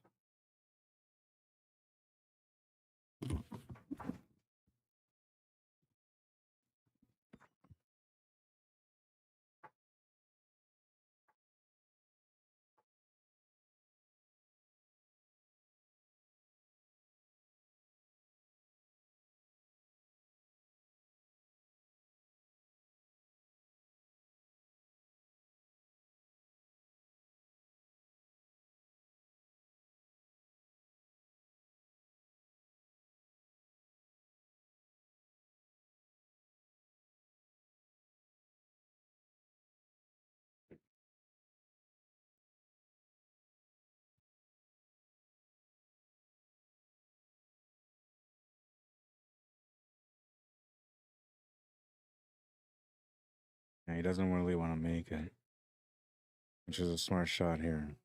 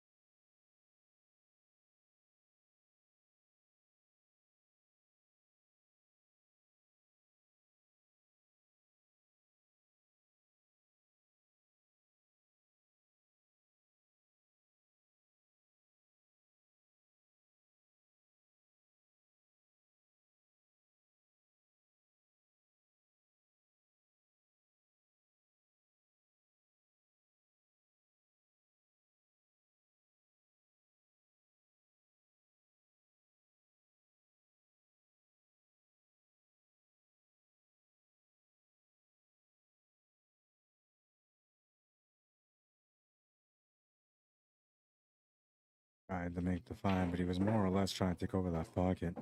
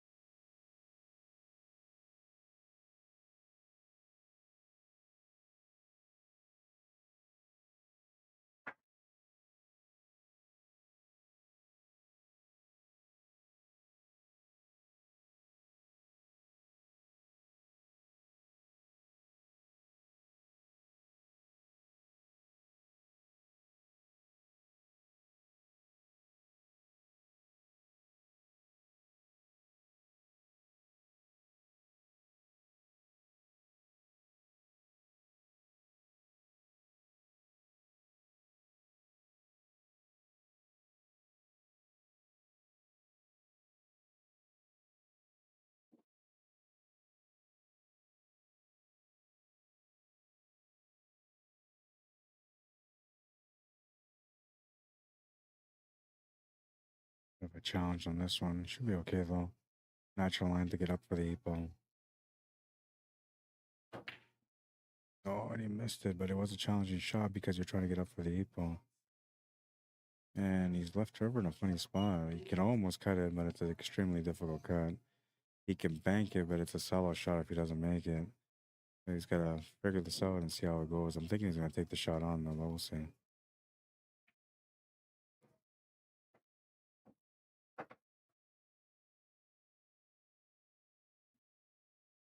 Oh, nice try. Bit of a two-way, a bit of a three-way with the leave on the 11 ball. And Joey has room there to try to get the cue ball behind that 8 ball as a safety.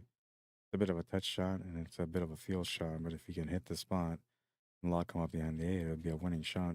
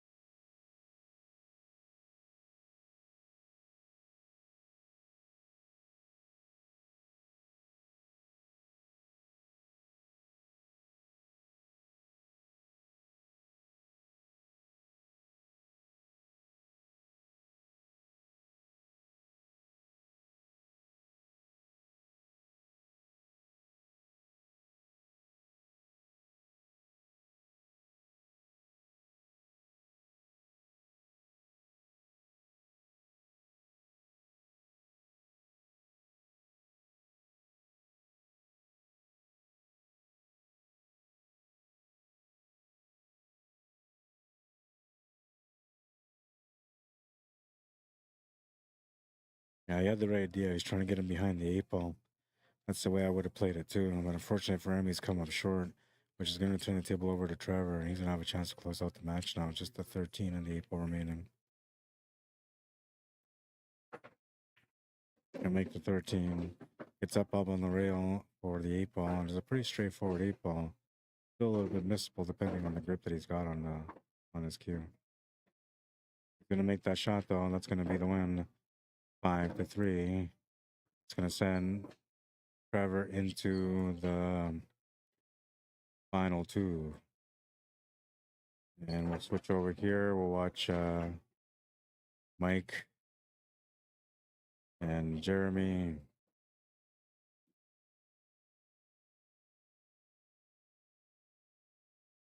This match is at 3-1, I believe, for Mike Delgado. I'll confirm.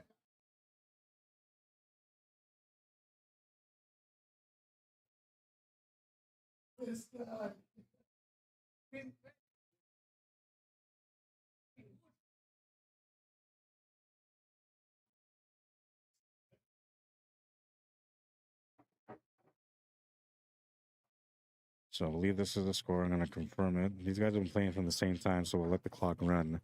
The score, I believe, is 3-1, but I'm going to go find out. And this is the winner of this match plays against Trevor. The loser of this match plays against Joey. I'll be back.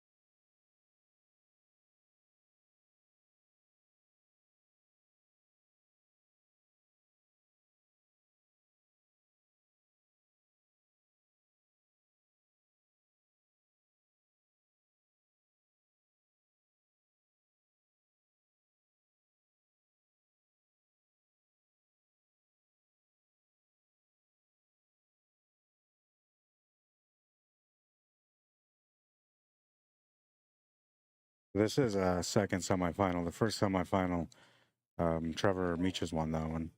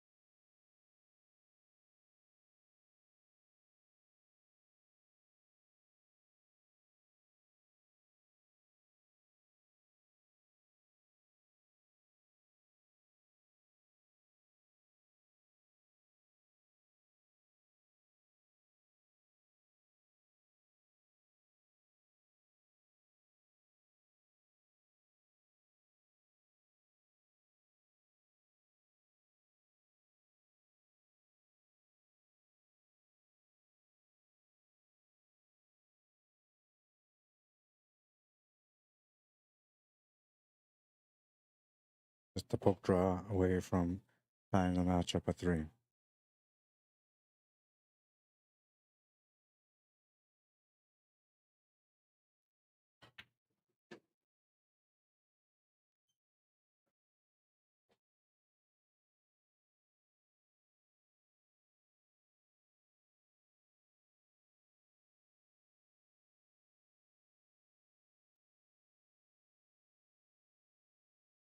Three, 3.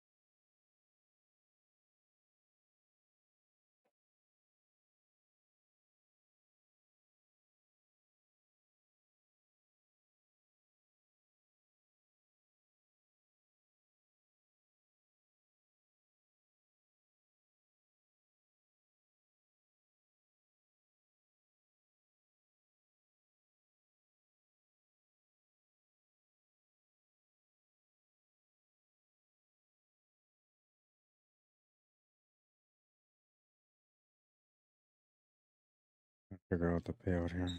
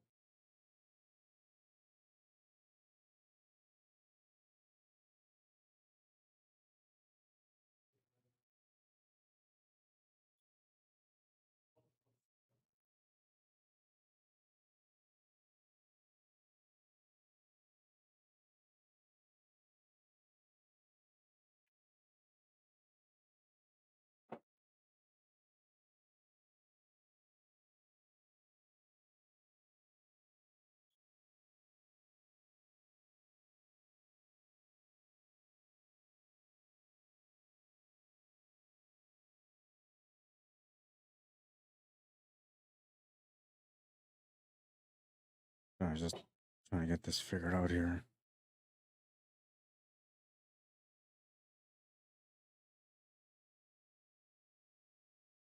Oh yeah, okay, so that's correct then.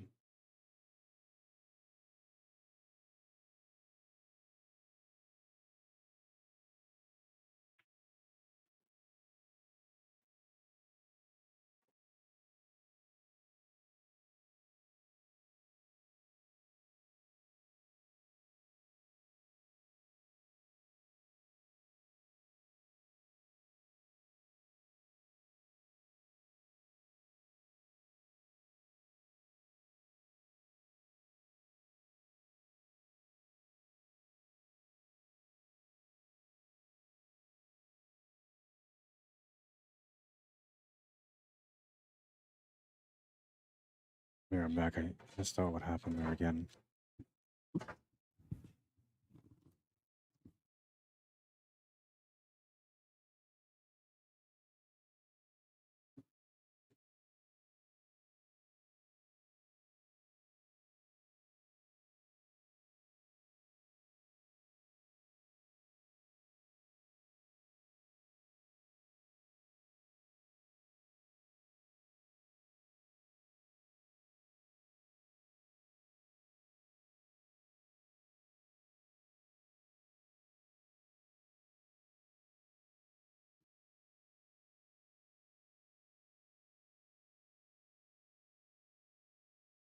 Mike Delgado is on the hill. And then a dry break from Jeremy gives Mike a chance to close out now.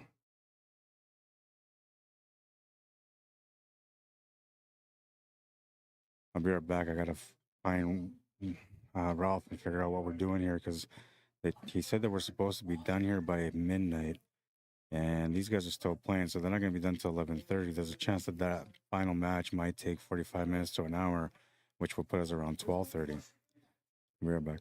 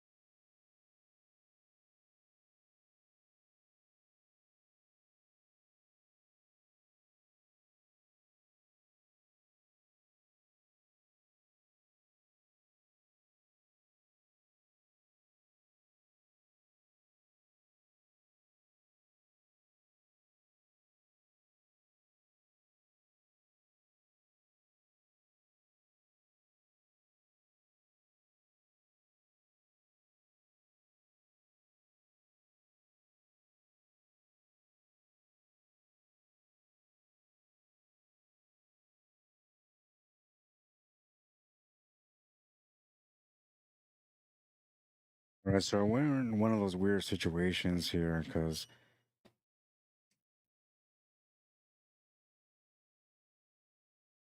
so then because of the time restraints, and it's kind of out of our hands because the building, the people from the building want everybody out at midnight.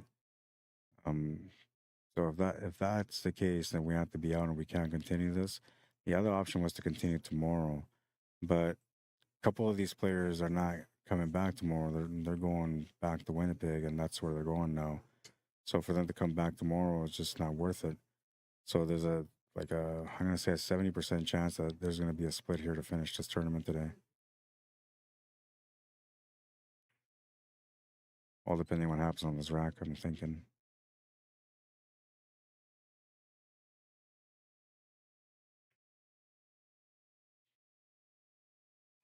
That's gonna be a foul. Jeremy will have a chance to tie things up here.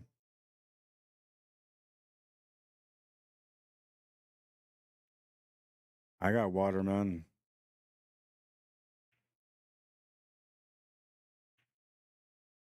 Trevor, did you want a water for his kid? I got water. Oh, well, I got two right here, man.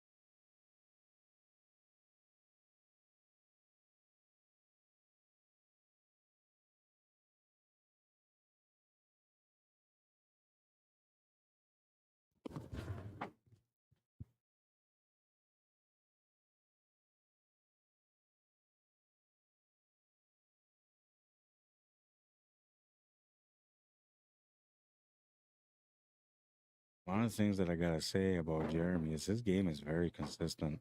The way he holds the cue, the way he shoots, everything, his rhythm is very consistent.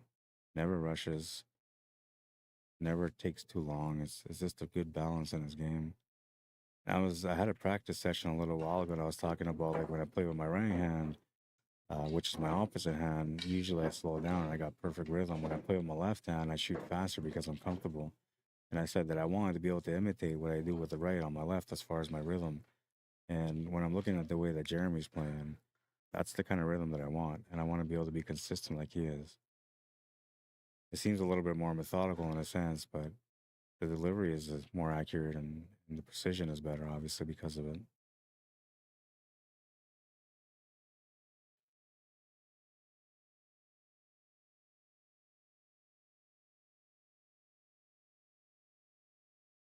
That's going to tap the match at 4. Man, we're going 4-4 again. Another hill battle. It's on like King Kong, baby. Yeah, let's celebrate. Let's celebrate, man. Break good things, come on. We gotta go. I knew this was gonna go to the hill, man. I just had a feeling, you know.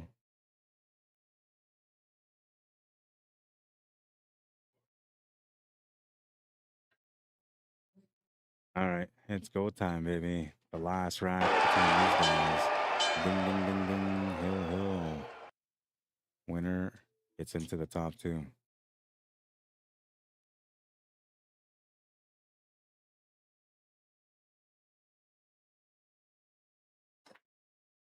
Number 9 is a smash and break from Mike. It looks like he's gonna make a ball. Yeah, just made a 3 ball. And now he's in a little bit of a like do or die situation, man. He's got to come up with a win. And it looks like he's very limited on what he can do here. He might have to start with the stripes.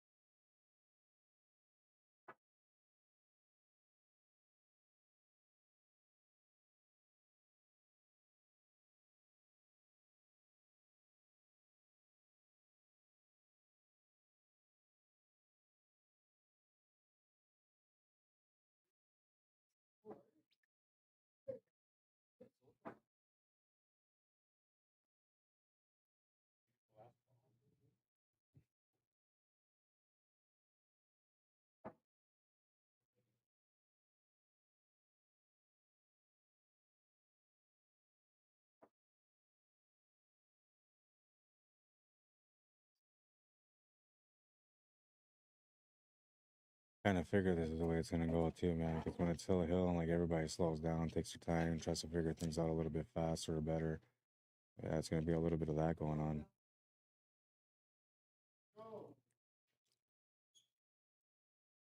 Hey, Mike, are you tired? You want to play for 2,000? That wakes you up.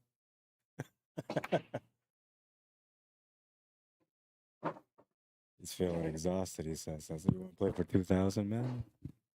That usually wakes up any kind of player. What? Did you say 2 grand? Yeah, let's do it, man.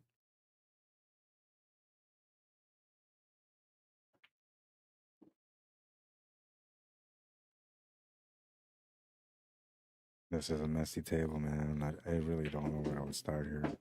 Looks to me like the only option he really has is the 1 ball to the side.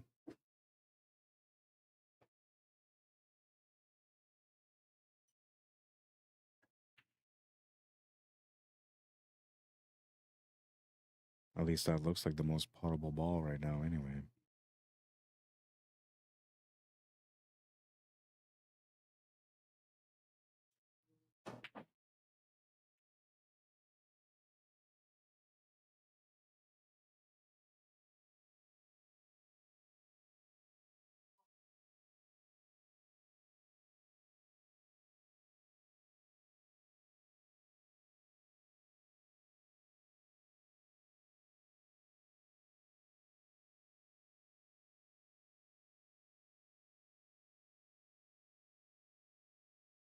That was the only other option he had, but it was a tougher cut, and he made it, man.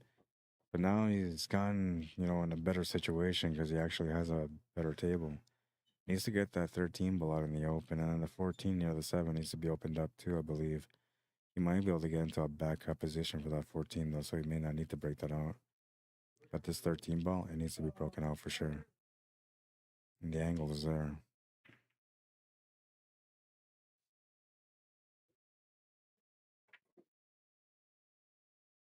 He almost got them both opened up. Unfortunate for him, though, that I think it's the 8 ball, the 4 ball blocked the corner pocket where he's standing, taking away 2 of his stripe shots.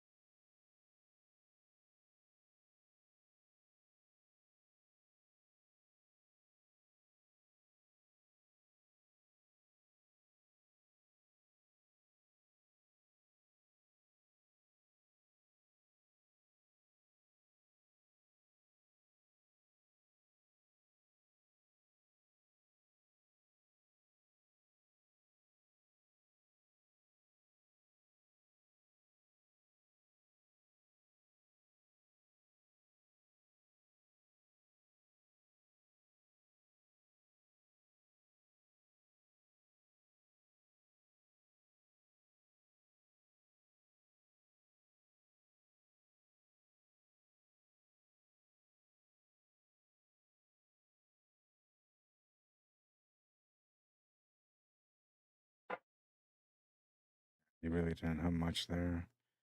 I think what he actually called was the 9 ball. That's what he was trying to make. And he got fairly close to what he was trying to do. I mean, it was very ambitious because he was trying to play the 2 balls that were tied up to open him up, and at the same time use the angle to come back down for the 9, which, as you can see, he got close, but it wasn't quite there in the lineup.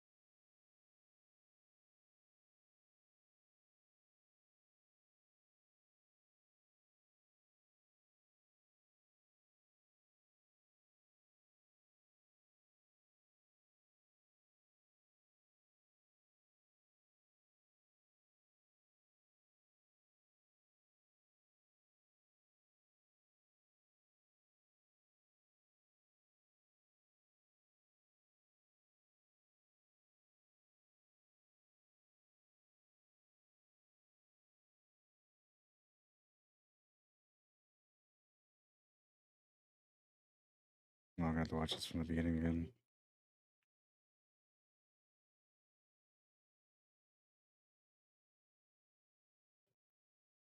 Beautiful shot, man.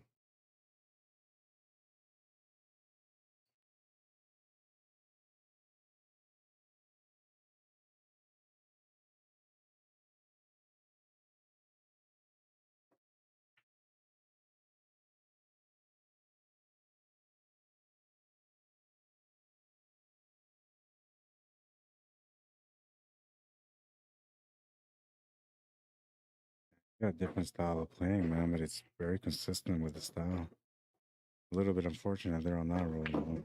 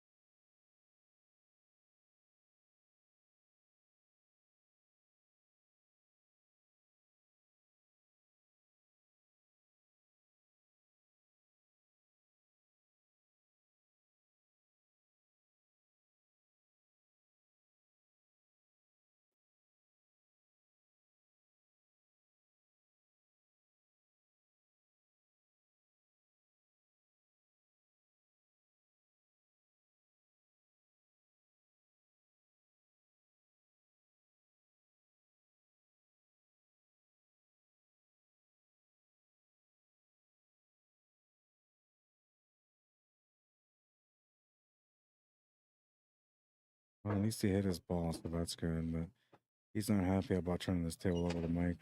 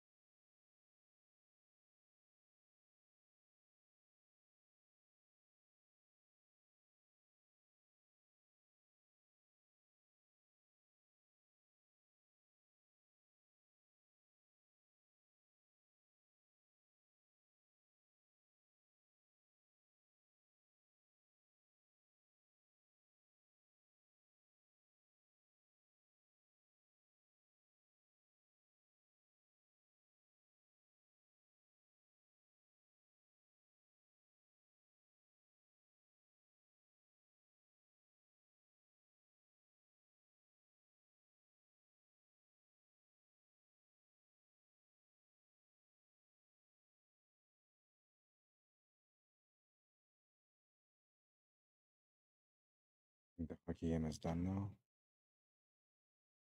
There's one more hockey game going on here at Stride Place. It was Ebb and Flow against I'm not sure who, but they were playing for a chance to get into the finals tomorrow.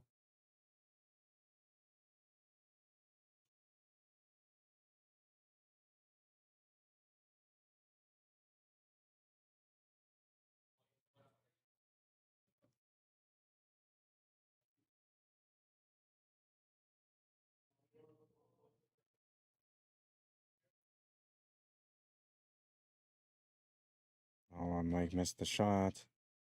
Did he give him anything? If he gave him anything on this ball, then they're going to be over. But if he didn't, he's still okay.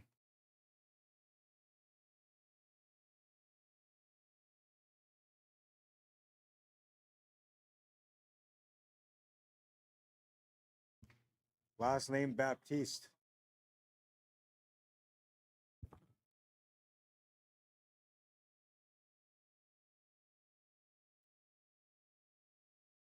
Nobody knows who Jeremy is. I'll look like, who the hell is this guy? Why is he still playing?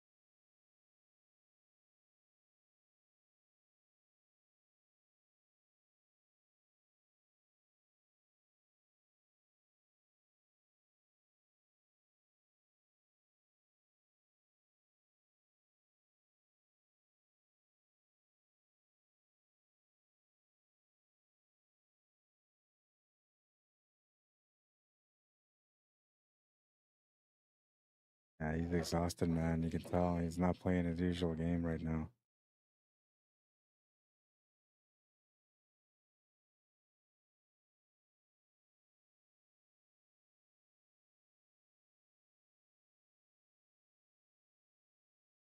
Stream's about to end in 10 minutes.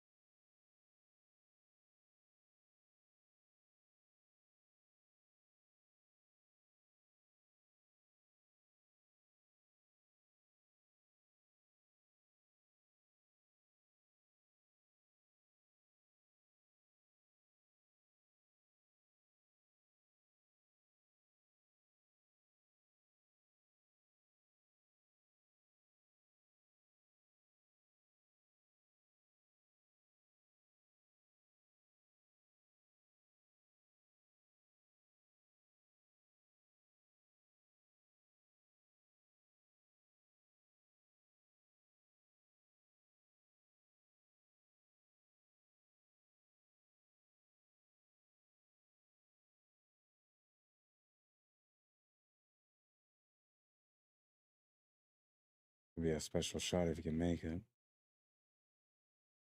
It would likely be the winning shot of the match.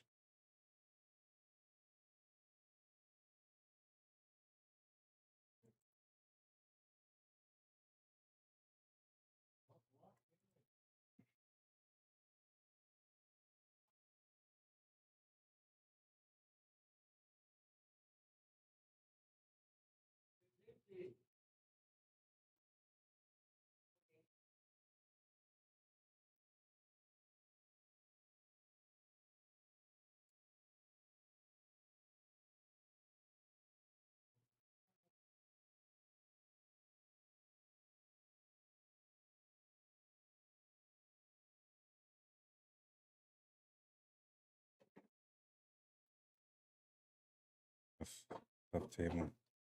Is usually the case on a hill matchup. But this one's been a little bit extreme.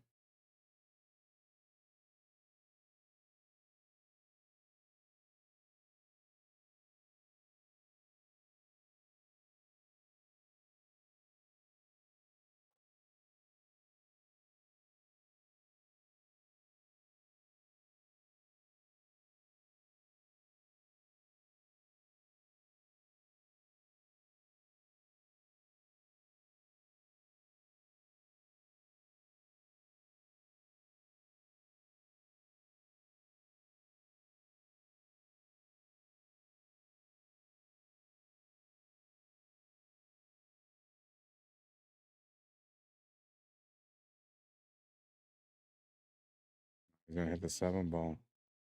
Ball in hand for Mike. A chance to finish the game now.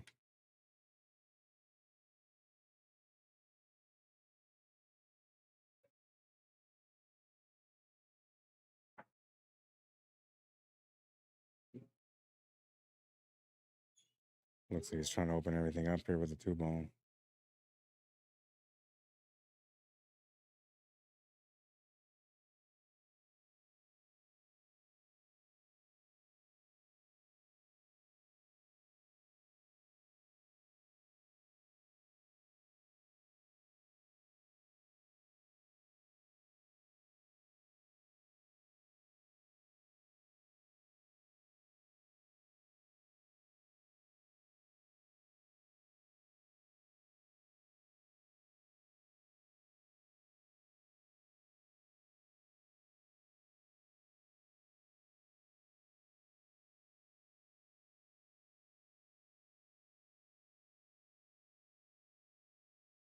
That's gonna open it up. Puzzle is solved now.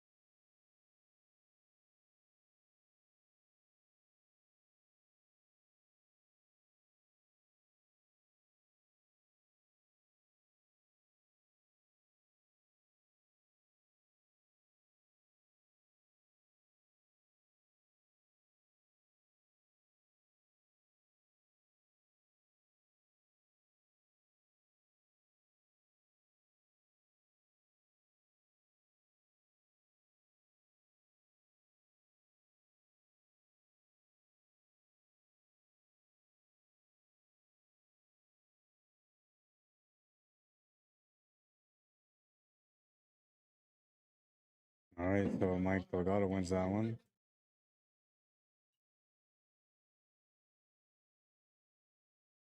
All right, I'll be right back. They're just gonna flip for who won. Hey, we're gonna put it.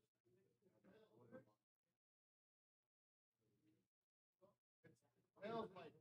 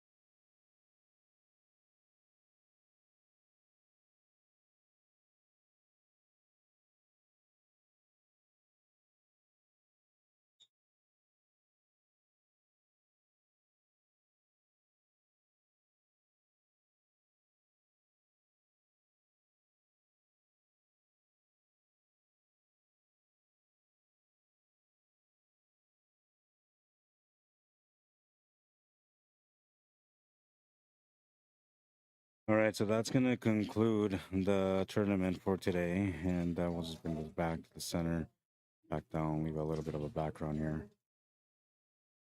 All right, and yeah, so we're going to be back again tomorrow. There'll be some Scotch doubles action, or I don't know, it might be something different depending on what the turnout is. But either way, we'll be back tomorrow. I hope you guys enjoyed the coverage. I know it was a little bit on and off. It was an awkward day, a little busy and a little bit awkward. Anyways, that's going to be it for now, and we're just going to go to the last highlight. It was that kick shot from Jeremy, beautiful kick shot. And we'll go here. All right, so that's going to be it for tonight. If you guys want to tune in tomorrow, we'll have some more action for you guys tomorrow. Other than that, that's going to be it for tonight. I appreciate everybody tuning in and taking the time to interact and to share the stream. Those of you guys that did, those of you that like the stream, I appreciate that as well. That's going to be it for now, though. So I'm going to do a quick out because I got to pay these guys out, and they got to get us out here in 11 minutes, so I got to go. Thanks for tuning in. Thank you for watching. If you guys want to add me or follow me on Facebook, you can find me on the Arriagada Q Sports Live, one word, then Manitoba. And on YouTube, you can find me on the Arriagada/CSL Manitoba. All right. That's it for now, guys. We'll see you guys at the tables tomorrow. It should be a good time, man. Until then, have a good night, everyone.